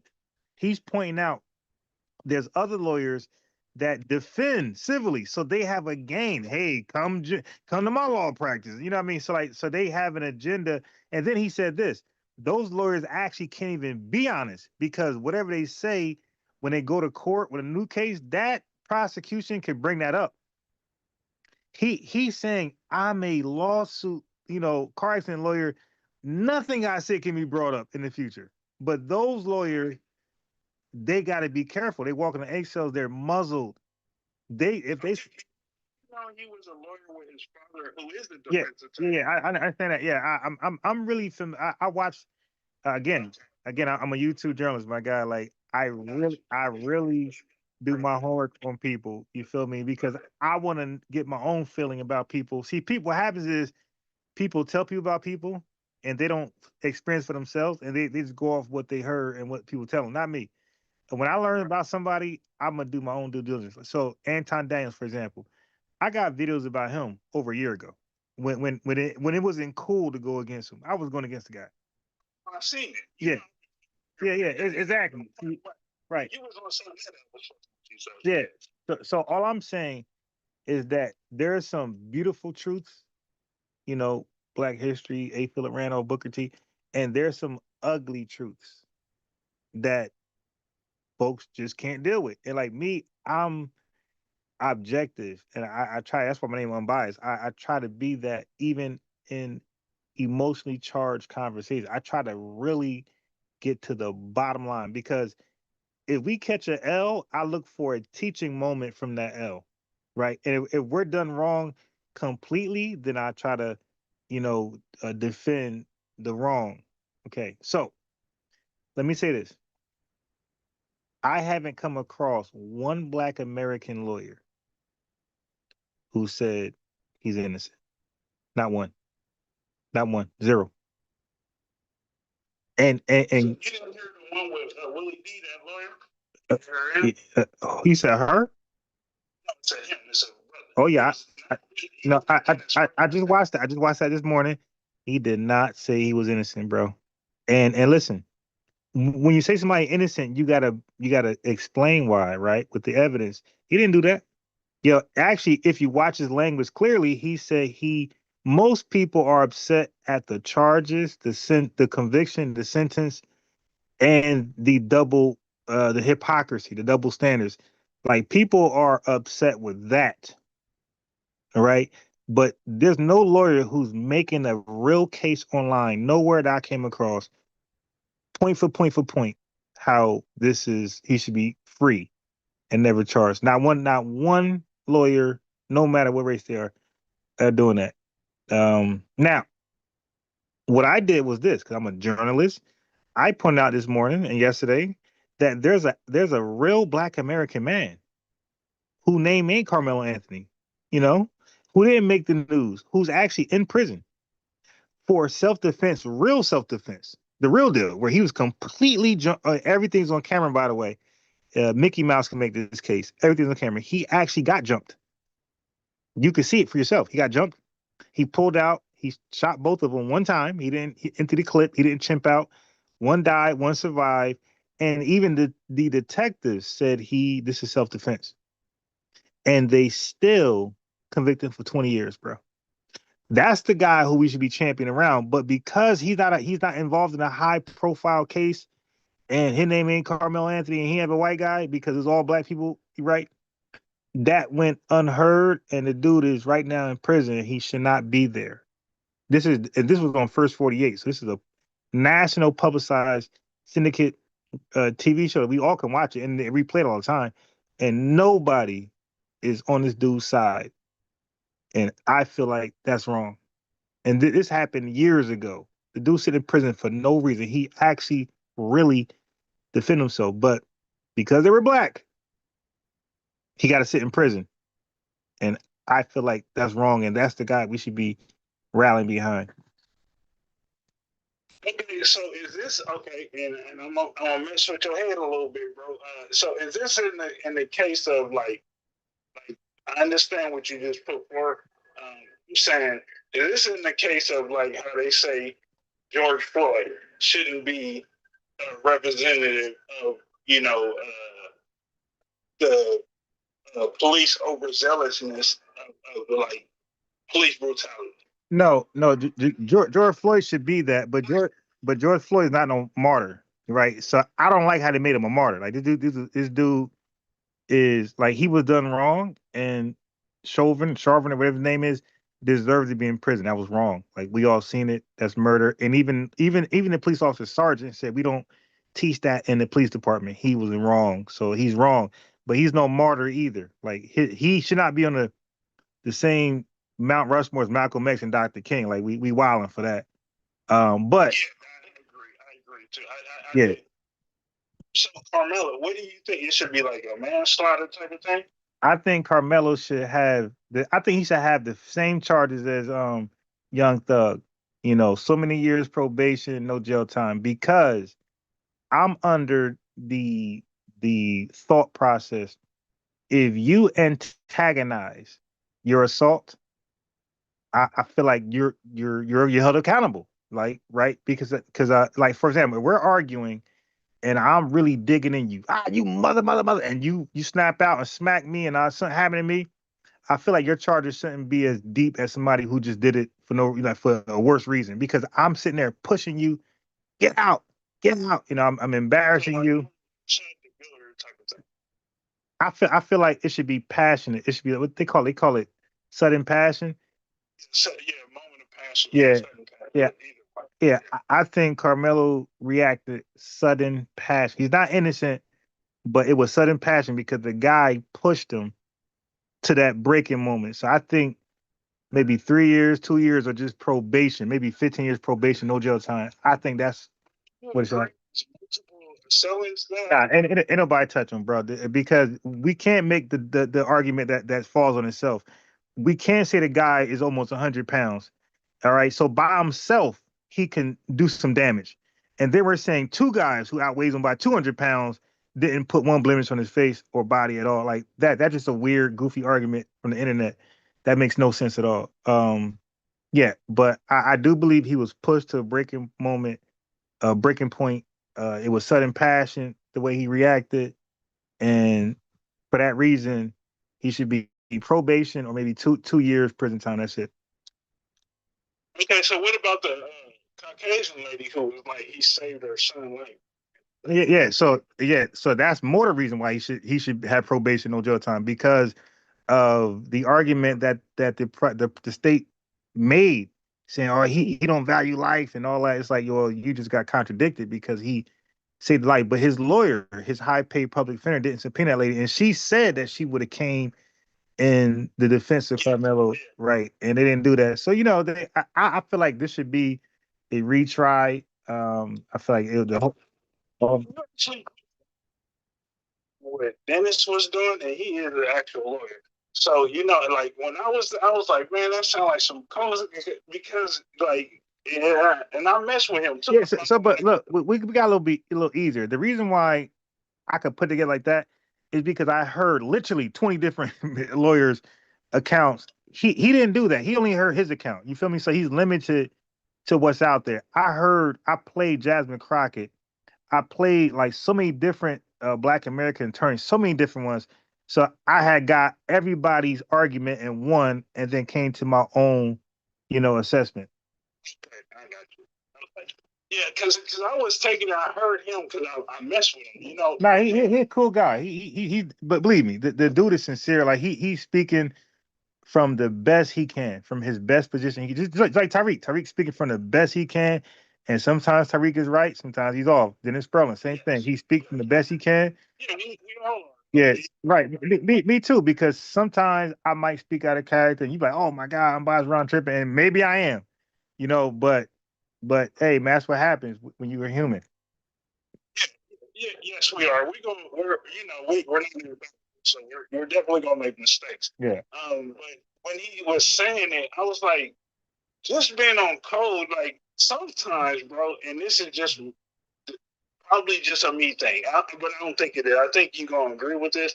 That like sometimes, bro, in the public thing is some shit I'll say like, how we say we roll together. Like me and you went somewhere. Yeah. And then you did something you was wrong.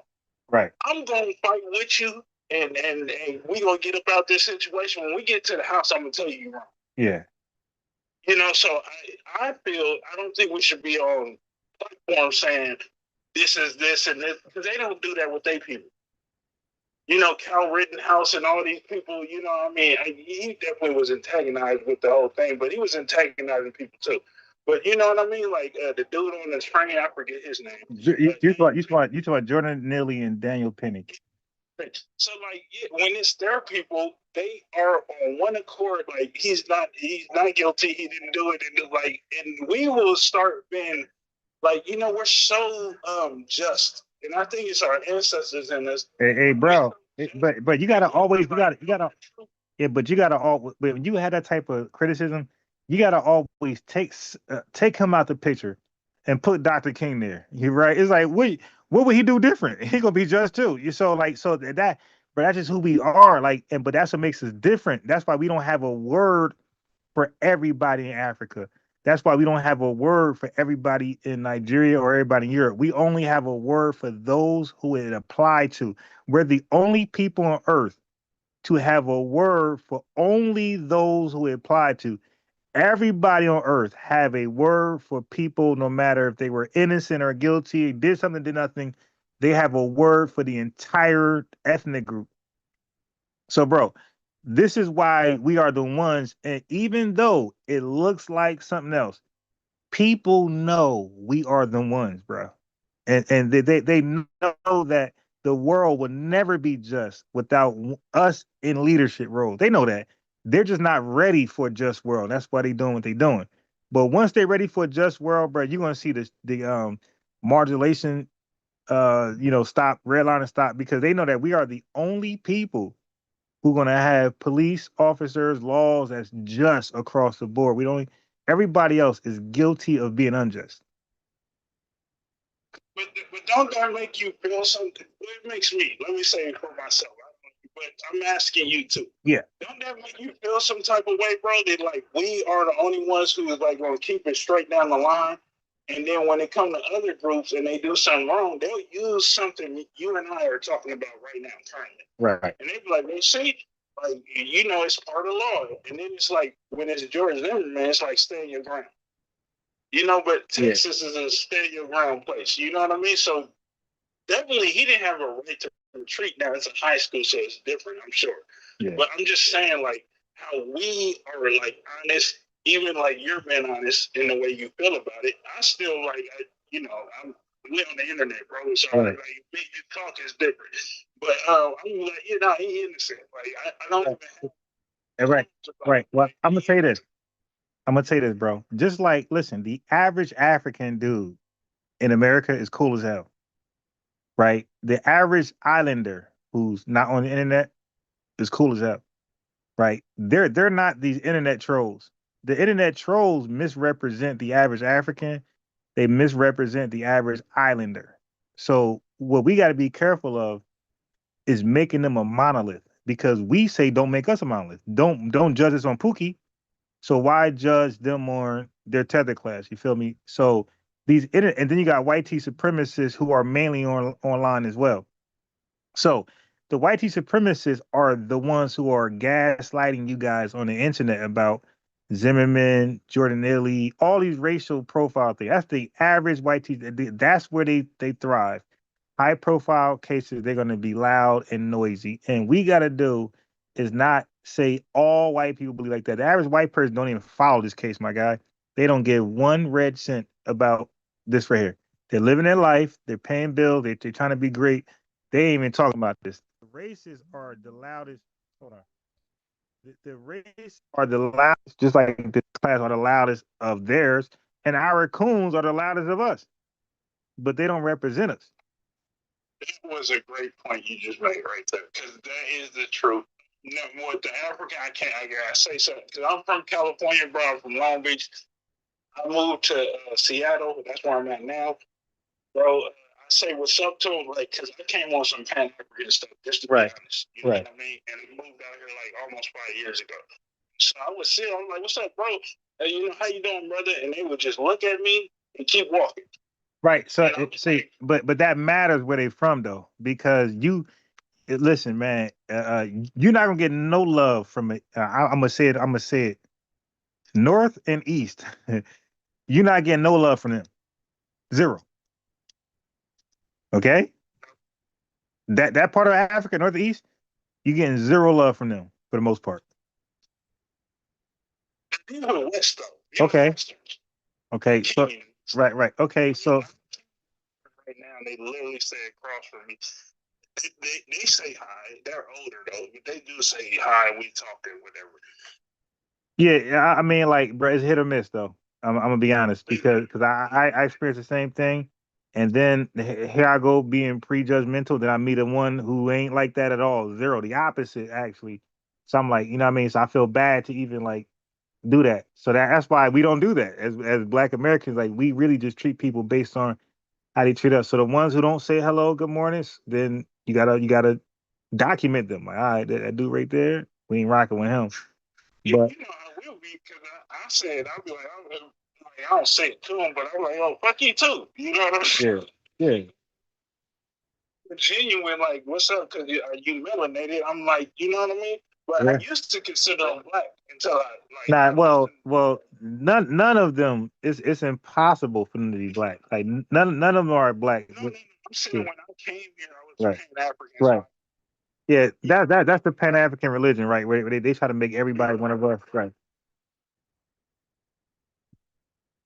Change my ideals, so I don't even consider them black. I consider them melanated. That's why. Yeah, and that's exactly. I corrected him more earlier. FBA Moore. He was calling the Moors black. So eventually, I say, bro, you mean melanated? And then he said, okay, I'm gonna call them Aboriginal Americans. I said, all right, do whatever you want, just don't call them black. And he yeah, and he went that route because he was making some good points, and I really ain't want to make the conversation messy or black, but it was annoying me. He kept calling them black, like they're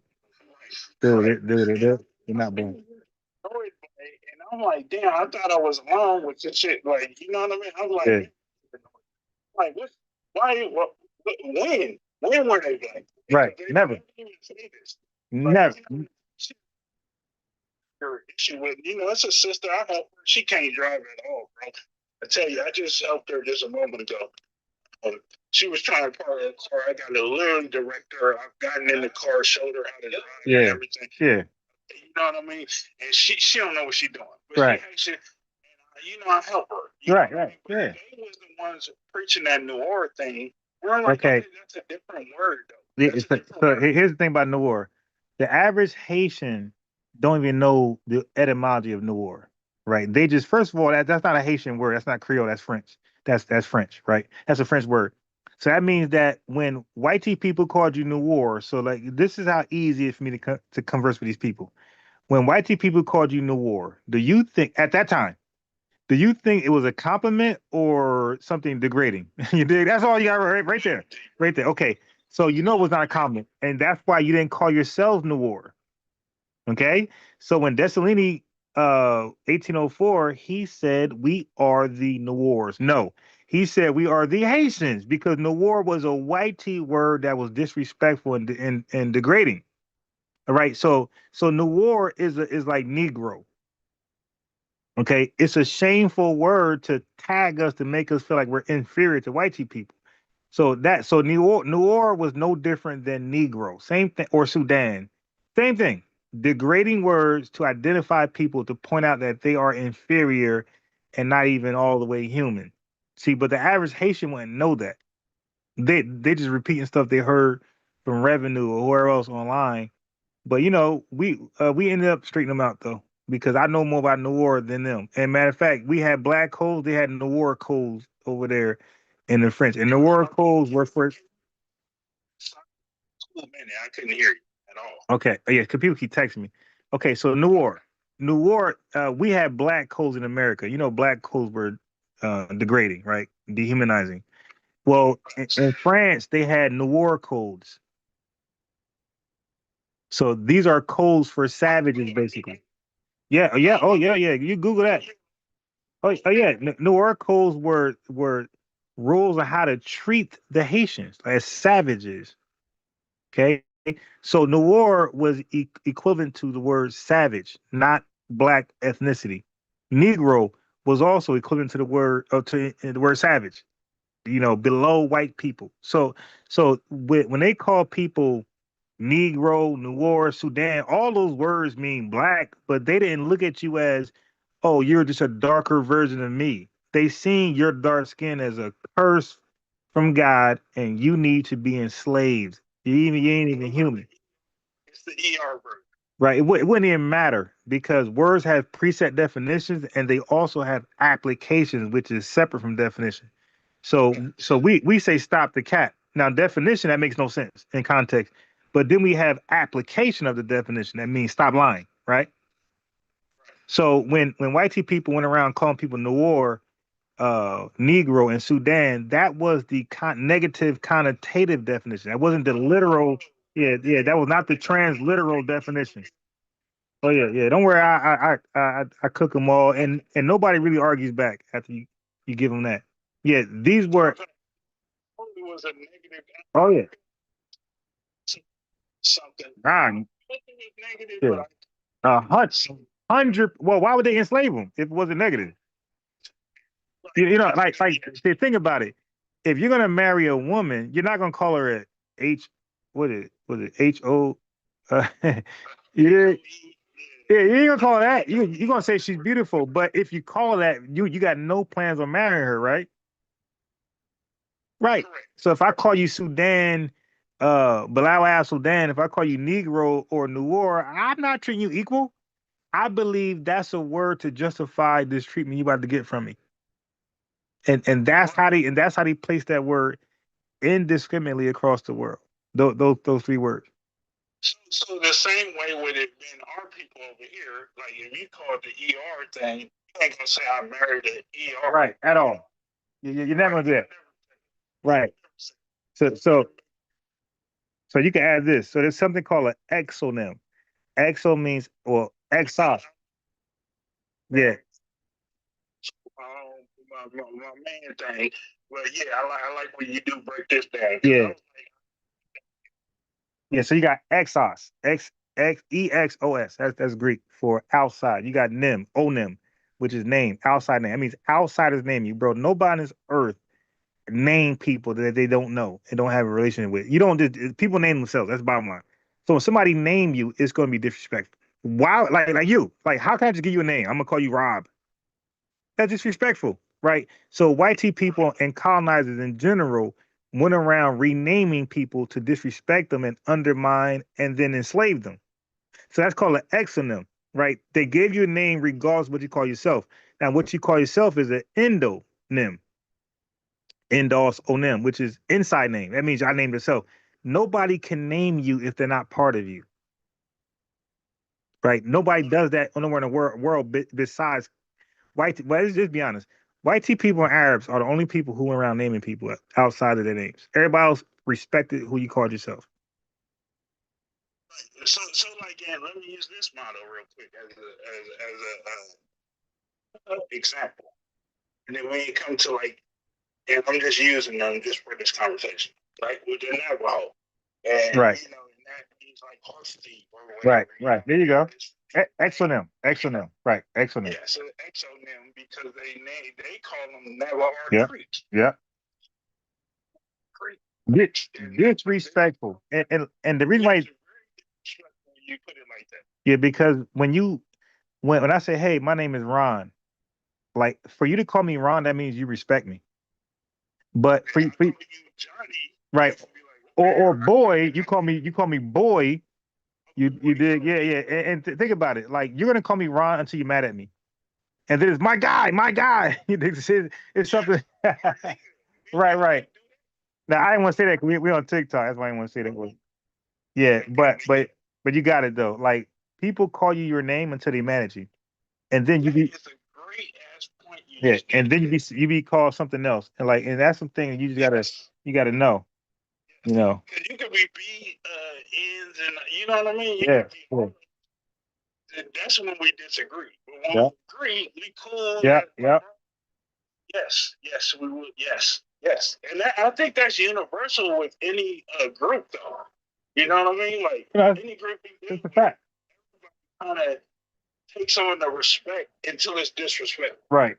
But listen, if I call you a B or the N word, that's temporary.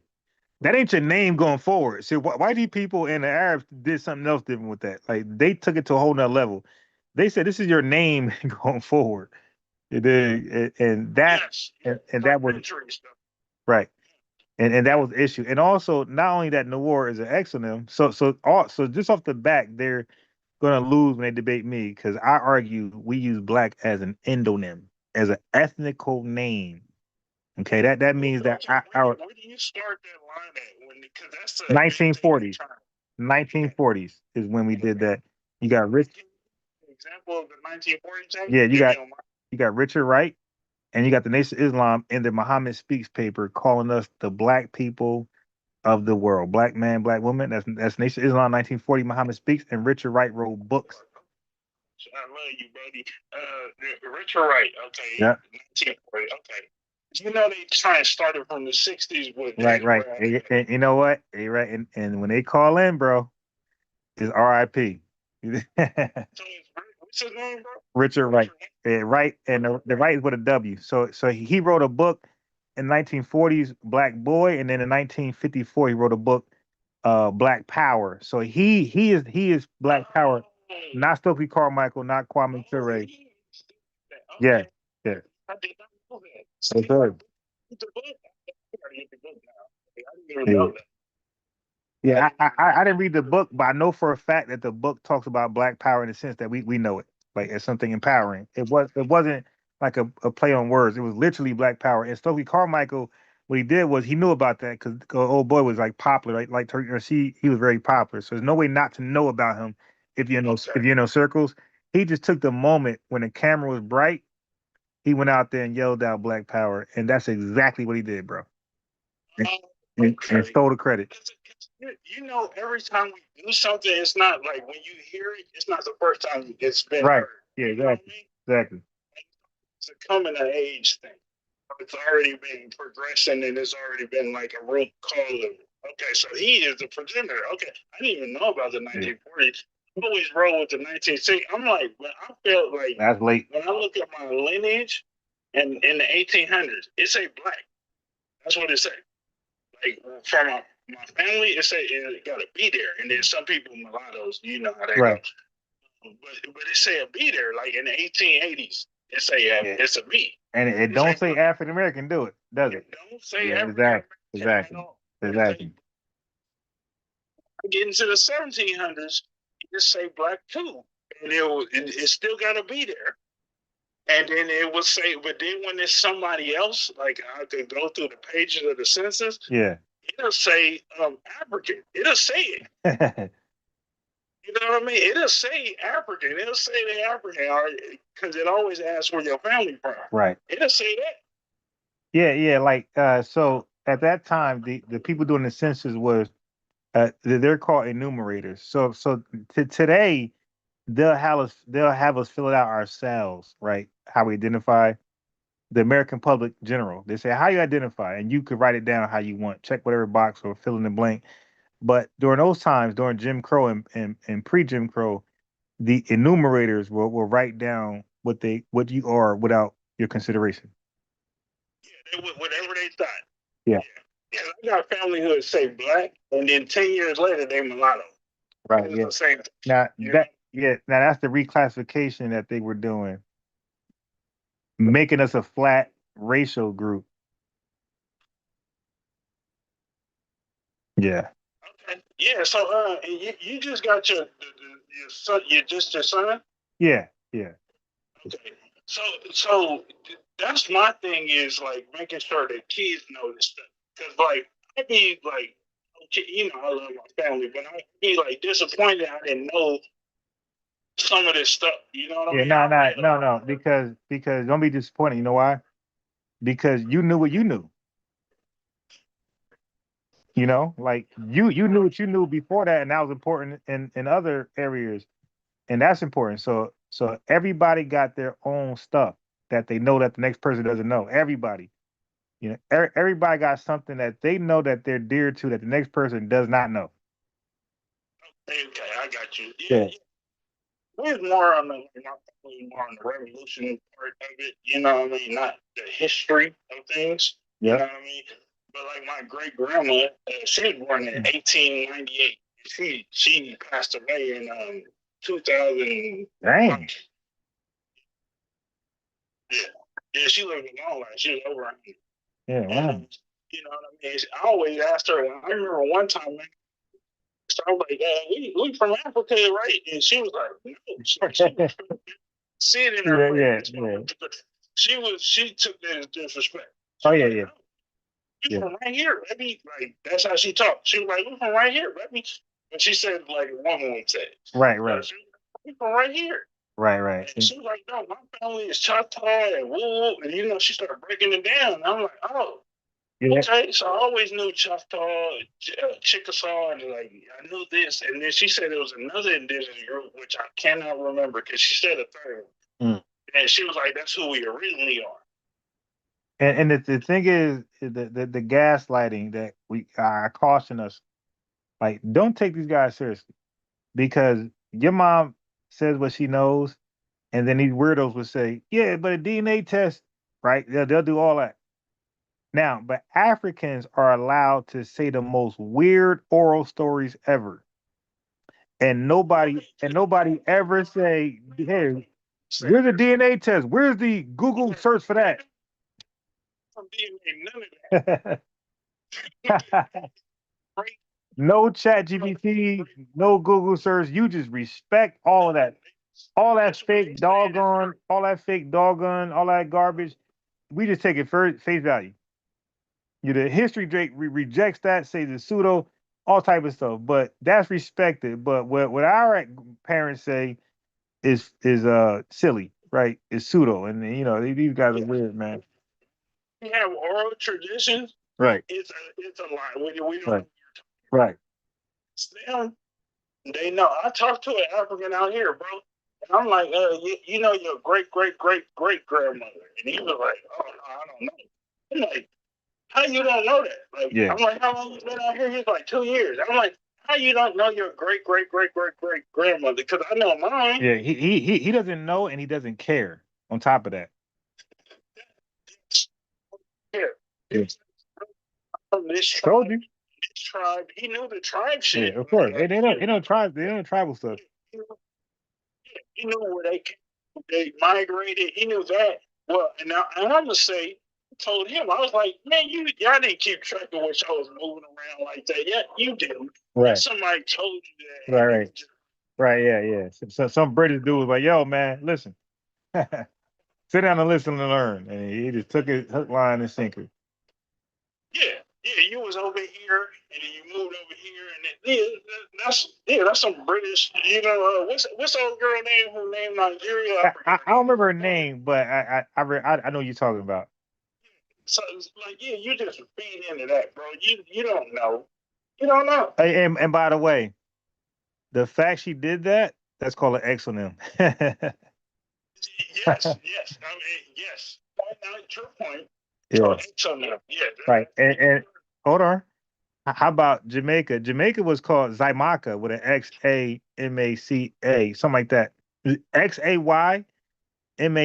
That was the indigenous word for Jamaica, Xaymaca.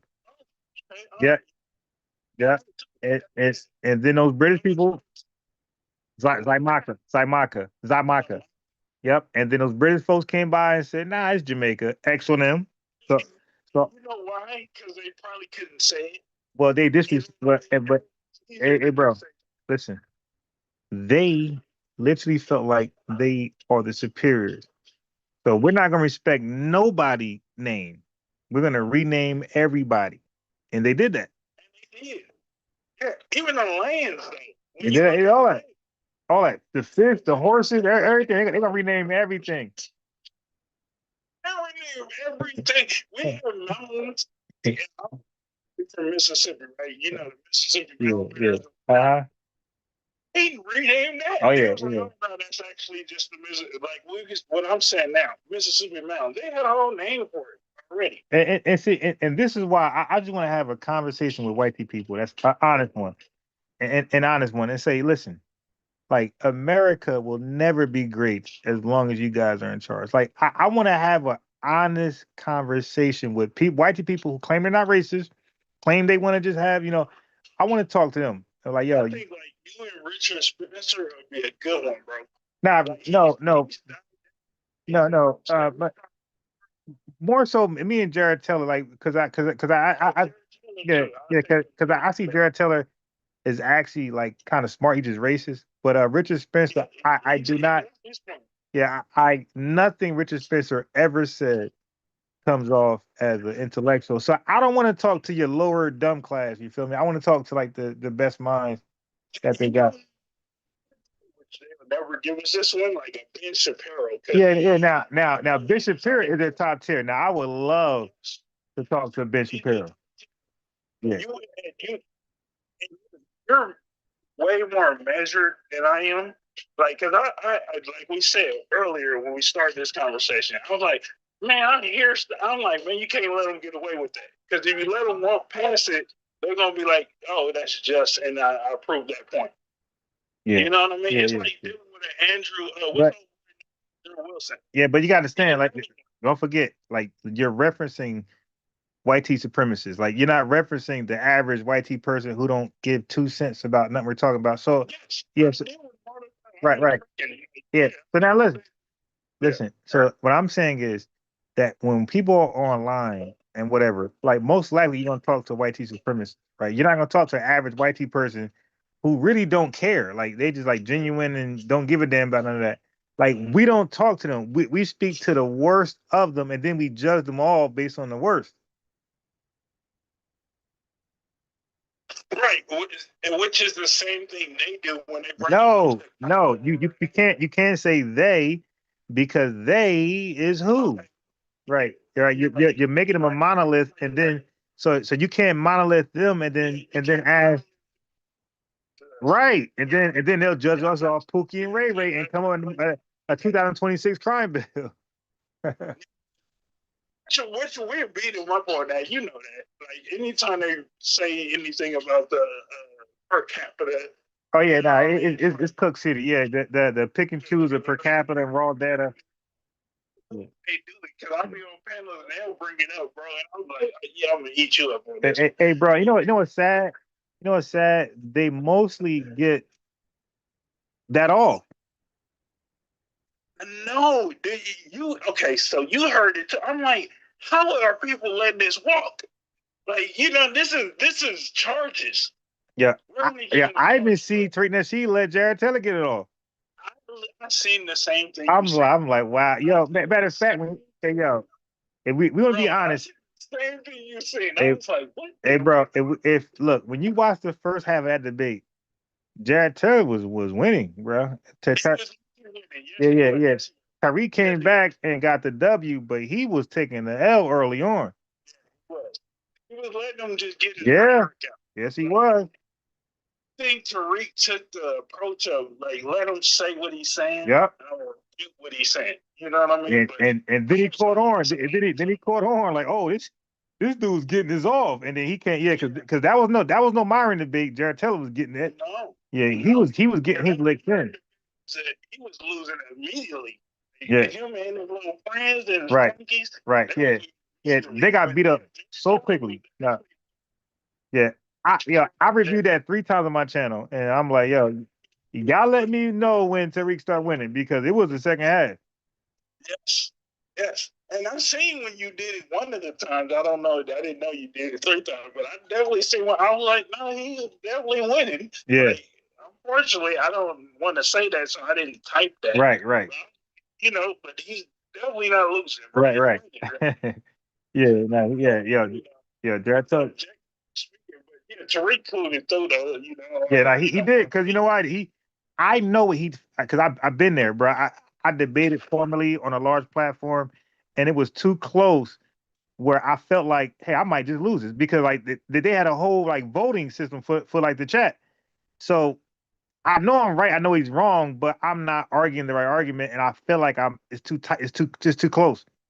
So I did Tariq. I just went crazy and I got the W. They voted me. And by the way, this guy is a popular name with a check mark. So I ain't debate no French fry. You dig? And I got and I'm a nobody. He's a somebody. Like I said, the blue check mark. He's well known all throughout Black Society. And I got the W. I won because I went crazy at the end because I feel like it was too close. And that's what. That's what I say, bro. You so measured. Every time you even to do it too, like the same thing Tariq do. And I'll be like, bro. Yeah, I will. I don't know. Hey, bro. For some reason, like I let people.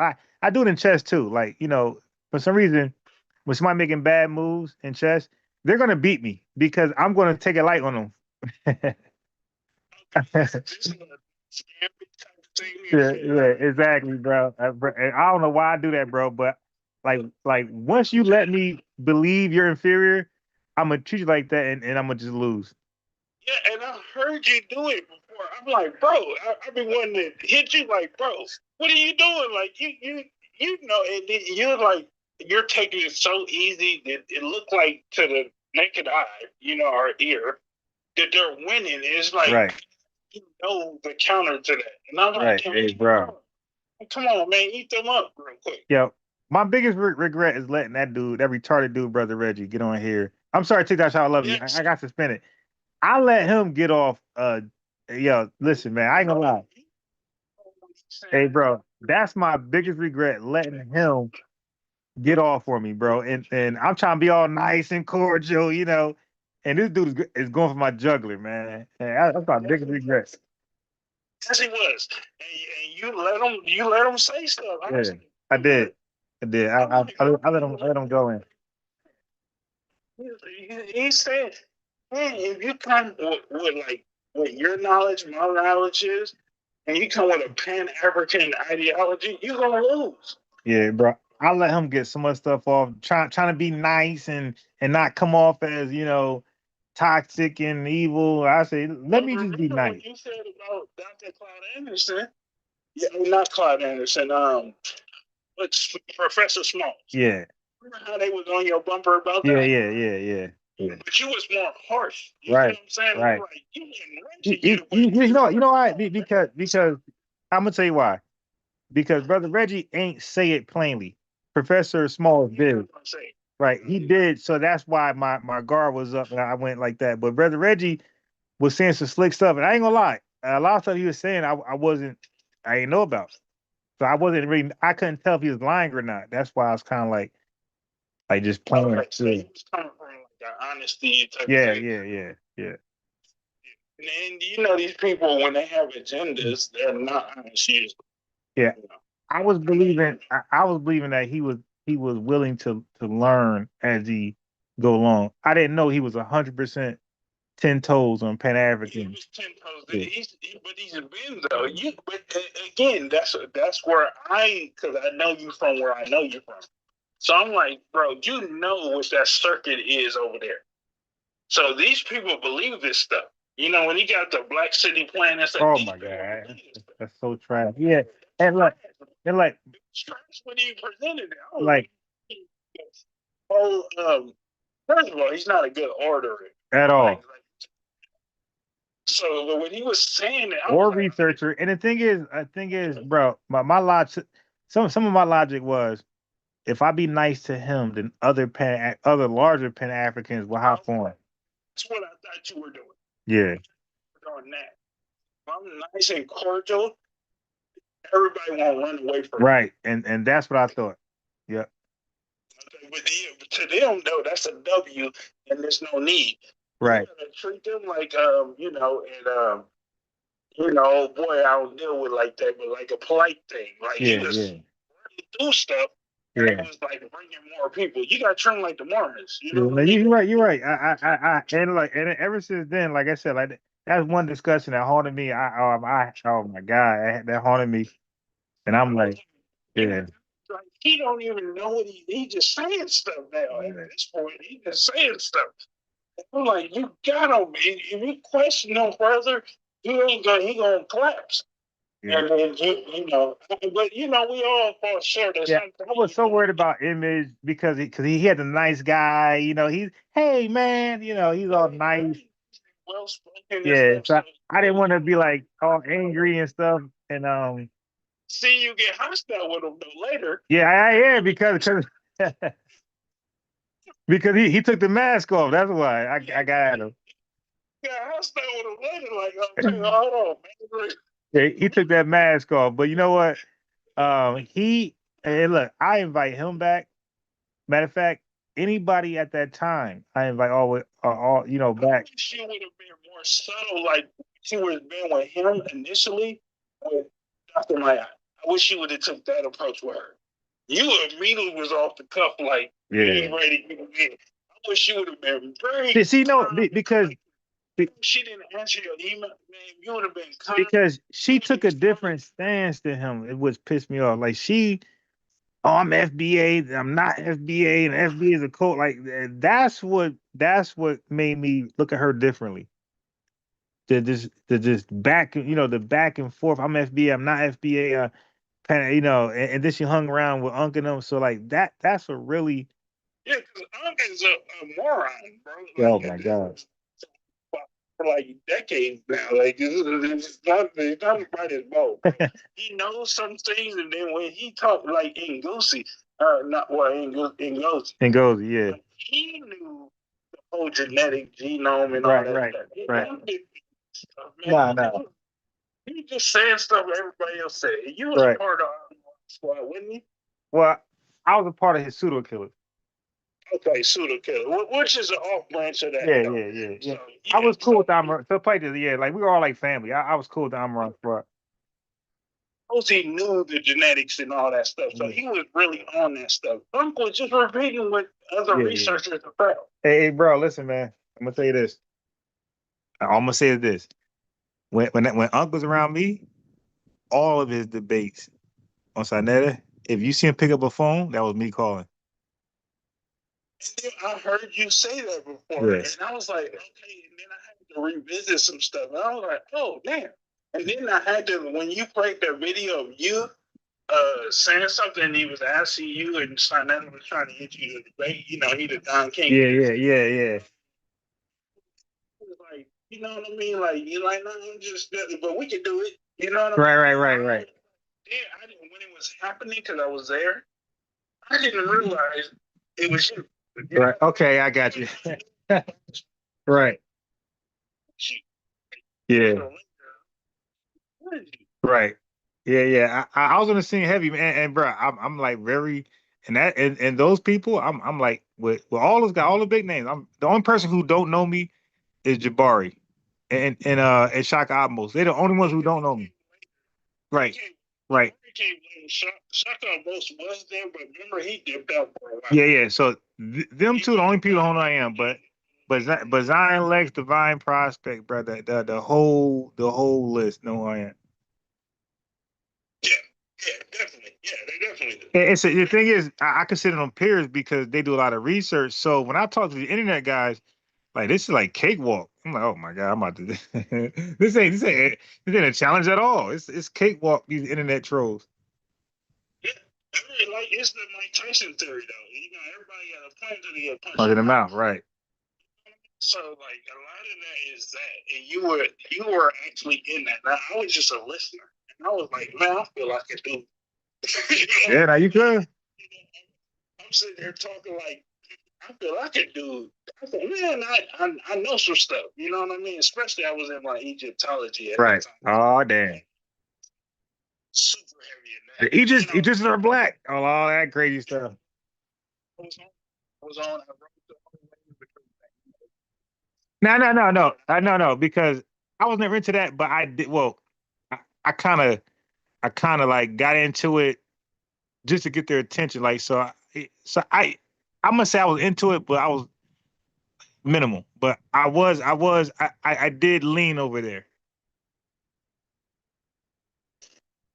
Yeah, our folks, and then I felt we did like truly came from Africa, and then like the first, you know what I mean? I felt all the persons, you know, and now I didn't know better, you know. I know. Yeah, because I had took on the Egyptian name and everything.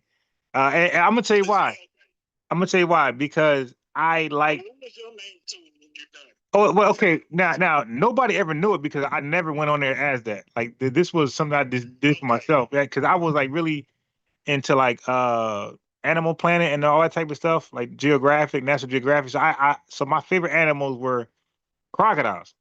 So I learned that Egypt had a crocodile god. So I just named myself after their crocodile god. But but that was never like publicly known. Okay, I got you. Okay. Yeah. And I'm not gonna say it, but okay, yeah, no, okay, I got you. Yeah, so yeah, and I went and we all fall into something like, and that's why when they say the xenophobia thing, I'm like, no, most of it, if not for the most part, like we're not speaking absolutes, we were all into that stuff at some point. Yeah. We took an interest in it. Yeah. Yeah, we all did. You know what I mean? Now, whether you felt you was those people or whatever, descendants of them, because you can get into some deeper rhetoric when you start putting like makeup on your face and putting the, you know what I mean? Hey, Shaka. Yeah, young Pharaoh and Sassy would say that big old unk they used to have. Oh my God. Yeah. And that's when you knew, and yo, that was the first red flag that he's about to go psychotic. I knew he was going to. That's what I'm saying. We are grounded in our ancestors, bro. We know when it's gonna go weird. As soon as I see him, what you said, I said the same. I was like, oh, he's gonna go crazy. Yeah, he did. Oh, yeah, I remember him. Start talking about. It's like, oh yeah, he's gonna go. He's like, he's gonna lose his mind. Yeah, and you know what? Yeah. Yeah, I always seen, like, I feel like other guys are wrong, but bro, I always seen Nature Boy as dangerous, like violently dangerous, especially when he had the interaction with Jabari, when he started get all like crazy. Yeah. Yeah. You know, a charm or something. Yeah. Yeah, I feel like my man is violently crazy, like he's dangerous. I was like, anybody that follow him, then he started taking people, girls and stuff. I was like, man. Yeah, but you know what? You know what? Like he'll get 100, and this is the flaw. This is the degeneracy in FBA. He'll get 100,000 followers saying nothing. I will get, how many people I got live right now? I got like 15, 30 people live. Real stuff, real information that you could search on Google and ChatGPT, and it's gonna line up exactly what I said. He just go say some random stuff, and he'll have 100,000 Black Americans like, yeah, hooray! And now look, keep in mind, those same Black Americans with that logic, that degenerate logic, that low IQ, would then hear a court case like Carmelo Anthony and think they could understand that. And that's when Dennis Sproul started cooking them. Like, yo, you guys are slow. Like, yo, you got a lot to learn before you come into this legal realm, and you just got done following Nature Boy and Brother Polite. Like, you guys got a lot to learn before you come over here in this legal realm.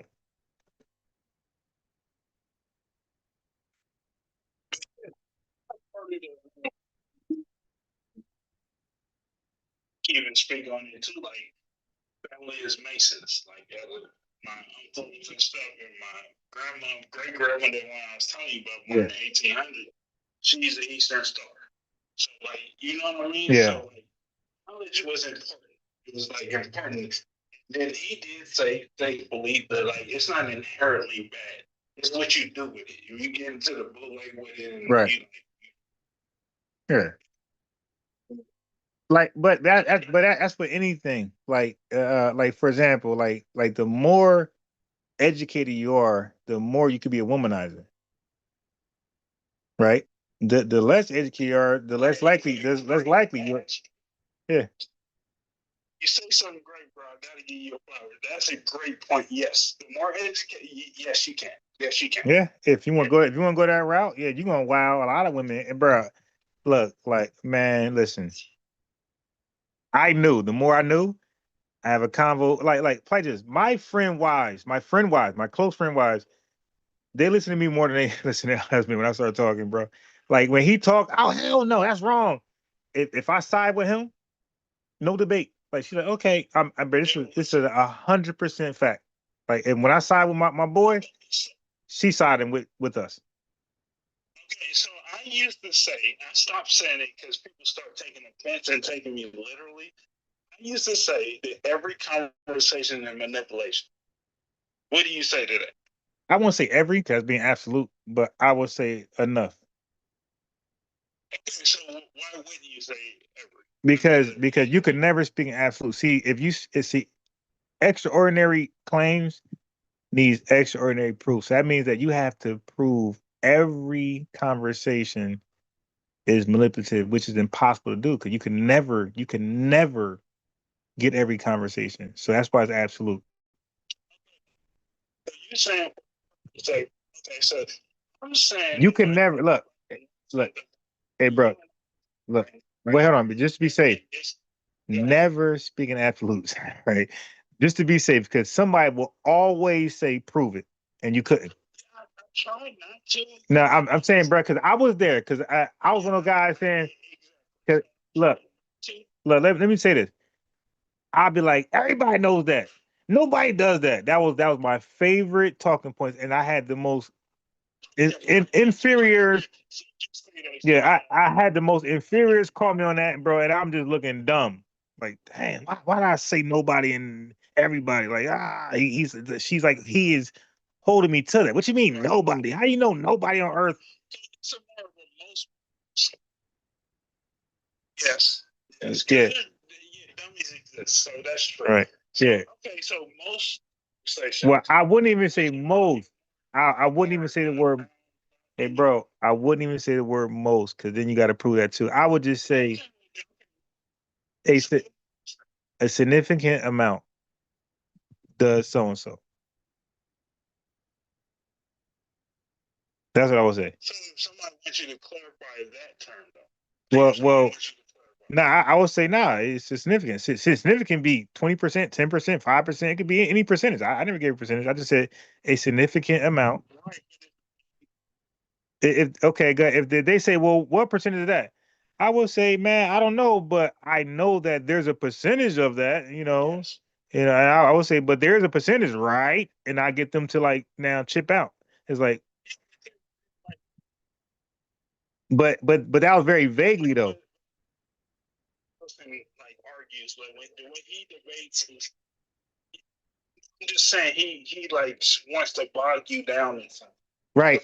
And okay, so or look, hey, look, to be more to be more safer, just say okay, so to be more safer, just say some people. Say something. No, say some people do it to be more safer. Just say some people do this. There you go. There you go. And you're 100% safe when you use that language. Okay. People usually try and get you to they bog you down in the clarification. Well, and guess what? And guess what? But guess what? They're not wrong. They're not wrong. When they do that, like you gotta, if you say it, you gotta be ready to prove it. That's my point. So if I say some, they're gonna be like, no, well, how many? I don't. One, you okay? Let's say one person, and that one is you. You know what I mean? So it's like okay, and that's enough because you're not the only person on earth that would think it because it.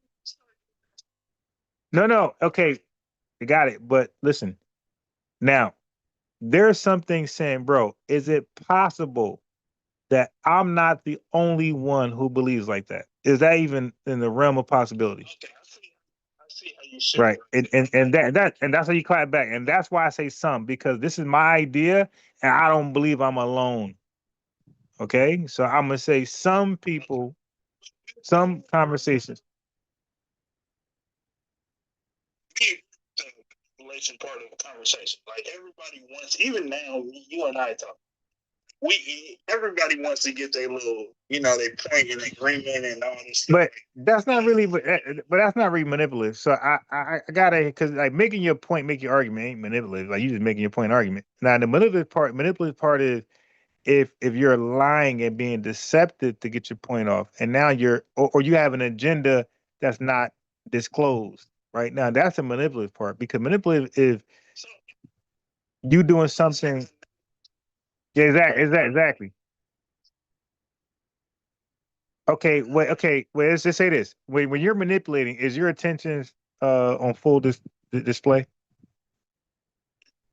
Yeah, okay, let me give you a scenario so I can better what you're saying.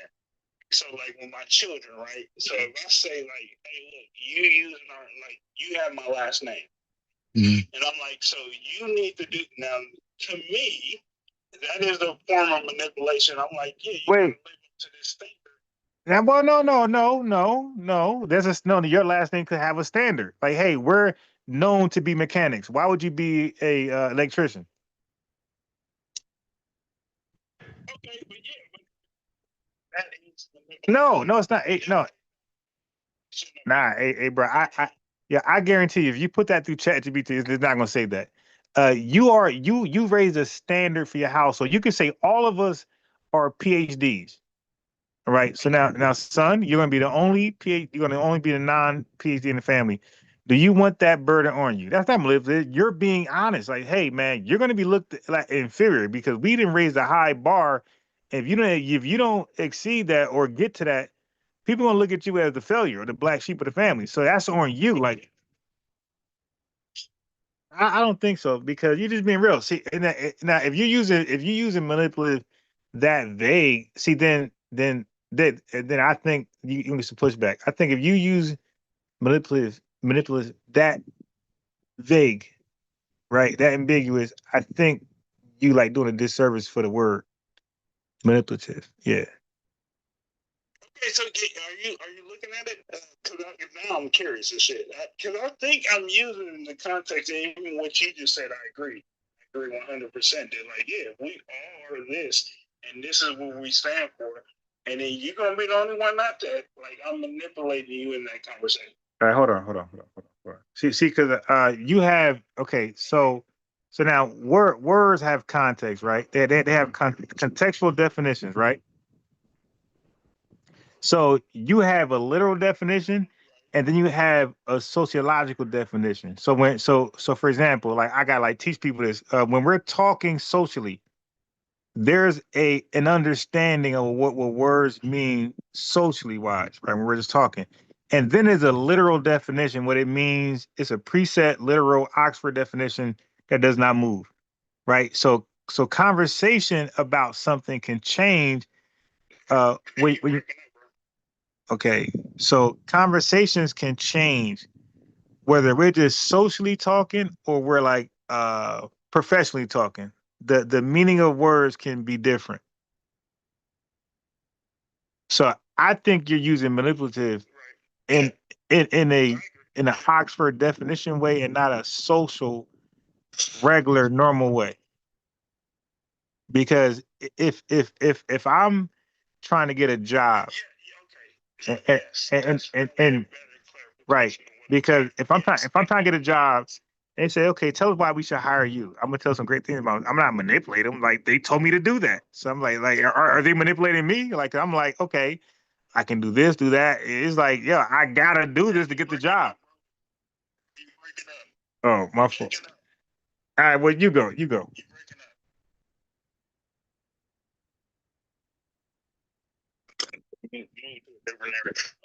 Okay, and that and the social construct. Yeah, I can agree. Using the kid thing that you used, I think that was a great analogy. Yeah, so I would agree to that. And then also, if it's a woman or a man, and it's like, well, yeah, I haven't been treated like that. To me, it's in its most mundane form is a form of manipulation. But yes, the greater point, I understand what you're saying. Yeah, because like for example, when you think of manipulation, like I'm 40 plus years old. Now, if I go try to holler at an 18-year-old, of course that's manipulation because I have life experiences, I have comebacks, I have wittiness that she never experienced before or with her peers. So I'm manipulating her, right, for what I need it for. Or even a young guy, if I need him to work for me or go deliver a pack, like I manipulate him because he's not on my level mentally. So I think manipulate really is socially is in that context. When we say manipulate, we're talking about taking advantage of somebody because they're not on your level or whatever it is, right? You have mechanics that manipulate people who don't know about cars, right? You have bankers who will tell you, "Hey, now you don't qualify because you don't know what if you do." So now that's manipulating people because you're not on the same level educationally or experience wise. I think that's the social definition of manipulate. But I think if you're just being honest with somebody, say, "Hey, if you buy this car, most likely it's a lemon, right? But if you buy this one over here, it's going to serve you for 5 years." And he listened to the latter. I mean, according to you, that's manipulating them. But that was good advice. Like, hey, don't buy the lemon, buy the car that's going to at least give you 5 years of, you know. Yeah, is what I'm saying. So it just has a negative connotation, but it's not. Yeah, I don't think now. I don't think. Yeah, yeah. Now, I don't think manipulate is used in a positive context when we're talking about great things. Like when somebody's trying to get you to be great. Yeah, I don't. I think that's because it's just that, in conversations. I don't think manipulate is really.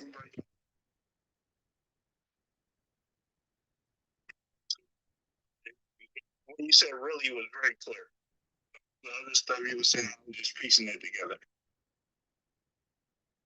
That's crazy. Yeah, I gotta. I don't know why it's doing that. Yeah, it was just like chopped and screwed. It was yeah. All right, so okay, so give me. How about this? Give me an example of manipulating, and then explain why it can be in a good way and not in a negative way. Well, using your own one, anecdotal one you gave with kids, that is a positive because I'm saying like we all doctors and stuff, so I use that. But you already said it. I need you to bring it from the top. Bring it from the top. Okay. So if I'm saying I'm dealing with a female, right? Say I'm dealing with a female, and she's hanging around people who are like not the type of females I would want to be around, and then she's getting advice from said females, and I'm like, look, you hanging around this certain group of people. I'm just being, we was on the phone. I'll say it a different way. You're hanging around these type of females. I'm gonna start considering you that way. Now, I'm saying the absolute truth when I say that, because I actually mean what I'm saying. But that is the manipulation I am using to get her to behave a different way and not be around those type of people. So, what would be the drawing line for manipulation and advice? What would separate those two? I think they're like synonymous. Like that's how I feel. I think it's synonymous. I think they're synonymous. So, In one thing. so why would advice be seen as a good thing and manipulate seen as something negative? When you're doing it for like nefarious purposes. Like if you're Wait. Hold on now. So if I'm giving advice for nefarious reasons, all of a sudden it becomes manipulate. No. I'm not saying no, I'm saying it's all manipulation, everything. And then when it becomes problematic as far as manipulating somebody when you're doing it to take advantage of. That's what I'm saying. Okay, so say it like coming from where I come from, like, oh, you from this hood, you live in this area, and you hang with them, you know what I mean? I could say something like that. Yeah. I am Wait. Wait.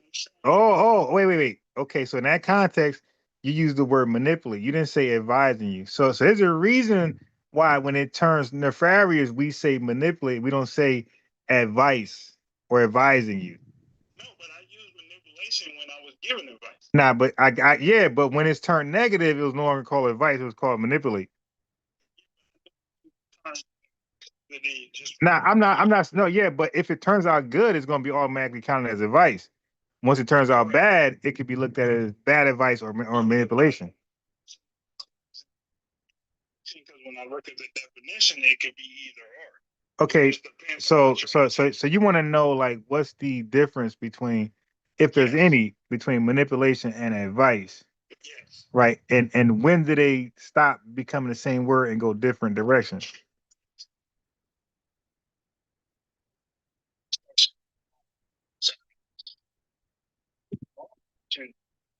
When you have a little baby and you're teaching them walk, whatever you're gonna say, I think that's all part of manipulation. Like you got into it, like, yeah, you're encouraging them. It's positive, but like when does it deviate? But my ideas are my ideas. And when I say this to people, they think from this moment on, like since me and you talking and I said it, people think that that's what I'm doing later on in another conversation that has nothing to do with that. You know what I mean? They like, oh no, you just trying to manipulate me. Like, no, I'm putting you up on game that all conversation. And I know you said don't use the absolute, but you're right. Because that's where it's turning people off. And people start looking at me different, like, are you trying to manipulate me? Like, no, I'm actually not. Now, notice they say you're trying to advise me. They definitely don't say that. It's a fact. Yeah. I think I'm advising you. You know, I would call it manipulation. I'm just breaking it down. Okay. You Manipulation. have a better term of something, and then you use a regular word like not even with the advice and manipulation, but if you say I'm gonna go to the store and then you can say it in a more sophisticated way, a person won't understand the sophistication of the word you use. But if you say it regular, they be like, oh, why didn't you just say that? You All know right. what I'm saying? Right. So look. So I did a quick search. It says the fundamental difference between manipulation and advice lies in the intent and respect for agency. Advice empowers you to make an informed choice with your best interest at heart, while manipulation uses covert emotional tactics to control your behavior for the manipulator's own benefit. So they go separate. That's why I say when you Say the last part you broke up. for the manipulator's own benefit. So when people manipulate, it's so that they can benefit. So I can say, hey, buy this car, not that one, and I don't benefit from the purchase, right? You're gonna buy whatever you want, save money, and drive 100,000 miles. I got no benefit from giving you that advice. But if I'm manipulating you, I got some type of benefit from that manipulation. Whether I'm laughing at you. What if it benefits you and me? What's the problem with that? Well, that would be under manipulation then, because I'm getting something out of it. So advice, you can get absolutely nothing out of it, and that's advice. But if you have an interest in that at all, and your advice is based on that's thrown in the manipulation category. So once you give advice and you can gain anything out of the advice, like even your own children, once Yeah, you no, but nah, you remixed that. You remixed it. No, no, no, but yeah, but you just remixed that though. That's not gonna work. Nah, you just remixed that. No, it's not gonna work. See, look, it's not gonna work. No, it didn't, and it didn't. I'm gonna tell you why it doesn't work. This is why you can only use your kids as your example. You can't use an example outside of your kids.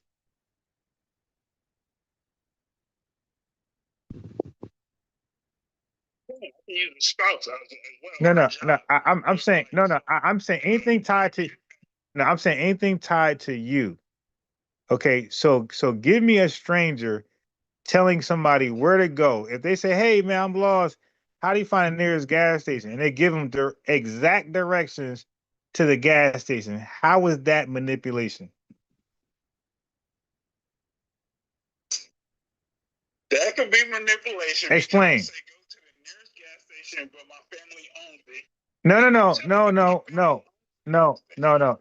No, you added that in there. I gave the example to let you know that to imply that I have zero relation. I know it's not gonna work. It's zero, but you don't forget we're on the internet. And so I gotta let people know. Like this, I gotta let people know. Now I got you, but listen, but always be cautioned, okay, that we're on the internet and what you say is how people going to look at you forever. Like your integrity, credibility, everything is before the world, and this is never going away. So if you run from office or you do something just like that, they're gonna bring up, hey, look how disingenuous he was over here, though. You dig? So that's why I say people should try to be as honest as possible on the internet because this doesn't go away, and people will judge you based on your presence on the internet. Your arguments, your logic, your reason. Anything I say, I don't mind Yeah, standing up. but it's not saying else. It becomes bad faith at some point because you're trying to make you're twisting my scenario into something where the guy benefits from, and it's so and look and I read the definition. So bottom line for my scenarios, when I read the definition, did they go the same direction or opposite directions? When you just read the definition, you said give me a scenario to which No. That's a scenario. It's not a definition. Well, when I gave you the definitions of advice, if you don't benefit, you just give advice. I do not adhere to that. yeah, but no, wait, hey, bro, your definition doesn't mean nothing. You're using a word that's already predefined, my guy. That's not how that works. Okay, when you use words that got a definition, that's like FBA got a definition. You can't just. I'm listening. No, I'm not saying my definition. I'm just saying there's it's and you're a little like, yeah, but all right, but you should be in and out because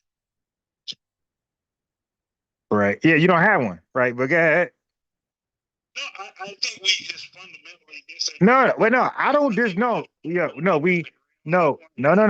no, sir. We don't disagree. There's a preset definition of the two words, and they go opposite directions. That's either a fact or it's fiction. Now, if you don't want to adhere to that, then that's your issue. That got nothing to do with me. I'm sticking to preset definitions because we speak English and we defer to English. Yeah. So I'm piecing together a lot of things you're saying. Yeah. Okay. I'm saying to keep you are breaking up substantially. You have been just trying to what I think you're saying. So maybe that's the. But as far as the definition goes, I get just I feel what you're saying. When you did give the definition, you said manipulation is when you get something out of it, and then advice is when you don't get anything out of it. I pointed out that you can give advice and get somebody the advice you give to somebody. Hey, bro, I just asked you the definition of the two words. Did they agree or go away from each other? Yeah, there was a deep. They converted. Okay. So now, okay, so brother, I'm not trying to be hard on you, but this is where comprehension. Okay, and I got it. But this is where comprehension IQ checks in the conversation. If two words are going opposite from each other, and somebody pretends that they're going in the same direction, I don't got to debate that no more. I move on to the next topic. I let them struggle with that reality.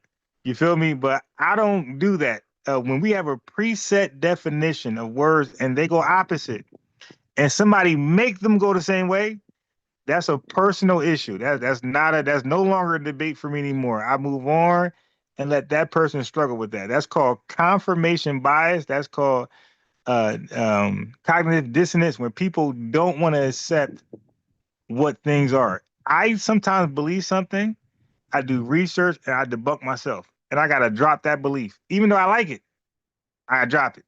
And I stick with what was documented. And with words, they have preset definitions. And I ain't trying to change a word definition by myself. You're gonna need hundreds of thousands of people behind you, and that word can now change the definition. It could be another number 5, 6, 7, 8, 9, 10.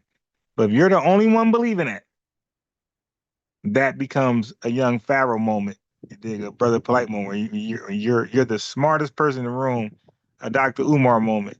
When you're the smartest person in the room and you're the only one who has the truth to the real meaning of advice and manipulation. These words go opposite. I knew that before defining them. I defined them and it corroborated what I was saying. I knew they went opposite directions. And manipulation does not only have a negative connotation, it's negative. It's 100% some person gains, they have a dog in a fight. They have a bias to why they're saying what they're saying. Advice, you don't necessarily don't have a bias. Now, what you can do is you can give me your definition of, yeah.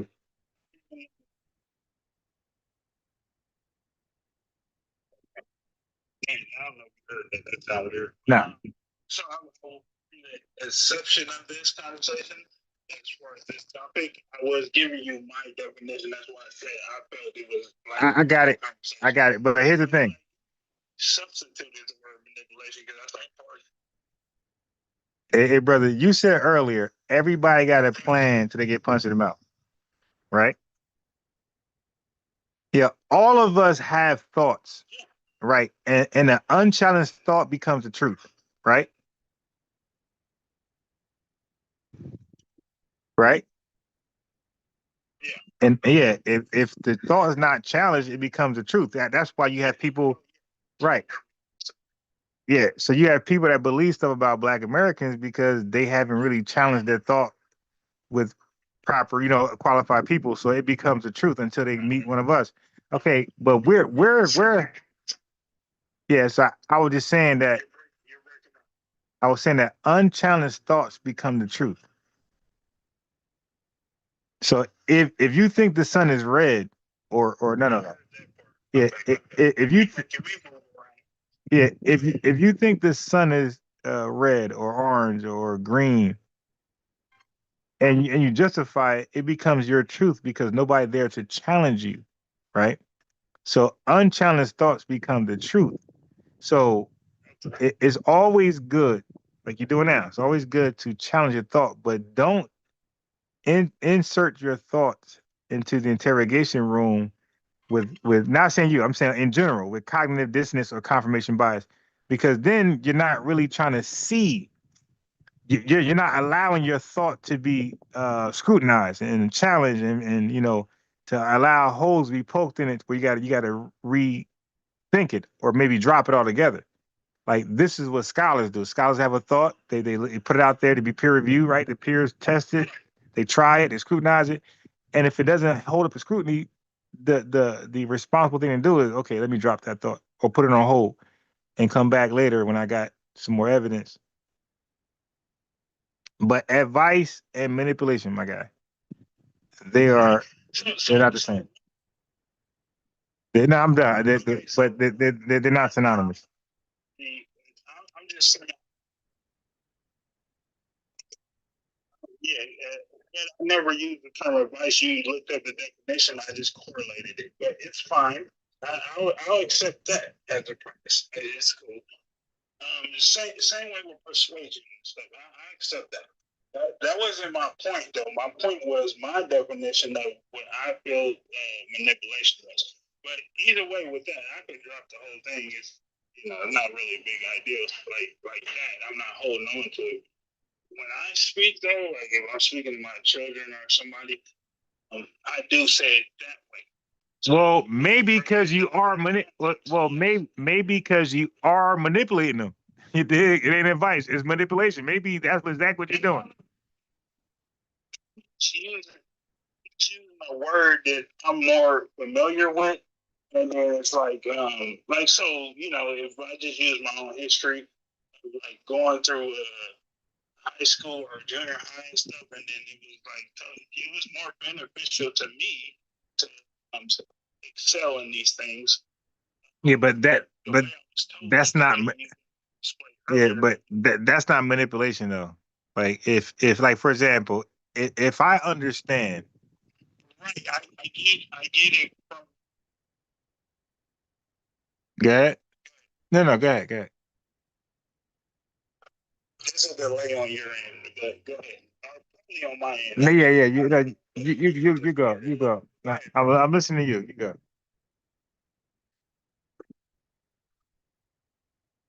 Okay, because you're like in and out.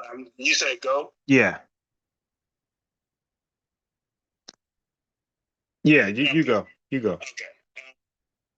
Yeah. No. So yeah, if I'm using it, you telling me to go, right? Yeah.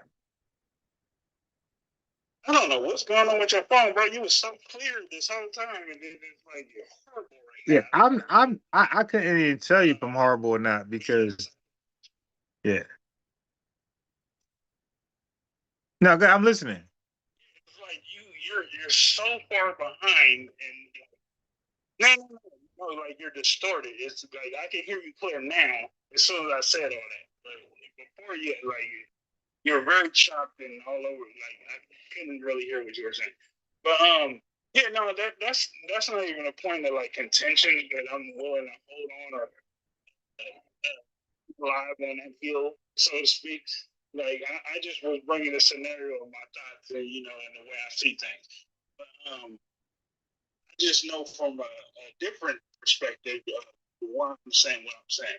That's just my philosophy in that. And then also it's my definition too. So it's Yeah. not that two definition, just see things. So I'm just using which is probably a better word, and I'm just using that one.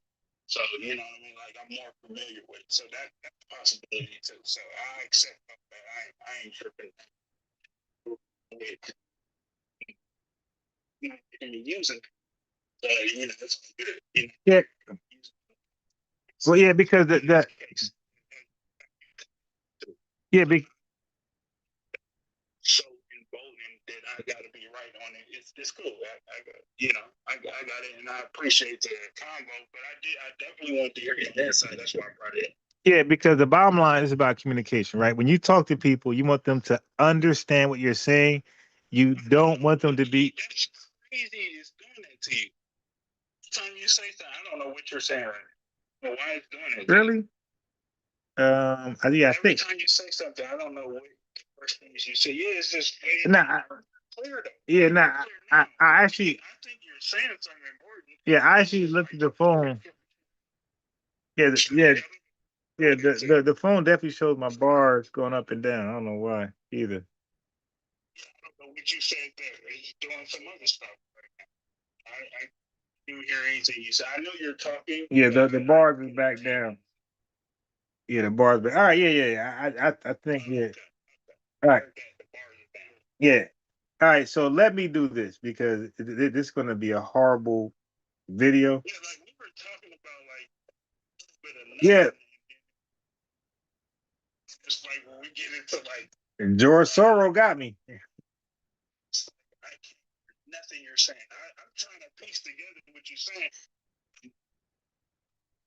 I'm just working on what I feel where you're going. Right. All right. Let me end this live then because this is horrible. All right. It's probably my location. All that's blank right now. You don't be using a VPN, bro? I don't. You might not even can hear me.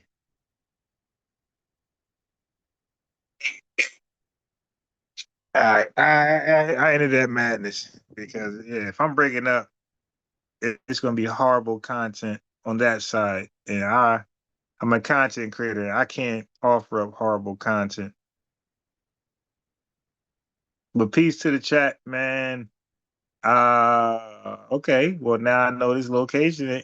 Dang, ain't the best for. I think YouTube. I'm cool. All right. All right. So, family, I'm gonna conclude with that then. If I'm that choppy, there's no point to be talking because you're not gonna hear me.